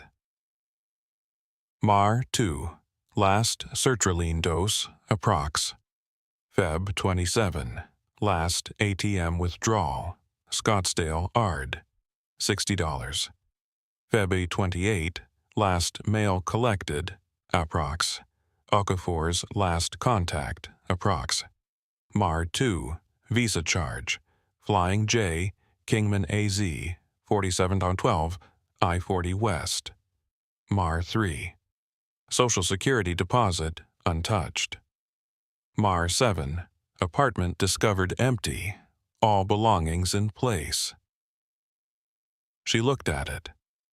The gap between February 28th and March 2nd was 3 days. 3 days of silence, no transactions, no contact.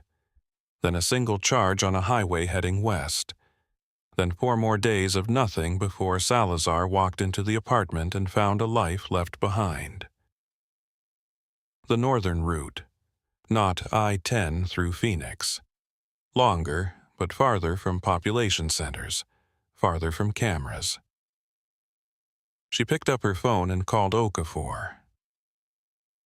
"I need you to expand the financial subpoena," she said. Fraser had 2 credit cards in his wallet. The Wells Fargo Visa shows a charge in Kingman, Arizona on March 2nd, gas station on I-40 West, $47.12, 5 days after his last ATM withdrawal, 3 days after you lost contact. Okafor didn't say anything for 4 seconds. Kingman is on the way to California, he said. Kingman is the last stop in Arizona on I-40 before Needles and the California border. Someone used his card at a truck stop heading west. His card was in his wallet when you found the apartment. His card was in his wallet on March 7th. The charge was March 2nd. Either someone had the physical card and returned it, or someone had the number. Either way, whoever made that charge was in Kingman 5 days before I got to Scottsdale. Can you get the transaction detail from the gas station? Receipt, pump number, security footage. Not without a case number. Scottsdale PD declined to open one. No evidence of foul play. I'll call the Flying J corporate office. The subpoena covers transaction records. If there's a pump receipt linked to the charge, I can get the timestamp and pump number through Wells Fargo's fraud documentation process. Security footage is harder. That requires either a law enforcement request or a court order, and we don't have jurisdiction in Kingman. We have a visa charge on a missing witness's account at a truck stop on the highway to California. That's not nothing. It's not nothing, but it's not a case file, not yet. Salazar looked at the pages spread across her desk. The small, orderly financial life of a man who shopped at the same Safeway and filled his prescription at the same CVS and withdrew cash from the same ATM branch every 2 weeks. A man whose entire world fit inside a 5-mile circle in Scottsdale until someone put his credit card number into a gas pump in Kingman and drove west. Okafor. Someone moved him. The apartment, the car, the keys, the phone, the wallet, the medication. He didn't walk away from all of it. Someone came to that apartment and took him somewhere, and on the way to wherever that was, they stopped for gas in Kingman heading toward California. Or someone took his card number and used it independently. At a gas station on I-40 West, 3 days after he disappeared. That's not identity theft, that's a trail. She heard him exhale. I'll get the expanded subpoena filed today, the second credit card issuer, whatever it is. And I'll start the fraud documentation request with Wells Fargo for the Kingman transaction detail. I want the security footage from that Flying J. That requires Kingman PD or Mojave County Sheriff. We'd need to give them a reason. Missing witness in a death penalty habeas case. Material to the Confrontation Clause argument. If Frazier's disappearance was caused by the defendant's agents, we have forfeiture by wrongdoing. That footage could show who was driving. Okafor was quiet. She could hear him thinking. The pen had stopped scratching. I'll make the call, he said. Mojave County. I know someone in the Federal Defender's Office in Flagstaff who might have a contact. Do it today. I'll do it today. She ended the call and sat at her desk, looking at the financial records. Marcos had stopped working on his file. He was watching her over the top of his computer monitor with the expression he used when he could tell she'd found something but was waiting for her to say it instead of asking. Frazier's credit card was used in Kingman, Arizona, on March 2nd, she said. Gas station on I-40 West, heading toward California. Marcos put his pen down. How far is Kingman from Scottsdale, he said. 180 miles, northwest, through Prescott or up through Flagstaff depending on the route. Either way, it's the northern corridor, not I-10. Someone avoiding the direct route. Someone who knew there was a direct route to avoid. Marcos looked at her for a moment. Then he picked his pen back up and wrote something on the edge of his file folder. She couldn't read it from her desk. She didn't need to. What do you need from me? He said. Not yet. Okafor's working the subpoena expansion and the footage request. When we get the Kingman transaction detail, I'll need you to run the timestamp against any traffic cameras on I-40 between Kingman and Needles, Mojave County to San Bernardino County line.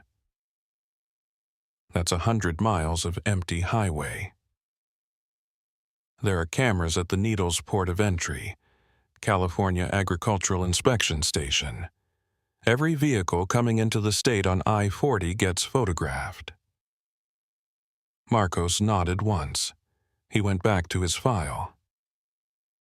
Salazar gathered the financial records and put them back in the manila envelope.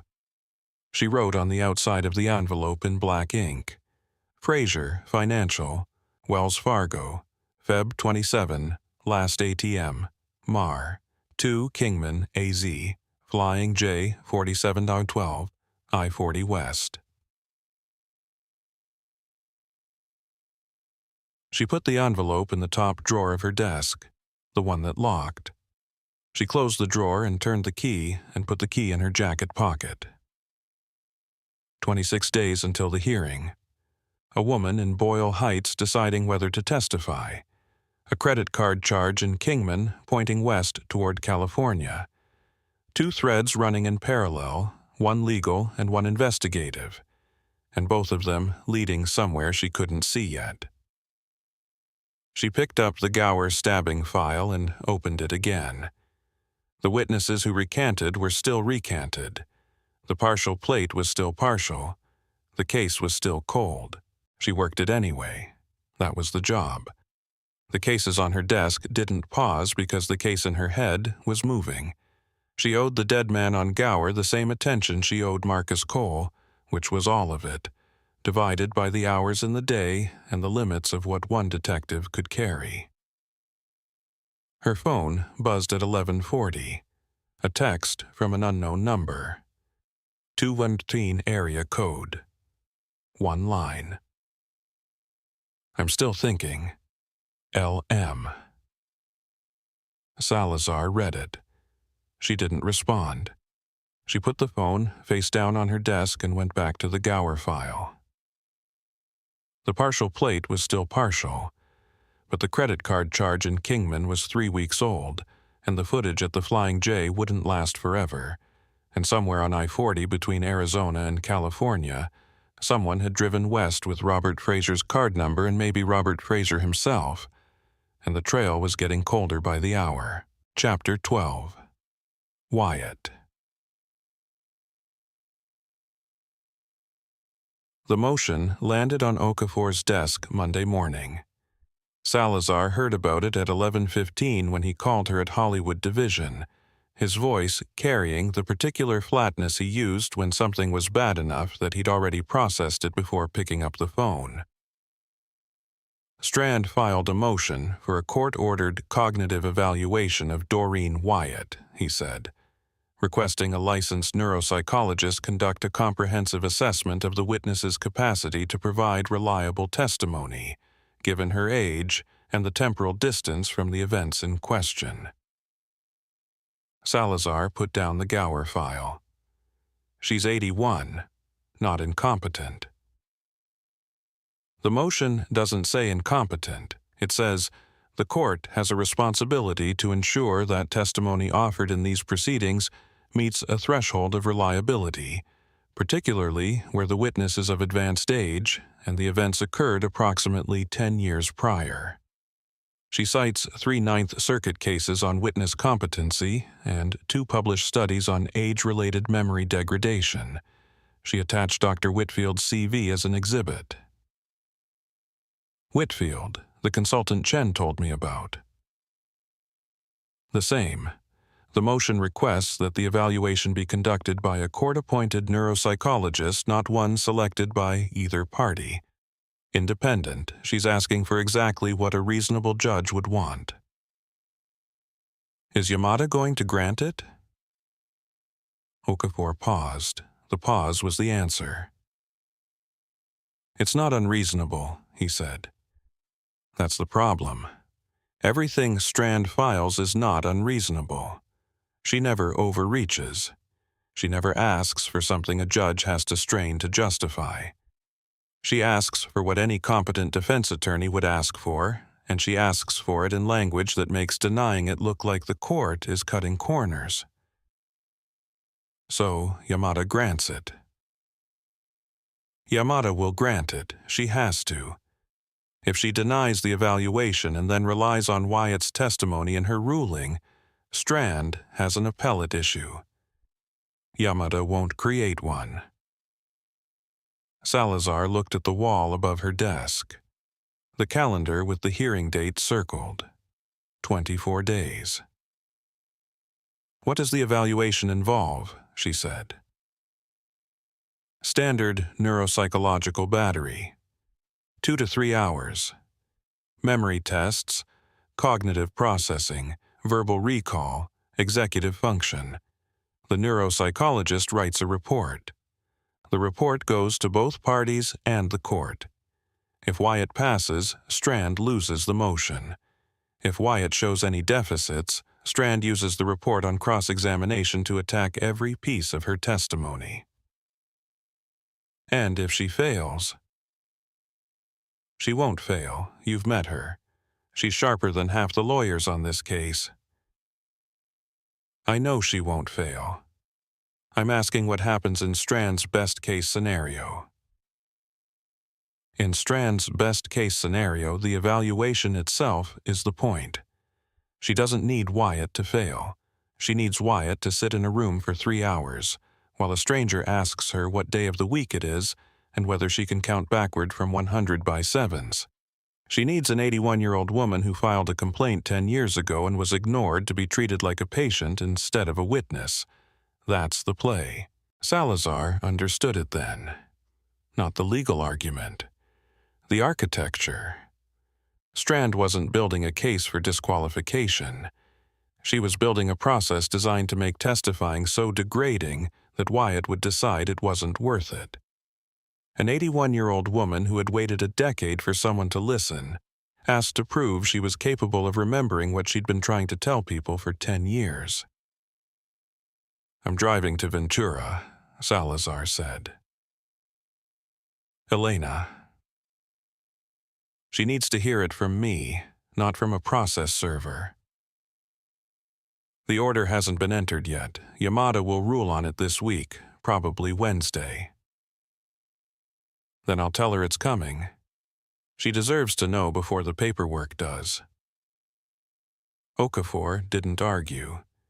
He'd learned by now that when Salazar said she was driving somewhere, the car was already moving.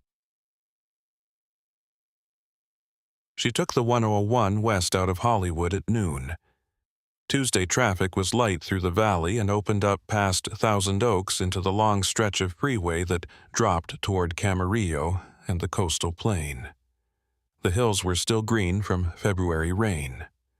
By May, they'd be brown. She kept the windows up and the radio off. Ventura came up from the southeast, the freeway curving past the fairgrounds and the auto dealers on Harbor Boulevard before the downtown exits. She got off at California Street and turned south toward the ocean, past the thrift stores and taco shops on Thompson Boulevard, past the old brick buildings on Main Street where tourists walked in and out of antique stores, past the cross street at Chestnut, where the road bent toward the waterfront. Seaside Palms was on a side street off Harbor Boulevard, 3 blocks from the beach. A 2-story stucco building with exterior walkways and a small parking lot shaded by a row of Italian cypress trees that had been planted when the building was new and were now 40 feet tall. A place that advertised independent living for active seniors and meant it. No medical wing, no memory care unit. Residents had their own apartments and their own kitchens and their own front doors. Wyatt's door was on the 2nd floor, end of the walkway. Salazar climbed the exterior stairs and knocked. 3 raps. She waited. The door opened on a chain. One eye, dark and sharp, looked out at her through the gap. "I thought you'd call first," Wyatt said. "Didn't want to do this on the phone. The chain came off, the door opened. Wyatt stood in the doorway in tan slacks and a blue cardigan over a white blouse, her silver hair cut short and combed back from her forehead. She was 5'2", and she stood like she was 5'8". Her posture had not changed since the last time Salazar had seen her. Neither had the way she looked at people, which was directly and without apology. "Come in," Wyatt said. "I'll put coffee on. You look like you drove." Salazar stepped inside. The apartment was small and tidy. A living room with a couch and an armchair and a bookshelf full of hardcovers arranged by size. A kitchen separated by a counter. One window faced the walkway. The other faced south toward the street, and through it Salazar could see the tops of the cypress trees moving in the coastal wind. Wyatt went to the kitchen and filled a kettle. She moved with the economy of a woman who had been making coffee in the same kitchen for years and didn't need to think about where anything was. Mugs from the second shelf, filters from the drawer by the stove, ground coffee from a canister on the counter that said flour in faded letters. "Sit down," Wyatt said without turning around. Salazar sat in the armchair. She put her notebook on the side table and waited until the kettle was on the burner, and Wyatt was standing at the counter with her hands flat on the formica, waiting for the water. "Strand filed a motion this morning," Salazar said. "She's asking the court to order a cognitive evaluation before you testify at the hearing." Wyatt's hands didn't move on the counter. Her shoulders didn't tighten. She turned around slowly and looked at Salazar with an expression that Salazar had seen exactly once before. 8 months ago in the facility's garden, when Wyatt had described filing a complaint that nobody read. "A cognitive evaluation," Wyatt said. "Court-appointed neuropsychologist. 2 to 3 hours of testing. Memory, processing speed, verbal recall. The report goes to both sides and the judge." "Because I'm 81. "Because you're 81, and the events were 10 years ago. That's the argument." "The argument is that I'm old and I've forgotten." "The argument is that the court should verify your capacity to testify reliably. Strand framed it as a matter of procedural fairness." Wyatt turned back to the counter. The kettle was starting to hiss. She stood with her back to Salazar for 5 seconds. When she turned around again, her face had changed. The composure was gone. What replaced it was anger so clean and direct that it filled the small kitchen and changed the temperature of the room. "I filed a complaint 10 years ago," Wyatt said. 10 years. I wrote letters, I made phone calls. I called the clerk's office and the DA's office and the state bar and the judicial council. I wrote to the governor's office, twice. I kept records of every call and every letter and every non-response in a folder that I can show you right now. It's in the top drawer of my dresser. It's labeled and dated and organized because I am a woman who keeps organized records because that is what I do and what I have always done." She took a breath. The kettle was hissing louder. "And now, after 10 years of being ignored, a lawyer I've never met wants a doctor to sit me in a room and ask me if I know what month it is. Because I'm 81. Because the system that refused to listen to me for a decade has decided that maybe the problem isn't that they didn't listen. Maybe the problem is that I can't remember." She reached behind her and turned the burner off. The kettle stopped. The kitchen was quiet. "Let them evaluate me," Wyatt said. "I've been sharper than every person in this case for 10 years. Every clerk who lost my letters. Every lawyer who didn't return my calls. Every judge who didn't read my complaint. I remembered what happened in that courthouse when all of them forgot. Let the doctor come. I'll show her what 81 looks like when you've spent a decade being right." Salazar sat in the armchair and said nothing. There was nothing to say. Wyatt wasn't asking for reassurance. She was making a statement of fact. "The judge will grant the motion," Salazar said. "Probably this week." "Fine. You'll need to go to whatever office the neuropsychologist operates out of. Probably Ventura or Oxnard. It's 2 to 3 hours. The testing is standardized, word lists, pattern recognition, counting exercises, questions about orientation and recent memory. I know what a cognitive evaluation is. My late husband had 3 of them before he died. I sat in the waiting room every time and read the reports afterward. I know exactly what they test and exactly what they're looking for." Salazar nodded. "You'll pass." "Of course I'll pass."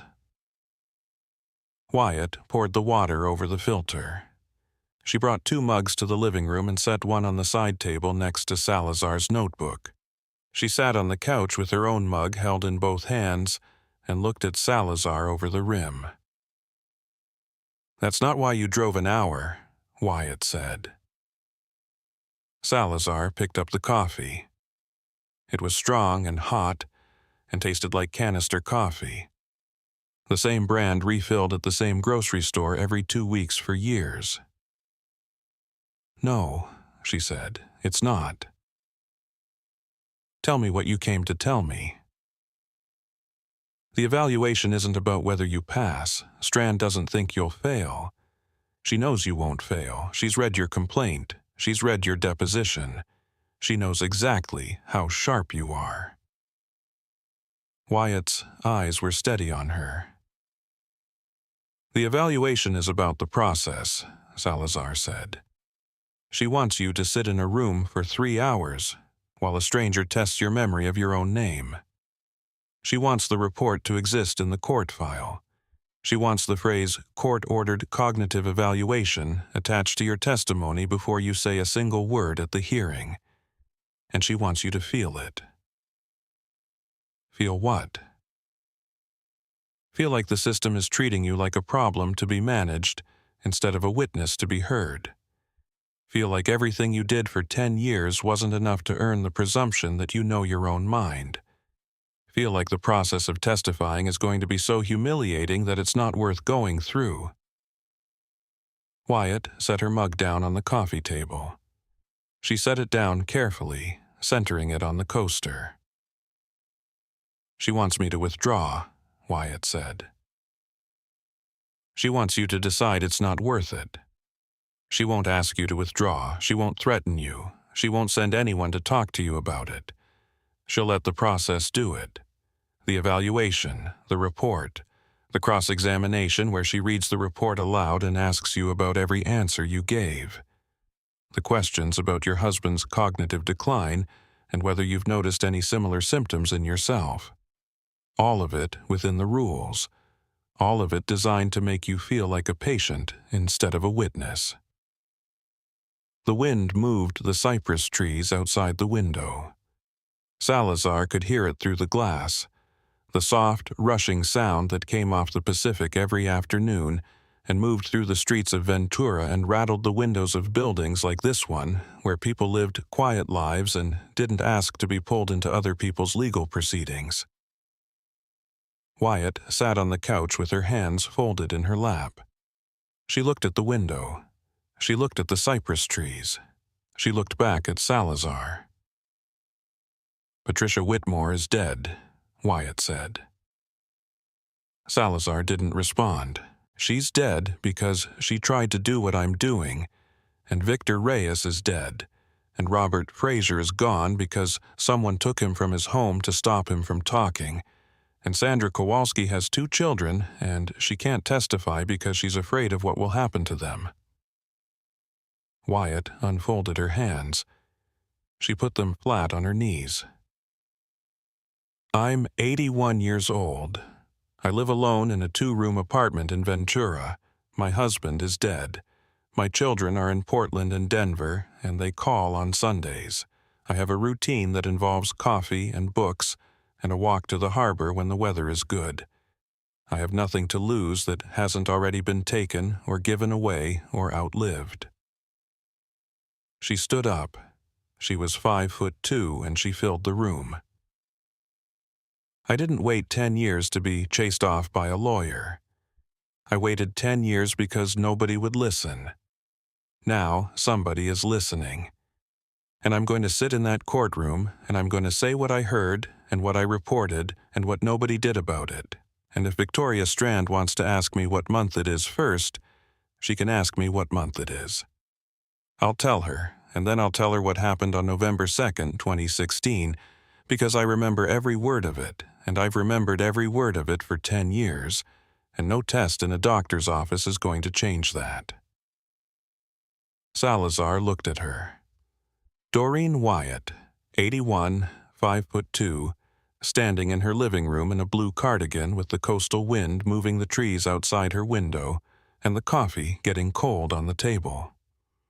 A woman who had filed a complaint and written letters and made phone calls and kept records in a labeled folder in the top drawer of her dresser for a decade, and had not stopped and had not wavered, and was not going to stop now because a lawyer in Century City had found another way to tell her she didn't matter. "Okay," Salazar said. "Okay." Yamada granted the evaluation Wednesday. The order was entered Thursday morning. Okafor called Salazar at noon with the details. The court-appointed neuropsychologist was Dr. Karen Izobe, clinical practice on Mills Road in Ventura. The evaluation was scheduled for the following Monday at 10. Salazar drove to Ventura again on Monday. She told herself she was going because Wyatt might need a ride. She told herself she was going because the drive gave her time to think about the Gower stabbing and the Kingman credit card and the 14-day disclosure deadline for Medina. She told herself 3 things, and none of them were the reason, which was that she wanted to be there. She parked on Mills Road at 9:45. Dr. Isobe's office was in a single-story medical building between a dentist and a podiatrist. The waiting room had 6 chairs, a water cooler, and a stack of magazines from the previous year. Wyatt was already there. She was sitting in the chair closest to the door with her purse on her lap and her hands folded on top of it, and the expression of a woman who had arrived 15 minutes early because arriving on time was the same as arriving late. She was wearing a gray wool skirt and a white blouse and low heels. She had dressed for this the way she would dress for court. Salazar noticed that and felt something tighten in her chest that she didn't examine. "Good morning," Wyatt said. "Morning." "You didn't have to come." "I know." A medical assistant came to the waiting room door at 10. She was young, maybe 25, with a clipboard and a smile that was calibrated for the elderly. She pronounced Wyatt's name with the careful over-enunciation that certain people used with anyone over 70. "Mrs. Warren, we're ready for you." Wyatt stood. She corrected nothing. The alias held. She followed the assistant through the door without looking back. Salazar sat in the waiting room. She read none of the magazines. She worked the Gower stabbing file on her phone, reviewing the partial plate for the 3rd time, cross-referencing it against the DMV database she'd been running since Friday. 6 possible matches in the 213 area code. 3 ruled out by vehicle color, 2 by model year. 1 remaining, registered to an address in Koreatown that didn't match anything in the witness statements. She worked for an hour. Then she stopped working and sat in the chair and looked at the water cooler and thought about what was happening in the room behind the door. She thought about the tests. The word lists where they read you 15 words and you repeat them back immediately, then again after 20 minutes, and the score is how many you retained. The clock drawing test where they hand you a blank circle and say draw the numbers and the hands pointing to 10 after 11. And what they're measuring is not whether you can draw a clock, but whether the spatial reasoning that lets you place numbers around a circle is intact. The trail-making test where you connect numbered circles in order as fast as you can, and then connect alternating numbers and letters, and the difference in speed between the two tasks measures executive function and cognitive flexibility. She thought about Wyatt sitting across a desk from Dr. Isobe, reciting word lists, drawing clocks, counting backward by sevens. A woman who had kept organized records for 10 years. A woman who could recite the exact date and time of every phone call she'd made to the clerk's office. A woman who remembered the color of the hallway outside the jury room, and the sound of the foreman's voice and the words he used, because that was her mind, and had always been her mind, and age had not touched it. And she thought about Strand, who knew all of this, who had read the complaint and the deposition and the records, and had filed the motion anyway. Not because she thought Wyatt would fail, because she knew that the process itself was a weapon. That making an 81-year-old woman prove she could remember her own life was a form of violence that didn't leave marks and didn't break rules and was therefore invisible to every system designed to prevent it. 2 hours and 20 minutes after Wyatt walked through the door, she came back out. She was carrying a folder. Her purse was on her arm. Her face showed nothing. She walked to where Salazar was sitting and stood in front of her and looked down at her with the same expression she'd had in the living room on Tuesday, which was anger held so tightly it could be mistaken for calm by anyone who wasn't paying attention. "How was it?" Salazar said. Wyatt sat down in the chair next to her. She set the folder on the empty chair on her other side and put her purse on top of it. She asked me what year it is. She asked me what state I live in. She asked me who the president is. She showed me pictures of animals and asked me to name them. She read me a list of words and asked me to repeat them. She read me a story and asked me to tell it back to her. She showed me patterns and asked me which one came next. She asked me to draw a clock. Wyatt turned her head and looked at Salazar. She asked me to draw a clock. Salazar said nothing.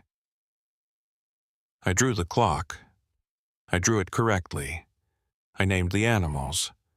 I repeated the words. I told the story back. I did every test she asked me to do, and I did them all correctly, and I did them in 2 hours and 20 minutes because that's how long it takes to prove to a stranger that your mind works. Wyatt looked at the waiting room door.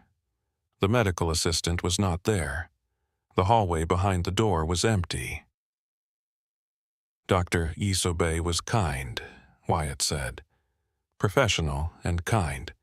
She didn't condescend. She explained every test before she administered it, and she thanked me after each one. She was doing her job, and she did it well. But I have been trying to tell people what happened for 10 years, and today I sat in a room for 2 hours and 20 minutes proving I'm allowed to try. Salazar stood up. Wyatt stood up. They walked out of the medical building together and stood in the parking lot on Mills Road in the Monday afternoon sunlight. The marine layer had burned off by 11, and the sky was the flat, pale blue it turned in Ventura when the fog lifted and the wind hadn't started yet. She'll pass me, Wyatt said. The report will say my cognitive function is within normal limits for my age and educational background. It will say I'm competent to testify. I know. And Strand will read the report at the hearing and ask me about every test. She'll ask me how many words I missed on the recall list. She'll point out that normal limits for an 81-year-old are not the same as normal limits for a 40-year-old, and she'll ask the court to weigh my testimony accordingly. She'll use my own evaluation to suggest that even though I passed, I passed by the standards of an 81-year-old, and 81-year-old memories are not as reliable as the court might wish. Salazar looked at her. I read the legal briefs Thomas sent me, Wyatt said. I read the motions. I read the case law Strand cited. I have a folder in my dresser drawer that is 4 inches thick and contains every document connected to this case that I've been able to obtain in 10 years. I understand what's happening. I know you do. Good, then you know I understand that this woman is trying to break me, not disqualify me. Break me. Make me feel so small and so old and so useless that I decide the fight isn't worth it. Wyatt adjusted the purse on her arm. She looked down Mills Road toward the intersection with Telegraph. A mail carrier was working the block, moving from box to box with the mechanical efficiency of someone who had walked the same route for years. My husband had Alzheimer's, Wyatt said. I watched his mind leave him over 4 years. I watched him forget my name. I watched him forget his children's names. I watched him forget how to use a fork and how to tie his shoes and how to find the bathroom in a house he'd lived in for 30 years. I sat in waiting rooms like this one while doctors tested what was left, and every time there was less. She looked at Salazar. Her eyes were dry. Her voice was steady. I know what cognitive decline looks like. I watched it happen to the person I loved most in the world. And I know, with the certainty of a woman who has spent 10 years keeping records and writing letters and remembering every detail of something that mattered, that my mind is not declining. I am not my husband. I am 81 years old, and I am sharp, and I'm angry, and I'm not going anywhere. She opened her car door. A gray Camry, 10 years old, clean inside. Thank you for coming, she said. You didn't have to. I wanted to. I know. That's why I'm thanking you. Wyatt got in the car and started the engine. She backed out of the space and drove east on Mills Road toward the intersection and turned south toward Harbor Boulevard and Seaside Palms. Salazar watched the Camry until it turned the corner and disappeared. She stood in the parking lot for another 30 seconds. The mail carrier had finished the block and was rounding the corner onto Telegraph. A seagull was sitting on the roof of the podiatrist's office, watching the parking lot with the indifferent attention that seagulls gave to everything that wasn't food. She got in her car and pulled out her phone. One text from Okafor. Yamada set Kingman footage request hearing for Thursday. Mojave County cooperating. One missed call from Marcos, no voicemail. One text from the unknown 213 number. I've made my decision. Can we meet this week? LM. Salazar read it twice. She started the engine and pulled out of the parking lot onto Mills Road, heading for the 101 eastbound, the phone on the passenger seat showing Medina's message, and the 17 days until the hearing different than they had been that morning. Chapter 13. Kingman. The Mojave County footage came through Thursday afternoon. Okafor's contact in the Flagstaff Federal Defender's Office had made the call Tuesday. The Flying J Travel Center on Andy Devine Avenue in Kingman kept its surveillance recordings for 21 days before the system overwrote them. Fraser's credit card charge was dated March 2nd. Today was March 20th. The footage was 18 days old. They'd gotten it with 3 days to spare. Salazar opened the file on her laptop at Hollywood Division. The footage was low resolution, shot from a camera mounted on the canopy above Pump Island 3, angled to capture the pump and about 15 feet of the lane behind it. Night footage. The timestamp read 02:14:37 a.m. March 2nd. the same time as the credit card transaction on Fraser's Wells Fargo statement. A white pickup truck was parked at the pump. Full-size, extended cab, newer model. Not a Ford, not a Chevy, a Ram. White, no markings, no company logos, no bumper stickers. Clean. Fleet maintained clean, not owner washed. The truck had pulled through the island so it faced the exit. Nose pointed toward Andy Devine Avenue and the I-40 westbound on-ramp half a mile south. A figure got out of the driver's side. Male, medium build, wearing a dark jacket and a baseball cap pulled low. He walked to the pump, inserted a card, selected the grade, and lifted the nozzle. His movements were efficient and unhurried. He did not look at the camera. He did not look around the lot. He fueled the truck for 4 minutes and 11 seconds, replaced the nozzle, and got back in the cab. No one got out of the passenger side. The windows were tinted dark enough that Salazar couldn't see whether anyone was sitting in the passenger seat or the rear of the extended cab. The footage quality made it impossible to read the man's face under the cap brim. She could see his hands. They were steady. The truck pulled away from the pump at 02:18:51 a.m., turned right onto Andy Devine Avenue, and drove south toward the interstate. The camera's field of view ended at the lot boundary. The truck disappeared into the dark.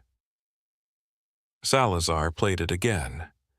Then a third time. She paused on the clearest frame of the rear plate. Arizona. She could make out 5 of the 7 characters. The resolution broke the 6th into a smear of pixels, and the 7th was obscured by the trailer hitch. She called Marcos. He was at his desk 20 feet away. He looked up from his phone. "Come look at this," she said. He walked over and stood behind her chair. She played the footage from the beginning without comment. He watched it once. She played it again. "That's not Fraser's car," Marcos said. "Fraser drives a silver Honda Civic, Arizona plates. This is a white Ram truck." "But the charge is on Fraser's Visa." "Fraser's Visa was in his wallet on the dresser in Scottsdale when I found the apartment on March 7th. 5 days after this footage, someone used the card and put it back." Marcos leaned closer to the screen. "Can you pull the plate?"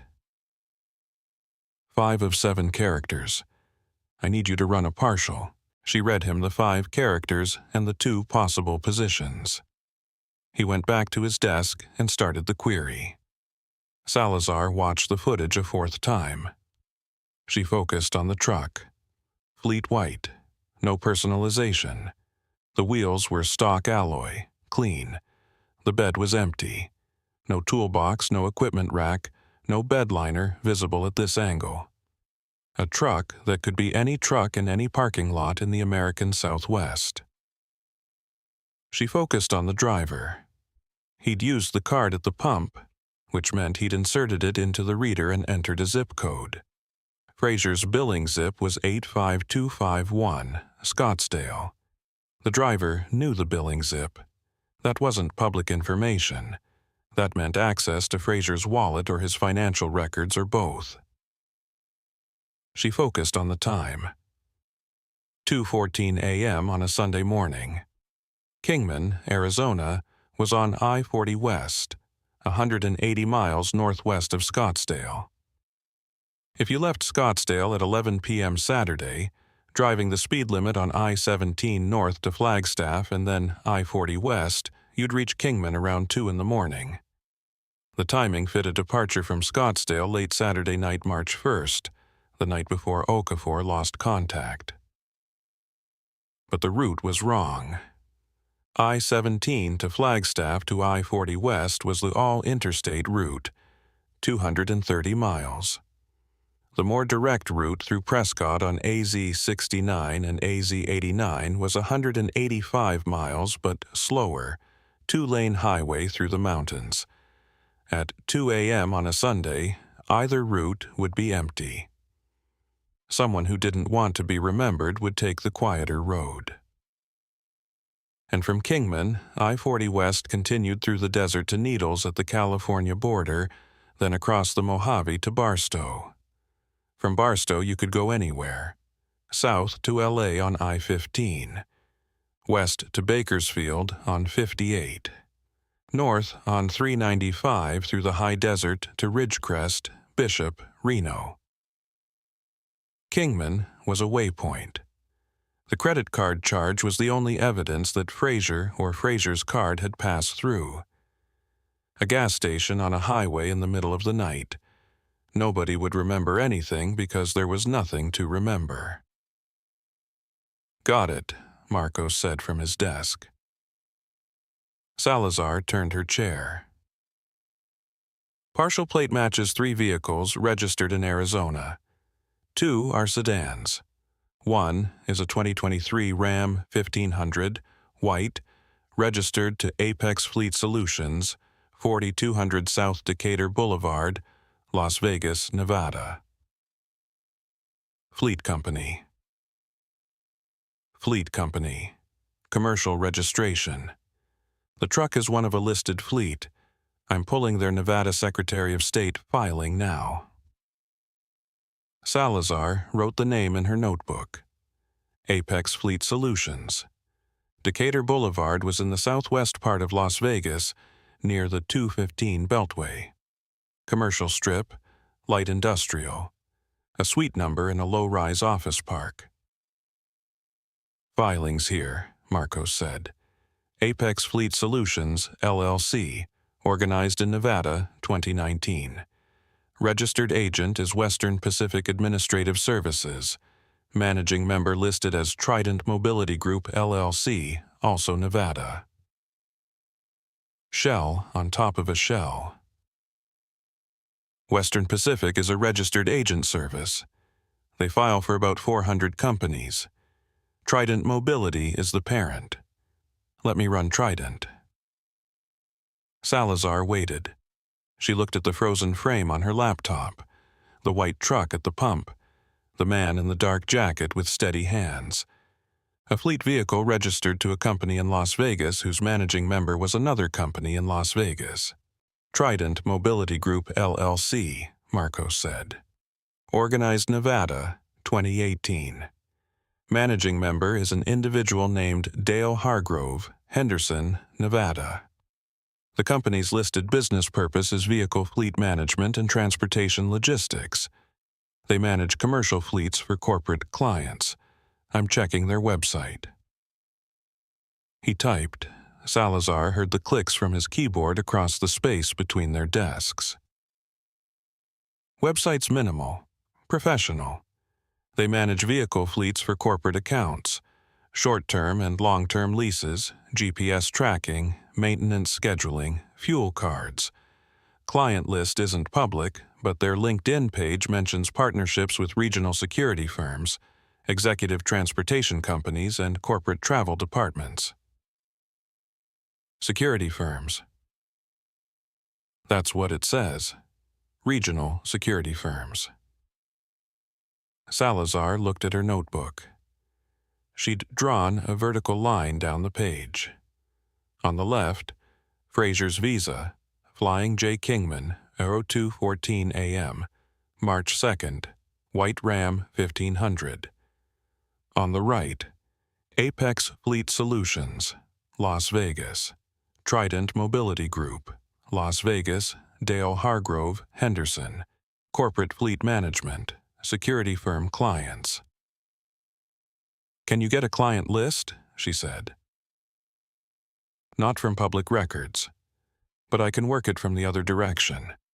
If Trident manages fleets for security firms, those firms have contracts. Contracts mean invoices.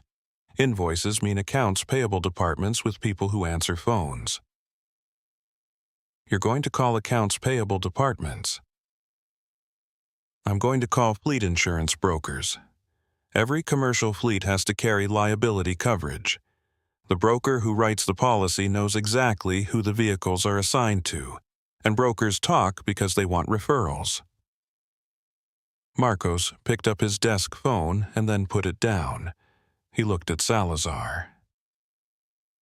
"This is going to take a few hours. I'll work it from here. What are you doing about the camera angle?" "What about it?" "There's no interior shot. That camera only covers the pump island. But Flying J stations have cameras on the building entrance, the cashier counter, and the parking lot perimeter. If the driver went inside, there might be a face." "The driver paid at the pump. Card reader. He never went inside." "The parking lot perimeter camera might have a wider angle on the truck. Passenger side. Rear window." Salazar turned back to her laptop. The footage file Mojave County had sent was a single camera view. One angle, Pump Island 3. She called the Mojave County Sheriff's Records Unit. The deputy who answered said the footage request had specified the Pump Island camera for the transaction time window. If Detective Salazar wanted additional camera angles, she'd need to submit a supplemental request specifying which cameras and what time range. The request would go to the Flying J Corporate Security Office in Knoxville, Tennessee, because individual station managers didn't have access to the broader surveillance system. Salazar filed the supplemental request by email before she hung up. She specified all exterior cameras for a window of 02:00 to 02:30 a.m. on March 2nd. She copied Okafor for the legal record. Then she worked. She pulled the Nevada Secretary of State database and ran every company associated with Western Pacific Administrative Services. 412 active filings. She filtered for companies with security, or protective, or consulting in the business name or stated purpose. 23 results. She eliminated the ones organized before 2015 and after 2022, focusing on the window that overlapped with Lusk's network activity. 11 remaining. She cross-referenced each of the 11 against the California Secretary of State database, looking for corresponding registrations. Security firms that operated in both Nevada and California. 6 of the 11 had California foreign entity filings.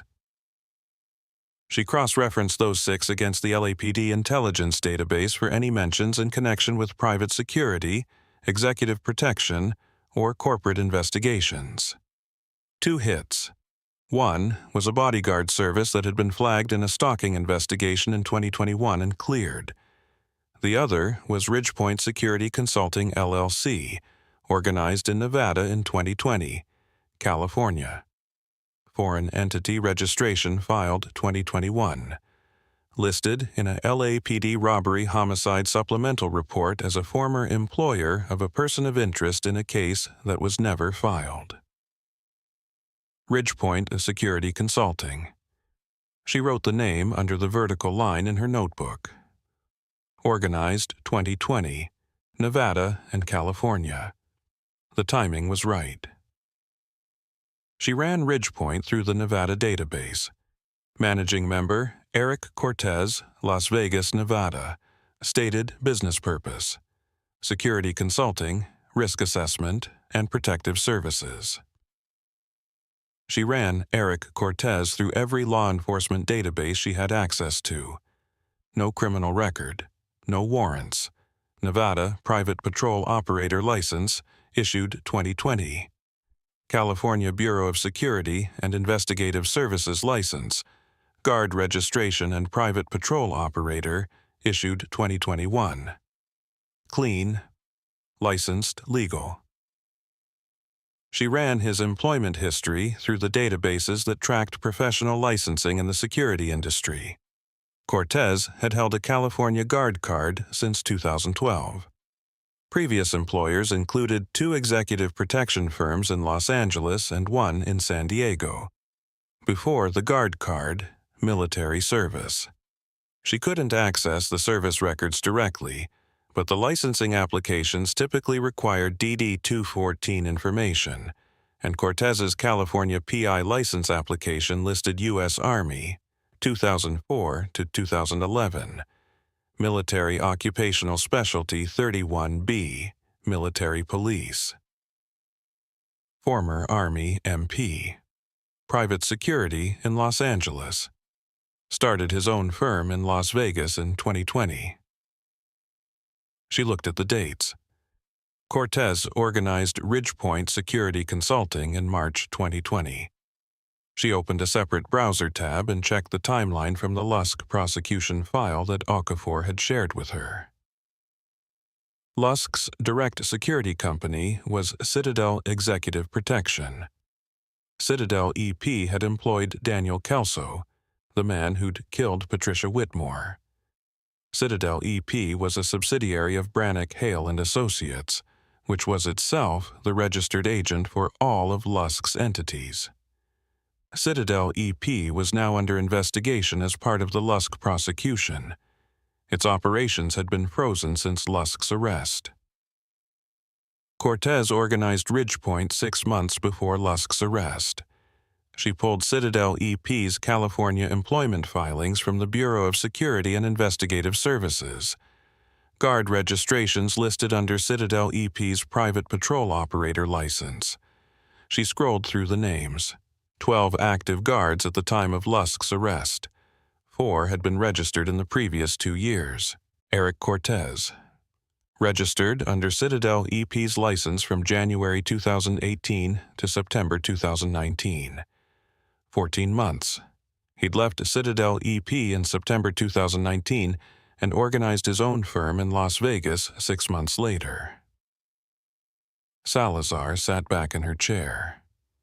She looked at her notebook. The vertical line now had a second column of names and dates. On the left, the physical trail. Fraser's card, the truck, the fleet company. On the right, the corporate trail. Apex Fleet Solutions. Trident Mobility Group. Security firm clients. Ridgepoint Security Consulting. Eric Cortez, former Citadel EP employee. Not Citadel EP.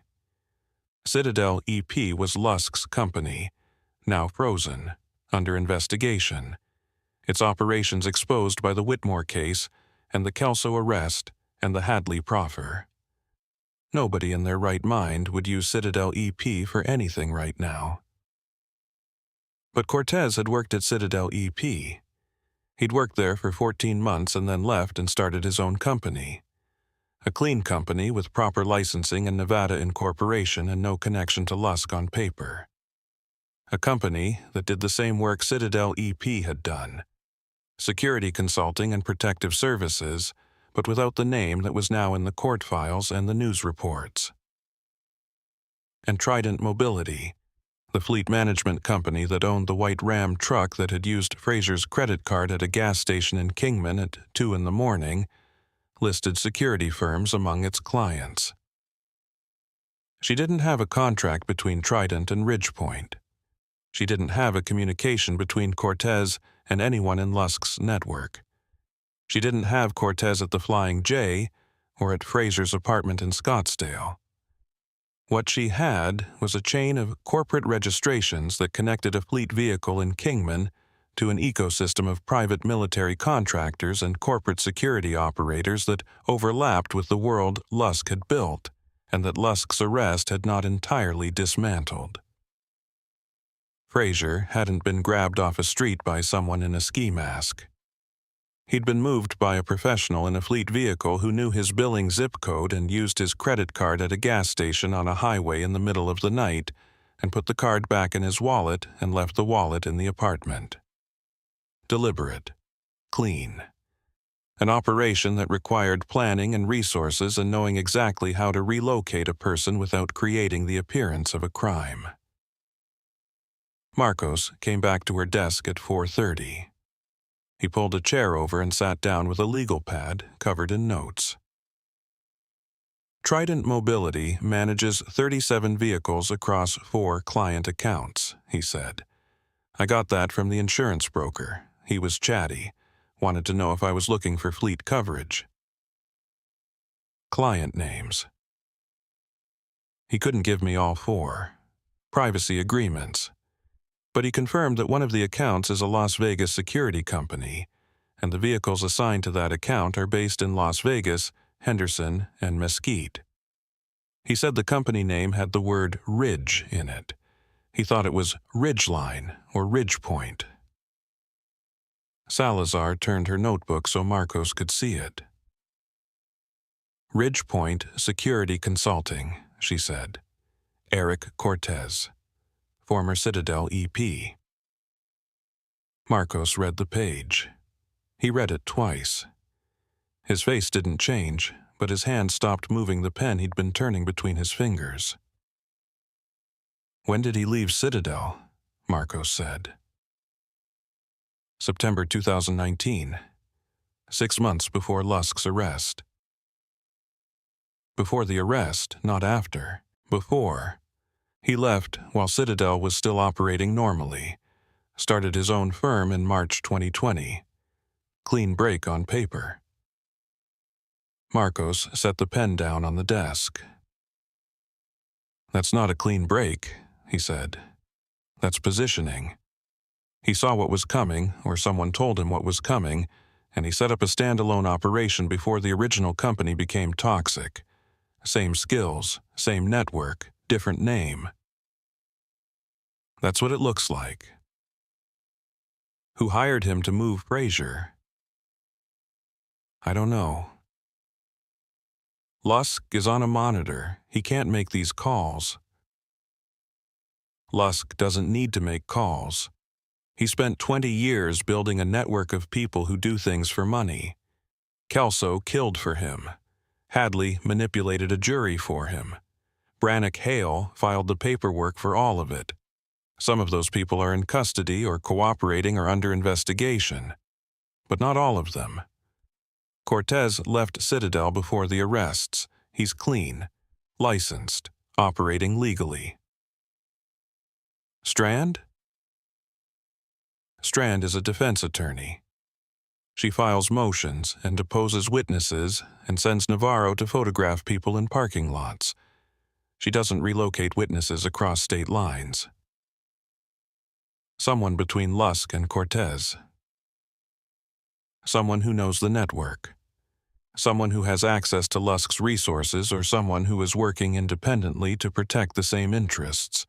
Someone who looked at the hearing date and the witness list and decided that Frazier needed to disappear in a way that wouldn't look like a crime.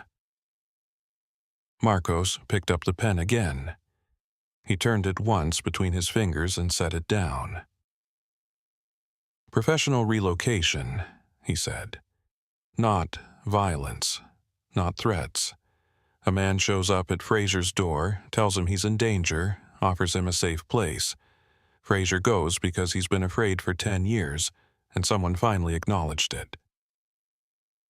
And the result is the same as if they'd put a gun to his head. Frazier's gone. His statement can't be tested.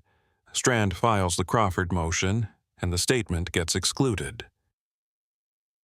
Except you found him. Except I found him, and he agreed to come back. But the question isn't whether Frazier testifies. The question is who in the old network is still running operations and how they've adapted. Kelso was a hammer. This is different. This is corporate infrastructure. Fleet vehicles and shell companies and a former employee who set up shop before the roof fell in. Marcos looked at her notebook. The chain of names and dates and corporate filings that connected a gas station in Kingman, Arizona, to a network of private security firms that had grown out of the same soil as Citadel Executive Protection. "You're going to tell Major Crimes," he said. "I'm going to tell Okafor first, then Major Crimes. Cortez isn't in the Lusk case file. He left before the arrests. His name hasn't come up in any of the filings. If there's a piece of the network that survived because it wasn't connected on paper, the prosecution needs to know." And the hearing. The hearing is 25 days away. Frazier is testifying by video. Medina is testifying in person. Wyatt passed the evaluation. Hadley's proffer was admitted. The case is as strong as it's going to get, but whoever hired Cortez is still out there, and they knew enough about the case and the witnesses to execute a relocation that looked like a rescue. Salazar closed her notebook. She looked at the frozen frame on her laptop one more time. The white truck at the pump. The man in the dark jacket who didn't look at the camera and didn't look around the lot and moved with the unhurried precision of someone who had done this kind of work before and would do it again. She picked up her phone and called Okafor. Chapter 14. Chen. Salazar went downtown Friday morning to file the supplemental footage request in person. The Mojave County email chain had stalled. 3 days since she'd submitted the request for additional Flying J camera angles, and the Knoxville Corporate Security Office had responded with a form letter directing her to their law enforcement portal, which required a case number she didn't have because Scottsdale PD still hadn't opened a missing persons investigation, and LAPD had no jurisdiction in Arizona. Okafor had drafted a letter on Capitol Defense Unit letterhead, citing the habeas proceeding and Judge Yamada's authority. But corporate legal departments moved at their own speed, and the 14-day overwrite window for the remaining cameras had already passed. The footage was gone. The Pump Island camera had been the only angle preserved, and now the rest was overwritten. 14 days. The number kept coming back. She needed Okafor's signature on an expanded ex parte application for the remaining records. Yamada's clerk had indicated the judge would consider it Monday if the paperwork was filed by close of business Friday. So, Salazar drove the 101 South to Temple Street, parked in the structure behind the Hall of Justice, and walked through the metal detectors at the Spring Street entrance at 9:12. The Hall of Justice was a building she knew the way most cops knew it. Not the way lawyers did, moving through it like a second office, but the way witnesses and detectives did, passing through on the way to depositions and courtroom testimony and the long waits in hallways that smelled like floor cleaner and old coffee. She'd been here 3 weeks ago for the Strand deposition, room 3 to 14. She didn't look at the door as she passed it on the 3rd floor. Okafor's office was on West Temple, not in this building. But his paralegal David Shin was picking up certified copies of the Yamada scheduling order from the clerk's office on the 9th floor, and Salazar had arranged to meet him there to hand off the application for signature and return filing. It saved Okafor a trip and kept Salazar's name off the Capitol Defense Unit visitor log, which Strand's discovery requests had already covered once. She took the stairs to the 3rd floor and the elevator from there. Old habit. The stairs were faster below 5, the elevator faster above. The car was empty when the doors opened on 3. She stepped in and pressed 9. The doors began to close. A hand caught them. The doors reversed. Rebecca Chen stepped into the elevator. She was carrying a file box, not a briefcase, not a litigation bag. A banker's box, the kind you packed when you were moving offices. It was labeled on the side in black marker. Consumer Prouty, Dai V. Chen. The box was full. Manila folders stood upright in neat rows, color-coded tabs visible above the cardboard lip. Chen looked at Salazar. She didn't stop walking. She set the box on the elevator floor between her feet and pressed 7. The doors closed. Chen had changed since the last time Salazar had seen her. Not physically. She was still small, precise, dressed in a dark suit that fit her like a uniform. Her hair was shorter, cut above her collar now, but there was something different in the way she held herself. In the Whitmore case, Chen had carried the weight of the DA's office like armor. The institutional authority had been part of her posture. Now the armor was gone, and what was underneath looked thinner. Consumer protection. 7th floor. Everyone who had ever worked in or around the DA's office understood what consumer protection meant. It was where prosecutors went when someone wanted them gone but couldn't fire them. It was a lateral move on paper and an exile in practice. You prosecuted deceptive business practices and unlicensed contractors and auto repair fraud. You didn't prosecute murders. You didn't prosecute anything that would put your name in a newspaper or a courtroom that mattered. Chen had opposed Cole's first habeas petition. She had filed the brief that argued the evidence was insufficient to warrant a new hearing. She had won. Cole had stayed on death row for another 14 months until Salazar's investigation produced the evidence that forced the second petition. Then Chen had filed "The People Take No Position" on the amended petition. She'd stopped blocking. She hadn't helped. She'd stepped aside and let the door open without walking through it herself. And then she'd been reassigned. The elevator climbed, 2nd floor, 3rd floor. Neither of them spoke. The mechanical hum of the car filled the silence. Salazar watched the floor numbers change above the door. "I heard about Fraser," Chen said. Salazar looked at her. Chen was watching the floor numbers too. She hadn't turned her head. "News travels," Salazar said. The filing was public. Strand's Crawford motion. Witness unavailable for cross-examination. You don't file that motion unless the witness is genuinely gone. 4th floor. The elevator stopped. The doors opened. An empty hallway. Nobody waiting. The doors closed, and the car resumed its climb. "Fraser's status is part of an active investigation," Salazar said. "I'm not asking about his status. I know you can't tell me. I'm telling you what the motion says to anyone who reads it." Chen picked up her box. She shifted it to her left hip, freeing her right hand. She still hadn't looked directly at Salazar. She was speaking to the elevator doors the way a prosecutor speaks to a jury, addressing the room rather than the person. "If the hearing fails because witnesses disappear," Chen said, "the system doesn't just lose the case. It loses the argument that it can self-correct." 5th floor, 6th floor. The car didn't stop. "Is that what concerns you?" Salazar said. "That's what concerns anyone who works in this building and thinks about what this building is supposed to do."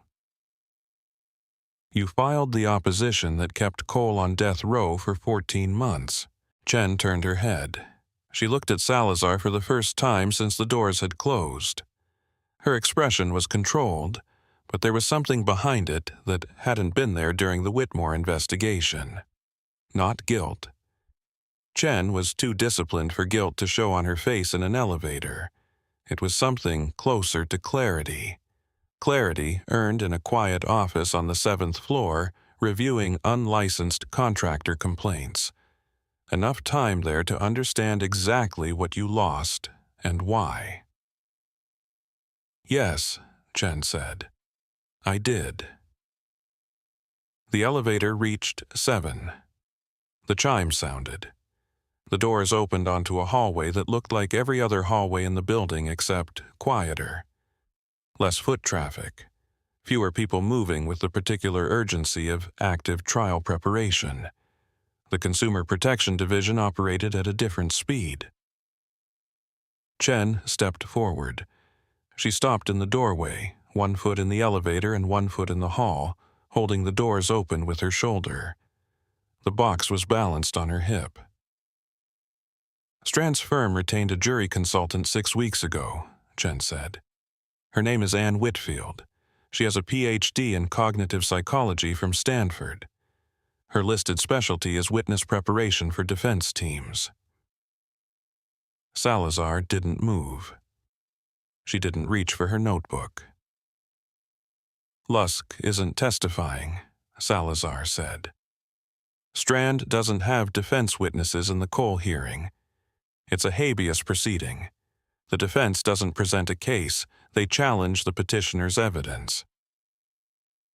That's right, they don't have witnesses to prepare, which means Whitfield isn't there for preparation. Chen adjusted the box on her hip. Whitfield's real specialty is witness deconstruction, cognitive analysis of testimony, memory degradation frameworks, how to take a witness who remembers something clearly and make a court believe they don't. She wrote the textbook on it, literally. Credibility and recall, witness reliability in extended delay cases, Stanford University Press, 2019. It's cited in 3 Ninth Circuit opinions and 11 state appellate decisions. How do you know Strand retained her? Because Whitfield's office filed a conflict check with the DA's office 3 weeks ago. Standard procedure when an expert is retained in a case involving a current or former prosecution. The conflict check came through my old division before it reached consumer protection. I saw the routing. Your old division forwarded it to you. My old division doesn't forward anything to me. I saw the routing because I still have access to the shared filing system. Nobody revoked it, nobody thought to. Consumer protection doesn't generate enough activity for IT to audit the access logs. 7th floor. The hallway stretched behind Chen. Fluorescent lights, closed doors, the muted sound of a phone ringing somewhere down the corridor. Whitfield isn't just an expert witness, Chen said.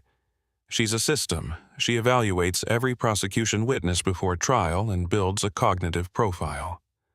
Memory patterns, suggestibility indicators, stress responses, confidence calibration. She identifies the weakest points in each witness's recall and designs cross-examination frameworks that target those points specifically. Defense attorneys hire her because she turns cross-examination from an art into a science. And Strand hired her for the Cole hearing. Strand hired her 6 weeks ago, before the supplemental witness list, before Medina. She hired her when the only witnesses on the list were Frazier, Wyatt, Hadley, and Salazar, 4 witnesses with 10-year-old memories. Whitfield's framework is built for exactly that scenario. Chen looked at Salazar. The elevator chime sounded again, the doors trying to close against Chen's shoulder. She held her position. I'm not offering to help, Chen said. I can't. I work in consumer protection. I prosecute people who overcharge for roof repairs. That's my job now. I know what your job is. But Whitfield is real. Her science is real. And Strand didn't hire a consultant to prepare witnesses she doesn't have. She hired the best witness deconstruction expert in the country to take apart every person you put on that stand. The doors pushed against Chen's shoulder again. She stepped fully into the hallway. The box shifted, and she caught it with both hands. The conflict check is public record if you know where to look, Chen said. Expert retention disclosures in pending cases, filed with the court administrator's office. Chen stopped. She was 3 steps into the hallway, her back to the elevator. Why consumer protection? Salazar said. Chen stood still for a moment. The box was heavy in her arms. She didn't turn around. Because I filed no position on a death penalty case after spending 14 months arguing the opposite. The evidence changed. I changed my filing. In this building, that's not a change of heart. It's insubordination. She walked down the hallway. Her shoes were quiet on the linoleum. She didn't look back. Salazar watched her until she turned a corner and disappeared. The last thing visible was the black marker on the side of the box. Consumer Prot. DAV. Chen. The elevator doors closed. The car continued to 9. Salazar stood in the moving elevator and thought about what Chen had just done. She hadn't offered information through official channels. She hadn't filed anything or forwarded anything or copied anyone. She'd stepped into an elevator and spoken for 90 seconds and walked away. No paper trail, no record, no exposure. But she'd pointed. 90 seconds of precise, targeted intelligence delivered in a metal box between the 4th floor and the 7th. Chen was still watching the case, still reading the filings, still tracking the motions and the witness list and the conflict disclosures that moved through the system she'd spent her career inside. She was doing it from the 7th floor, from consumer protection, from the exile that was the institutional price for stepping aside when the evidence demanded it. She hadn't helped. She wouldn't help. Whatever had happened to Chen in the months since the Whitmore case, it hadn't transformed her into someone who would risk what was left of her career for a case that wasn't hers anymore. She was still the same prosecutor who had opposed Cole's petition for 14 months. She still carried that. But she'd pointed. The elevator reached 9. The doors opened. David Shin was standing in the hallway outside the clerk's office with a manila envelope and his phone in his hand.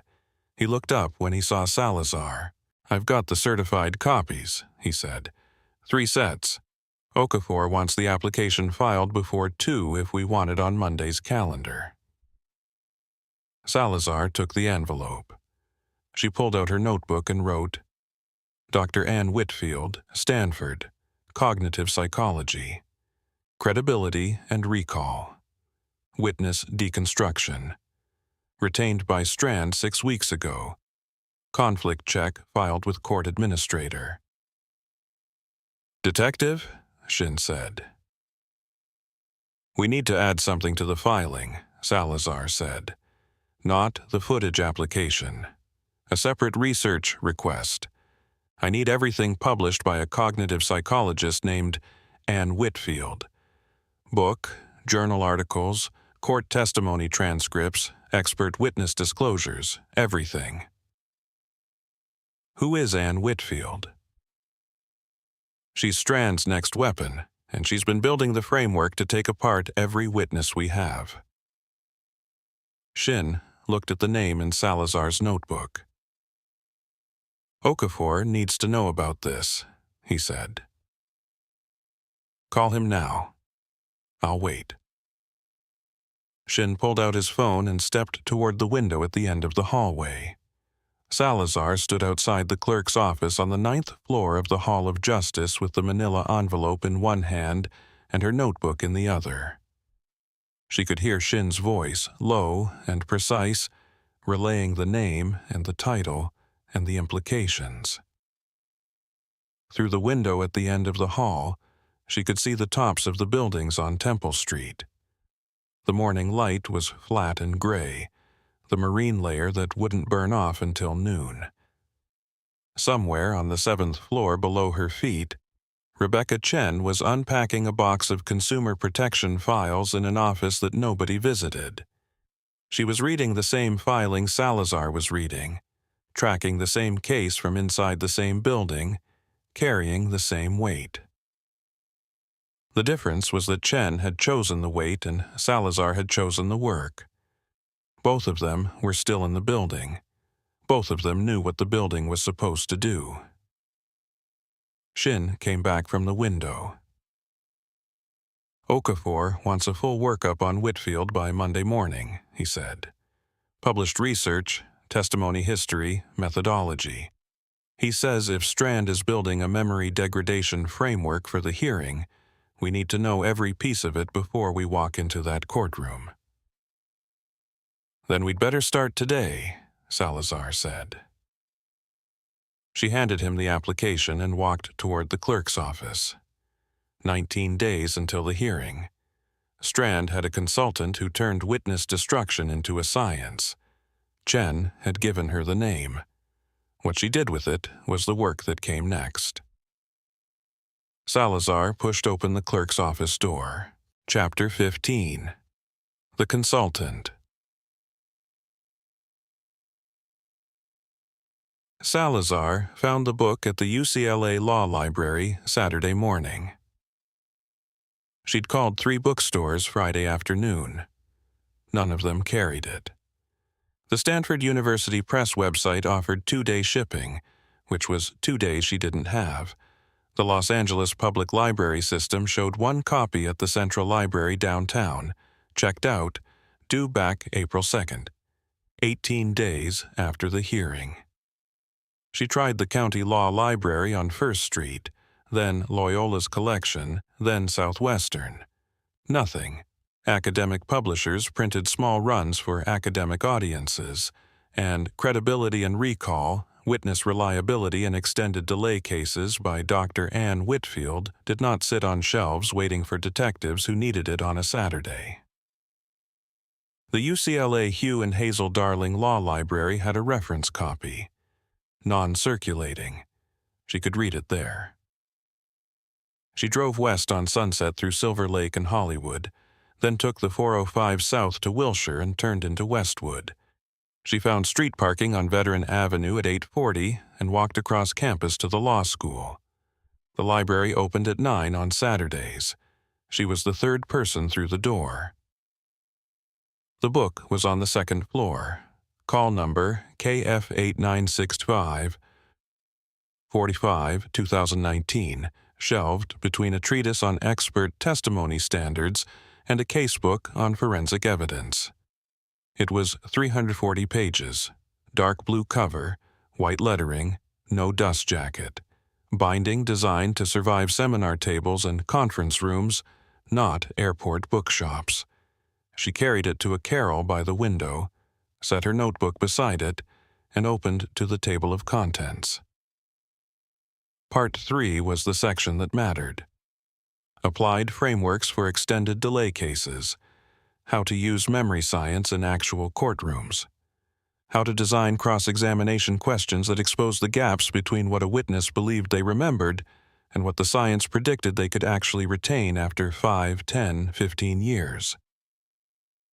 Whitfield wrote clearly.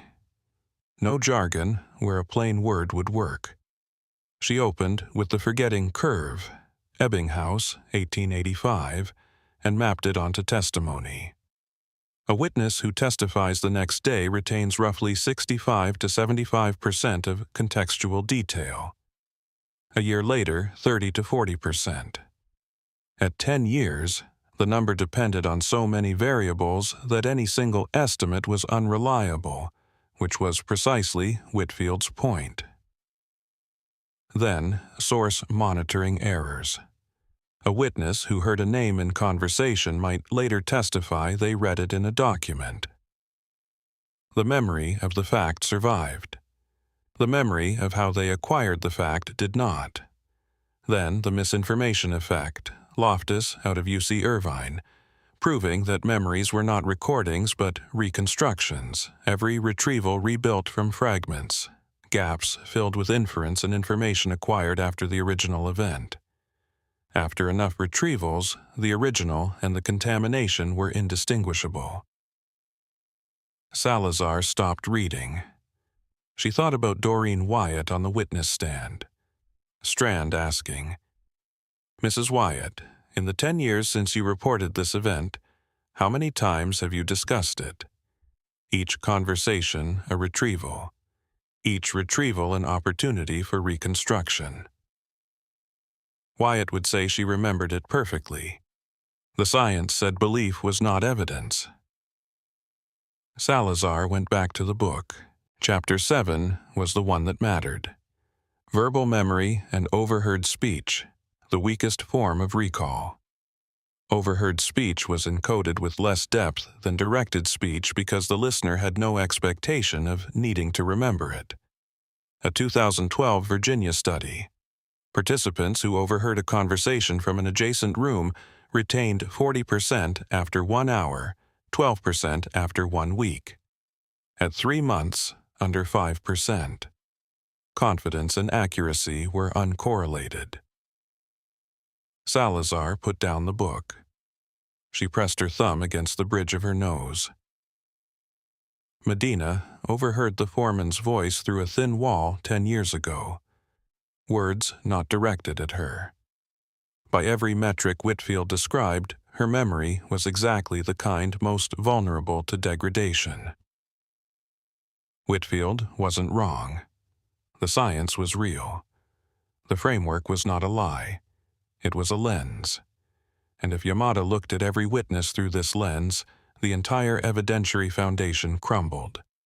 Not because the witnesses were lying, because the science said they couldn't be trusted. Salazar opened her notebook.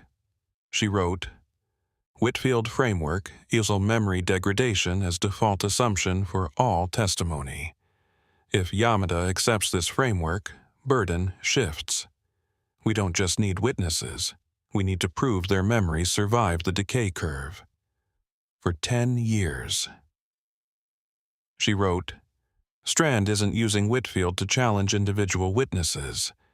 She's using Whitfield to set the epistemological rules for the hearing. What counts as reliable testimony, what doesn't. If Yamada adopts the degradation framework as her standard, every witness fails." She wrote, "Every single one." She went back to the book. She read for 2 more hours. She read about Whitfield's case record. Morrison, in Washington, identification excluded after 14 years, case collapsed. Hargrove, in the Central District, 14 points of inconsistency in peripheral detail, jury acquitted. Case after case, the same framework deployed, the same result. Then she read the acknowledgments. Whitfield thanked 3 law firms for research support. One of them was on Avenue of the Stars, Century City. Strand's firm. Salazar closed the book. She sat in the carrel at the UCLA Law Library and looked at the blue cover and the white lettering and understood what she was looking at. This was not a consultant hired for a case. This was a consultant whose entire career had been built in partnership with the firm now defending Warren Lusk. Whitfield's framework had been developed with defense attorneys, tested in defense cases, refined through years of defense work. She was not an independent expert offering objective science. She was the scientific arm of Strand's practice. But none of that made the science wrong. Salazar drove back to Hollywood with a photocopy of Whitfield's bibliography on the passenger seat. 11 pages, 227 citations. Because the science had limits. Whitfield wrote about memory of routine events. Memory formed under ordinary conditions. But Medina was a court interpreter who overheard jury tampering during a capital murder trial. She recognized it immediately. She reported it within 45 minutes. That was not casual overheard speech. Whitfield's research measured memory under neutral conditions. Test subjects in labs. Participants with no stake in what they heard. There was other research. Salazar knew it existed from the department's eyewitness training materials. Brown and Kulik, 1977. Flashbulb memories. The phenomenon where the brain encoded threatening or morally significant events through a different pathway entirely, one that involved the amygdala and produced stronger, more durable traces, not perfect, but substantially more durable than routine memories. The question was whether Medina's experience qualified. Salazar sat at her desk at Hollywood Division and searched for the answer. She found what she needed in 3 studies, A 2008 meta-analysis from Psychological Bulletin. Emotionally arousing events were remembered with significantly greater accuracy than neutral events, even after a year. The effect was strongest for central details. A 2014 study from the Journal of Experimental Psychology. Participants who witnessed rule violations retained more accurate memories than those who observed neutral behavior, even after 6 months. Amygdala-mediated consolidation. The brain held tighter when it recognized transgression. And the study that changed everything. Applied Cognitive Psychology, 2017. When participants overheard speech that was morally transgressive, their retention of specific words increased by a factor of 3. The confidence-accuracy correlation, near 0 for neutral overheard speech, rose to a moderate positive for alarming content. People who heard something wrong and knew it was wrong remembered it better.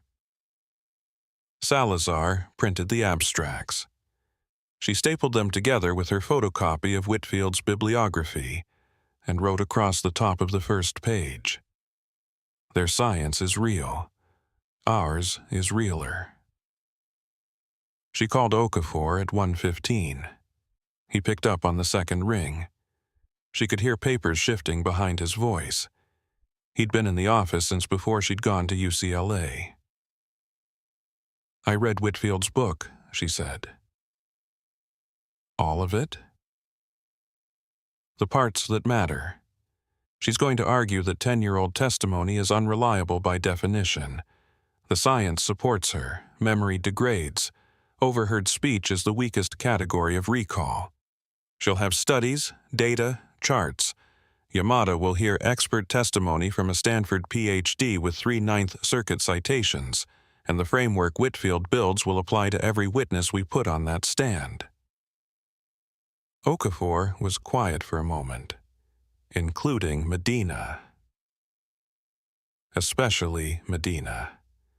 Medina overheard speech through a wall 10 years ago. That's the exact scenario Whitfield's Chapter 7 was written for. Word for word, that's her strongest application. "Tell me you found something."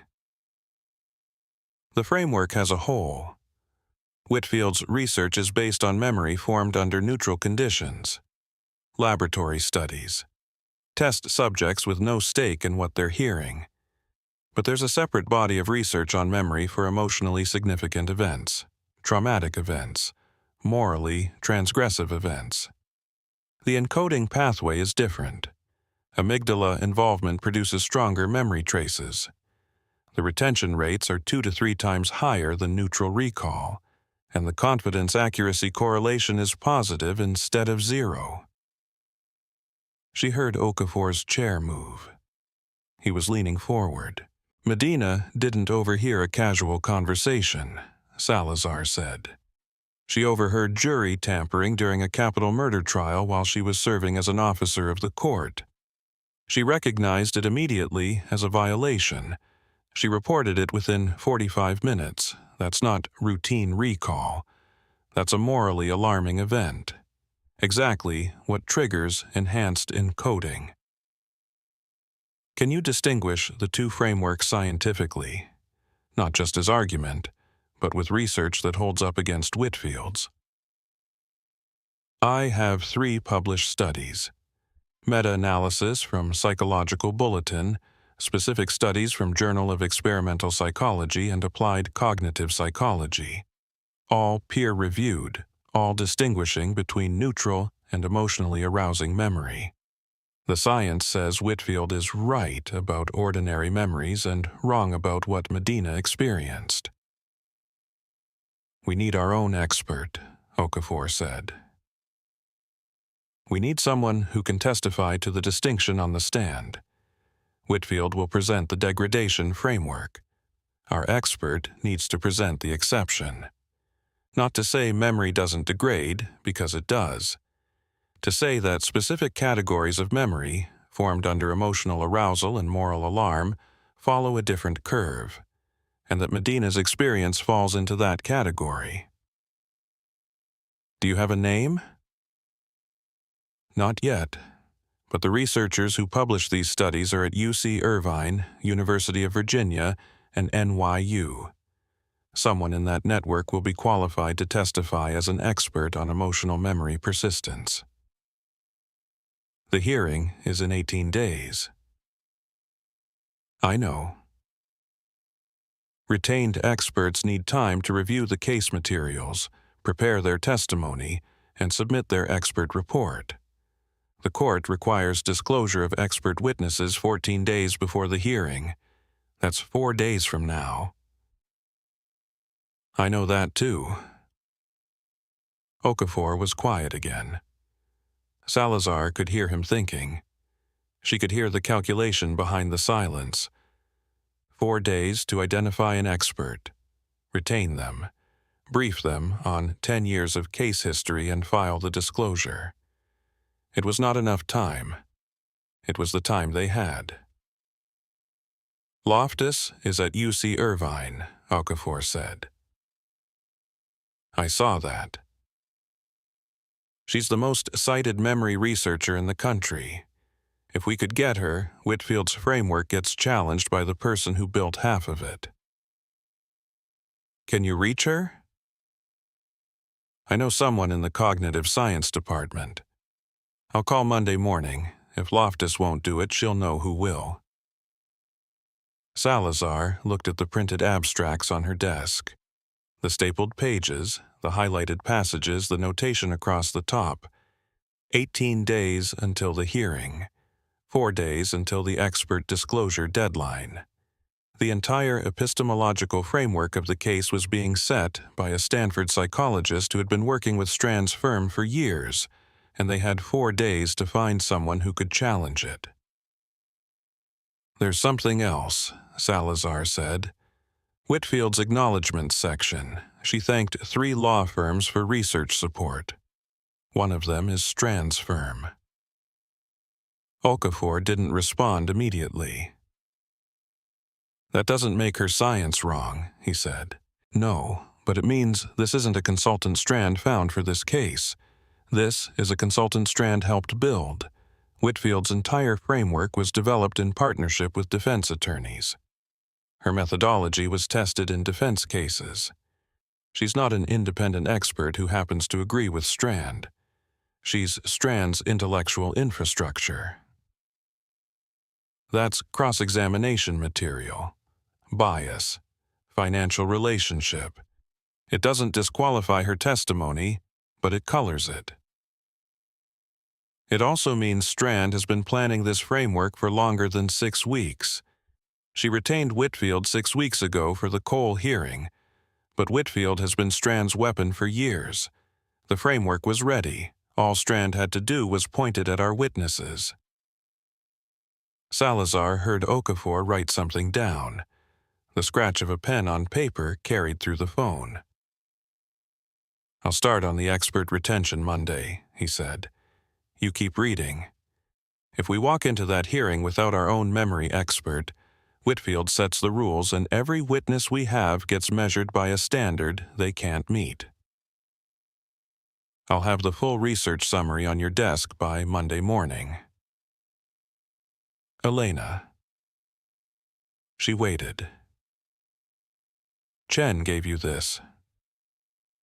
It wasn't a question. Okafor had been doing this work for 20 years. He knew that Whitfield's retention wouldn't have been visible through normal channels. Expert disclosures were filed with the court, but the conflict check that revealed the timing and scope of the retention would have been internal to the DA's office. Someone pointed, Salazar said. Okafor let it stand. He didn't ask for the name.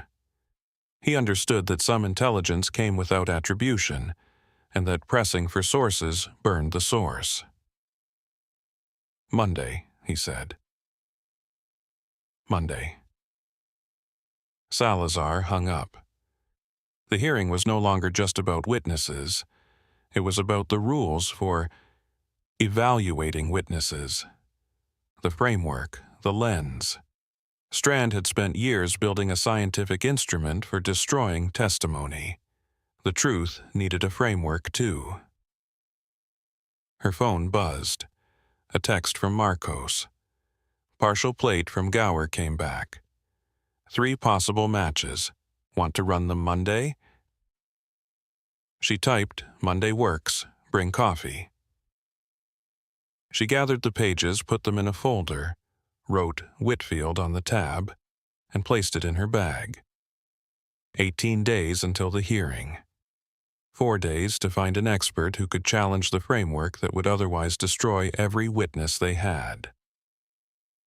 She pulled up the UC Irvine Cognitive Science faculty page and started reading. Chapter 16. Medina's Choice. Salazar parked on South Mott Street at 6:20 on a Tuesday evening, 14 days before the hearing.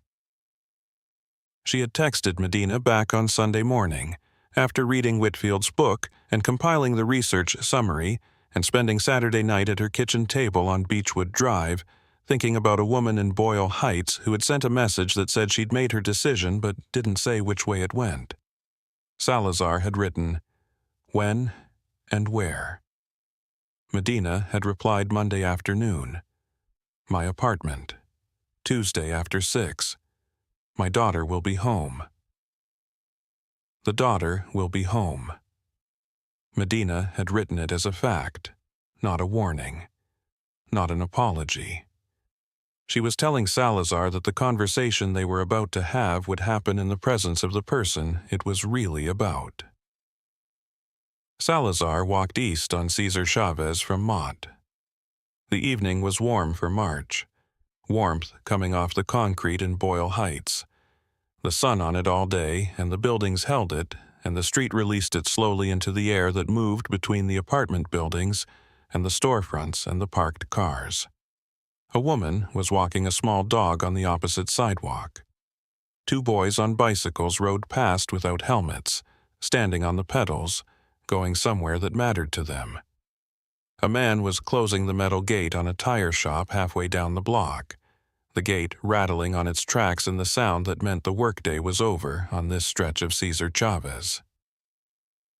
Medina's building was a 2-story stucco box between Soto and Mott, painted a color that had been yellow once and was now the color of buildings that face south in Los Angeles for 30 years. 8 units, 4 up and 4 down, with an exterior staircase on the east side and a narrow courtyard that held 4 metal mailboxes, a recycling bin, and a bicycle locked to a pipe that ran along the wall. The bicycle had a purple seat and streamers on the handlebars, and a combination lock that was too big for it. A kid's bike, the kind you see locked up outside apartments where the courtyard is the yard. Salazar went up the stairs. The second floor had 4 doors. Medina's was the second from the staircase, with a doormat that said "Bienvenidos" in faded red letters and a small ceramic pot on the landing that held a plant she didn't know the name of, something green and alive that someone watered. She knocked.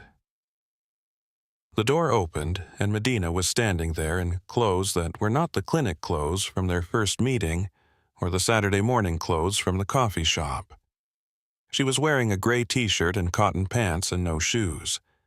Her hair was pulled back in a loose knot. She looked like a person who had been home for an hour and had changed out of her work clothes and had started making dinner and had stopped to answer the door. She looked like she lived here. "Come in," Medina said. The apartment was small. Living room and kitchen together, separated by a counter with 2 stools pulled up to it. A hallway to the left that led to what Salazar assumed were a bathroom and 2 bedrooms. The living room had a couch with a quilted blanket folded over the arm, a bookshelf made of cinder blocks and boards that held paperbacks and framed photographs, and a small ceramic figure of the Virgin that had a rosary draped over it. A television on a low table. A rug on the floor that was worn to threads in the path between the couch and the kitchen. The kitchen had a refrigerator with things on it. A clinic schedule printed on white paper and held with a magnet shaped like a chili pepper. A school photograph of a girl in a blue shirt, smiling with her mouth closed the way 12-year-olds smile when they've decided how they want to look in pictures.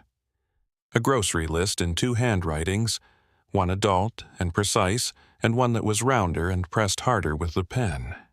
A drawing, older, maybe from when the girl was 8 or 9, of a house with a tree and a sun, and a woman holding a smaller figure's hand. The drawing was held by 2 magnets and had been there long enough that the corners had curled and the colors had faded from the light that came through the kitchen window every afternoon. The kitchen table was against the wall. It was round. It had 3 chairs. One was empty. One held a backpack with a keychain hanging from the zipper. The third held a girl. She was 12, dark hair like her mother's, pulled into a ponytail. She was wearing a school uniform, the navy polo and khaki pants that Salazar recognized from Catholic schools in East L.A., though Breed Street Elementary was public. Maybe a different school now. Maybe the uniform was a choice. The girl was sitting with a math textbook open in front of her, and a composition notebook beside it, and a pencil in her right hand, and she was looking at Salazar the way children look at strangers who come into their home in the evening. Not scared, interested, measuring. "Sophia, this is Detective Salazar," Medina said. "She's a friend." The word friend was deliberate, not a lie, a framing. The girl didn't need to know what Salazar was here for. She needed to know that the woman in her kitchen was safe. "Hi," Sophia said. "Hi, Sophia." The girl looked at Salazar for another second and then went back to her math. The pencil moved. She was working a problem that involved fractions from what Salazar could see. The pencil stopped. The girl erased something. The pencil moved again. Medina walked past the table toward the kitchen counter. "Can I get you something? Coffee? Water?" "Water is fine." Medina filled a glass from the tap and set it on the counter. She poured herself coffee from a pot that was already made, half full, the coffee dark and strong from sitting. She didn't sit down. She stood at the counter with the coffee in both hands and looked at Salazar, and then looked at Sophia, and then looked back at Salazar. "We can talk in the living room," Medina said. They moved to the couch. Medina sat at one end. Salazar sat at the other. Between them was 18 inches of cushion, and the quilted blanket, and the understanding that everything said in this room was within earshot of a 12-year-old doing math homework at a kitchen table 10 feet away. Medina didn't lower her voice. She didn't whisper. She spoke at the same measured volume she'd used in the coffee shop. The volume of a woman who had decided that whatever was about to be said was part of the life she lived in this apartment, not separate from it. "I have questions," Medina said. "I figured you would." "If I testify, what happens after?" Salazar set her water on the side table next to a stack of magazines. The top one, a Spanish-language health publication with a child on the cover. She put her hands in her lap. She owed Medina the same thing she'd owed her in the coffee shop: honesty. You testify at the hearing. You answer questions from the petitioner's attorney, Thomas Okafor. Then you answer questions from the defense attorney, Victoria Strand. When you're done, you leave the courtroom. Your testimony becomes part of the record. And then the judge makes her ruling. Your testimony is one piece of the evidence she considers. I'm not asking about the hearing. I'm asking about after. What happens to me, to my life? Salazar looked at her. Medina's hands were around the coffee cup in the same way they'd been in the coffee shop, holding something warm because she needed something to hold. "I don't know," Salazar said. Medina waited. She had the patience of someone who translated for a living, who sat in rooms where people were trying to understand what was happening to their bodies and their lives and needed the person in the middle to be steady. She could wait. "The defense will have your name," Salazar said. "They'll have your address from court records. They'll have your employment history. The investigator who went to Kowalski's workplace could come to the clinic. He could come here. To my home. It's legal for a defense investigator to approach a witness at their home." Medina looked at the kitchen table. Sophia had turned a page in her textbook. The pencil was moving again. The girl's head was bent over the notebook, and her ponytail hung over her shoulder, and she was writing numbers in the careful way children write numbers when they are concentrating. "What about protection?" Medina said. "I can't offer you protection. I don't have the authority. I'm not assigned to this case. I'm a witness in it, the same as you." "Then who protects me?" "The court can issue a protective order limiting contact from the defense outside of formal proceedings. Okafor would file for that. It would cover you and your daughter. But a protective order is a piece of paper. It says what people aren't allowed to do. It doesn't put a body between you and someone who decides to do it anyway."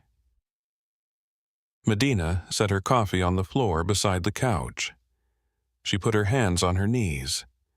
She looked at the wall across the room, at the bookshelf with the cinder blocks and the photographs and the ceramic Virgin. "What happened to the other witnesses?" she said. "Tell me." Salazar didn't want to. She wanted to say what Okafor would say, that every situation was different, that the defense's tactics varied, that Medina's circumstances weren't the same as Kowalski's or Frazier's. But Medina wasn't asking for reassurance. She was asking for intelligence. She was making a decision, and she wanted to make it with open eyes. Frazier disappeared from his apartment in Scottsdale 3 weeks ago.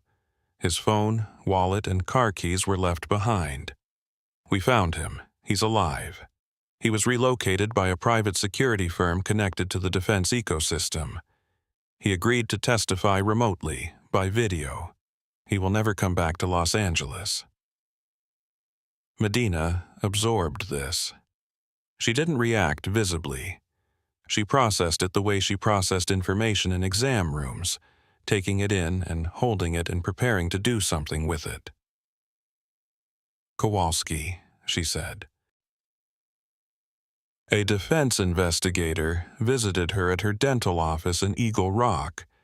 He spent 15 minutes explaining what testifying in a high-profile case involves.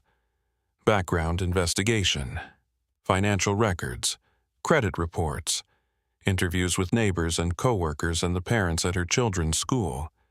He didn't threaten her. Everything he described was legal and accurate. She withdrew. And the woman in Ventura, Wyatt. Wyatt is 81 years old.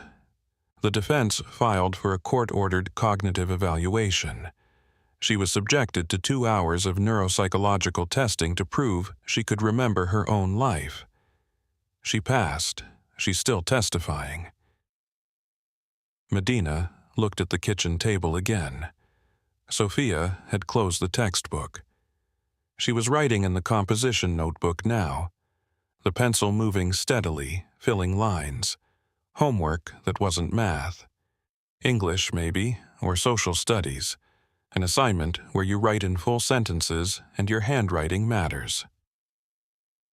"My clinic," Medina said. "I have patients who depend on me. I'm the only Spanish interpreter 3 days a week. If something happens to my position there, those patients lose their voice in their own medical care." "I understand." "No, I need you to hear this. I am not just a witness. I am the only person standing between 40 patients a week and a medical system that will treat them in a language they don't understand. If I lose that job because of what happens after I testify, those patients lose more than I do." Salazar heard it. She heard the weight of it. She heard a woman who had built a life around being necessary, around the daily act of standing between people and a system that couldn't reach them without her. The clinic was not just a job. It was the version of court interpreting that worked, the version where her voice mattered every time she used it. "I can't guarantee your job is safe," Salazar said. "I can't guarantee your daughter's routine doesn't change. I can't guarantee that an investigator doesn't show up at this apartment, or at the clinic, or at Sophia's school. I can tell you that Okafor will file every protective motion the court allows. I can tell you that I will do everything I can to minimize the exposure, but I won't lie to you." "You already told me that, in the coffee shop. You said you couldn't promise nothing changes. I'm saying it again because you asked again and the answer hasn't changed." The apartment was quiet, except for the pencil on paper at the kitchen table and the distant sound of a television from the unit below and the traffic on Cesar Chavez that came through the window, the way traffic sounds come through windows in Boyle Heights in the evening, steady and constant, the background frequency of a neighborhood that doesn't stop. Medina stood up. She walked to the kitchen. She opened the refrigerator and took out a container and set it on the counter. She didn't open it. She put her hands on the counter and stood there with her back to Salazar and her face toward the kitchen table where her daughter was writing. Sophia looked up. "Is dinner soon?" 20 minutes, mija." "Can I have the red salsa?" "If you finish your homework." The girl bent her head back to the notebook. Medina stayed at the counter. She was looking at her daughter the way mothers look at their children when they are calculating something that has nothing to do with what the child is doing and everything to do with what the child means. Salazar sat on the couch and watched Medina watch Sophia and did not speak. The decision was not hers to push. The decision was not hers to make. She was a detective sitting in a woman's living room in Boyle Heights 14 days before a hearing that would determine whether a man who had been on death row for 10 years got a new trial, and the woman standing in the kitchen was the strongest witness they had, and the strongest witness they had was looking at her 12-year-old daughter and doing the math that no one else in the case could do for her. Medina turned around. She leaned against the counter with her arms crossed. She was facing both of them now, Salazar on the couch and Sophia at the table, both of them in her line of sight, the two things this decision was about. "When I reported to Ronaldo," Medina said, "in 2016, I was 34, Sophia was 2. I was nursing her in the mornings and going to court in the afternoons and coming home and holding her and thinking about what I'd heard in that hallway and whether it mattered. Whether I was making something out of nothing, whether the foreman was just talking to someone and it sounded worse than it was." She paused. "It took me 45 minutes to decide to say something. 45 minutes sitting in that room with the door closed and my phone in my hand and the knowledge that I had heard something wrong. And I kept thinking, maybe I misheard. Maybe it was someone else's voice. Maybe by tomorrow meant something else. I found every reason not to say anything, and then I said it anyway because I knew what I'd heard, and I knew it was wrong." "You did the right thing," Salazar said. "I did the right thing and nothing happened. Ronaldo wrote it down. The clerk was notified. The judge did nothing. The verdict came in the next day, exactly the way the foreman had said it would. By tomorrow. And tomorrow came, and a man was convicted, and I went back to the interpreter pool and waited for someone to call me and ask me what I'd heard. Nobody called, nobody asked. For 10 years, nobody asked. Sophia's pencil had stopped. She wasn't looking up. She was holding the pencil above the page and not writing and not looking up. The stillness of a child who has started listening to the adults. Medina noticed. She looked at her daughter for a long moment, and then she looked at Salazar, and something in her eyes shifted. Not harder, not softer, clearer. "Do you know what it's like to carry something for 10 years?" Medina said. "No," Salazar said. She could have said yes. She could have talked about the cases that stayed with her, the ones she went home with and woke up with and carried into the next case and the one after that. But that would have been making the conversation about herself, and this was not about her. This was about a woman who had heard 2 sentences in a hallway and reported them and been ignored and spent a decade building a life on top of the silence. "It doesn't get lighter," Medina said. "People think it gets lighter. They think you forget, or you move on, or you make peace with it. You don't. You just get stronger. You carry the same weight, and you build the muscles for it, and after a while you don't notice it every day. But it's there. Every morning it's there. When I walk into the clinic and I stand between a patient and a doctor and I translate the words that will change that person's understanding of their own body, I am standing in that room carrying the knowledge that I once stood between a jury and a courtroom and said the words that should have changed a man's life, and nobody heard me." Salazar did not move. She did not reach for her notebook. She did not shift on the couch. She listened the way she had listened in the coffee shop, the way she had listened when Wyatt talked about 10 years of letters and phone calls and complaints that went into the same silence. She listened because listening was the thing she could do, and the thing that mattered, and the thing that had brought her to this apartment on a Tuesday evening. "If I do this," Medina said, "if I walk into that courtroom and sit in the witness chair and say the words I said to Ronaldo, if I answer the questions and let the defense attorney try to take the words apart, and then I come home and put dinner on the table and help Sophia with her homework and go to the clinic the next morning. If I do all of that, can you tell me it was worth it?" No. Medina's chin lifted. Not surprise. Confirmation. She had wanted Salazar to say no. "I can't tell you it was worth it because I don't know how Yamada will rule," Salazar said. "I can't tell you that the system will work this time because the system didn't work last time, and the time before that, and the time before that. I can tell you what I told Doreen Wyatt when she asked me if the evaluation was worth the humiliation. I told her it matters. And it might take too long and it might not be enough and the system might fail all of us again, but it matters." Why? Because a man has been in prison for 10 years for a crime that was arranged to protect a real estate developer, and the verdict that put him there was rigged by a jury foreman who told someone in a hallway how the vote was going and promised it would be done by tomorrow. You heard that promise. You reported it.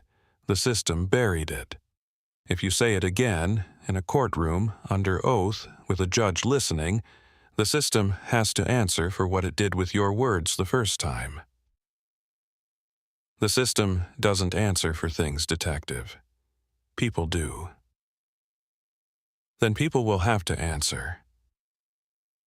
Medina uncrossed her arms. She pushed off the counter. She walked to the kitchen table and stood next to Sophia. She put her hand on her daughter's head, on the ponytail, the way mothers touch their children's hair when they need to feel the fact of them. Sophia looked up. "Almost done, Mama." "Take your time." She left her hand on Sophia's head for a moment longer. The girl went back to writing. Medina lifted her hand and walked back to the space between the kitchen and the living room, the threshold between the two halves of her apartment, and stood there with her hands at her sides. The apartment was quiet, the pencil on paper, the traffic on Cesar Chavez, the refrigerator humming its one note, the ceramic Virgin on the bookshelf with the rosary over it catching the overhead light, the drawing on the refrigerator with the curled corners and the faded colors, and the woman holding the smaller figure's hand. A life, a whole life that fit in 6 rooms on the second floor of a stucco building on a street where the tire shop was closed, and the evening was warm, and the boys on bicycles had gone wherever they were going. 10 years ago, I heard something wrong, Medina said. And I said something, and nothing happened. And a man went to death row, and I left the courtrooms because I couldn't stand in them anymore. And I built this. She gestured, not broadly, a small motion of one hand that took in the apartment, the kitchen, the table, the girl, the schedule on the fridge, the drawing, the plant on the landing, the bike in the courtyard. All of it, everything she had. If I don't do this, she said, if I stay quiet again, and he dies in that prison, I spend the rest of my life knowing I could have said something. She paused. The pause lasted 3 seconds, 4, 5, long enough that Salazar could hear Sophia turn a page. Again. The word was quiet. It was the quietest word Medina had spoken. It carried 10 years. It carried the 45 minutes in the interpreter's room and the walk down the hallway to find Ronaldo, and the moment she said the words, and the decade of waiting for someone to ask her to say them again. It carried every morning at the clinic when she stood between a patient and a doctor and did the work that the courtrooms had made impossible, and the silence that grew around the thing she'd done right and the life she'd built on top of it. The word again was not a summary. It was the entire weight. Salazar heard it. She sat on the couch in Lucia Medina's apartment in Boyle Heights and heard the word and understood that this was the moment everything changed. Not a courtroom, not a judge's ruling, not a detective's investigation. A woman standing in her kitchen looking at her daughter doing homework and choosing to do the thing that failed her once because not doing it would fail her worse. I'll testify, Medina said. She said it to Salazar. She said it to the apartment. She said it to the ceramic Virgin and the drawing on the refrigerator and the girl at the table who had stopped writing and was holding her pencil above the page and listening with the stillness of a child who knows something important is happening, even if she doesn't know what it is. Okay, Salazar said. She didn't say thank you. She didn't say you're brave. She didn't say anything that would have made the moment smaller than it was. She said okay because okay was the word that meant she had heard it, and she would carry it forward, and the decision that had taken 10 years to arrive at would not be wasted.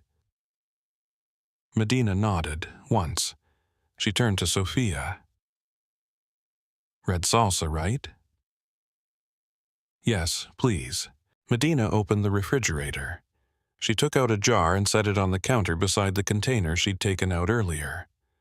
She turned on the stove. She moved through her kitchen with the steady, unhurried precision of a person who made dinner every night in this kitchen, and would make dinner tonight, and would make dinner tomorrow, and would make dinner every night until something changed, and now something was going to change, and she was making dinner anyway. You should call your attorney, Medina said over her shoulder. I will. Call him from here if you want. Sophia doesn't mind. I'll step outside. Salazar stood up. She picked up her water glass and brought it to the counter, a small gesture of being in someone's home and acting like it. Medina took it and set it in the sink without turning from the stove. Salazar walked to the door. She opened it and stepped onto the landing. The evening air hit her, and it was still warm, and the street below was quieter now. The tire shop gate was down. The dog walker was gone. A car went past with its windows open and music came out of it, something with horns, and then it was past, and the street was just the street. She took out her phone. She found Okafor's number and pressed it. He picked up on the third ring. She could hear the office behind him. He was still at West Temple. He was always at West Temple. Elena. "She's in," Salazar said.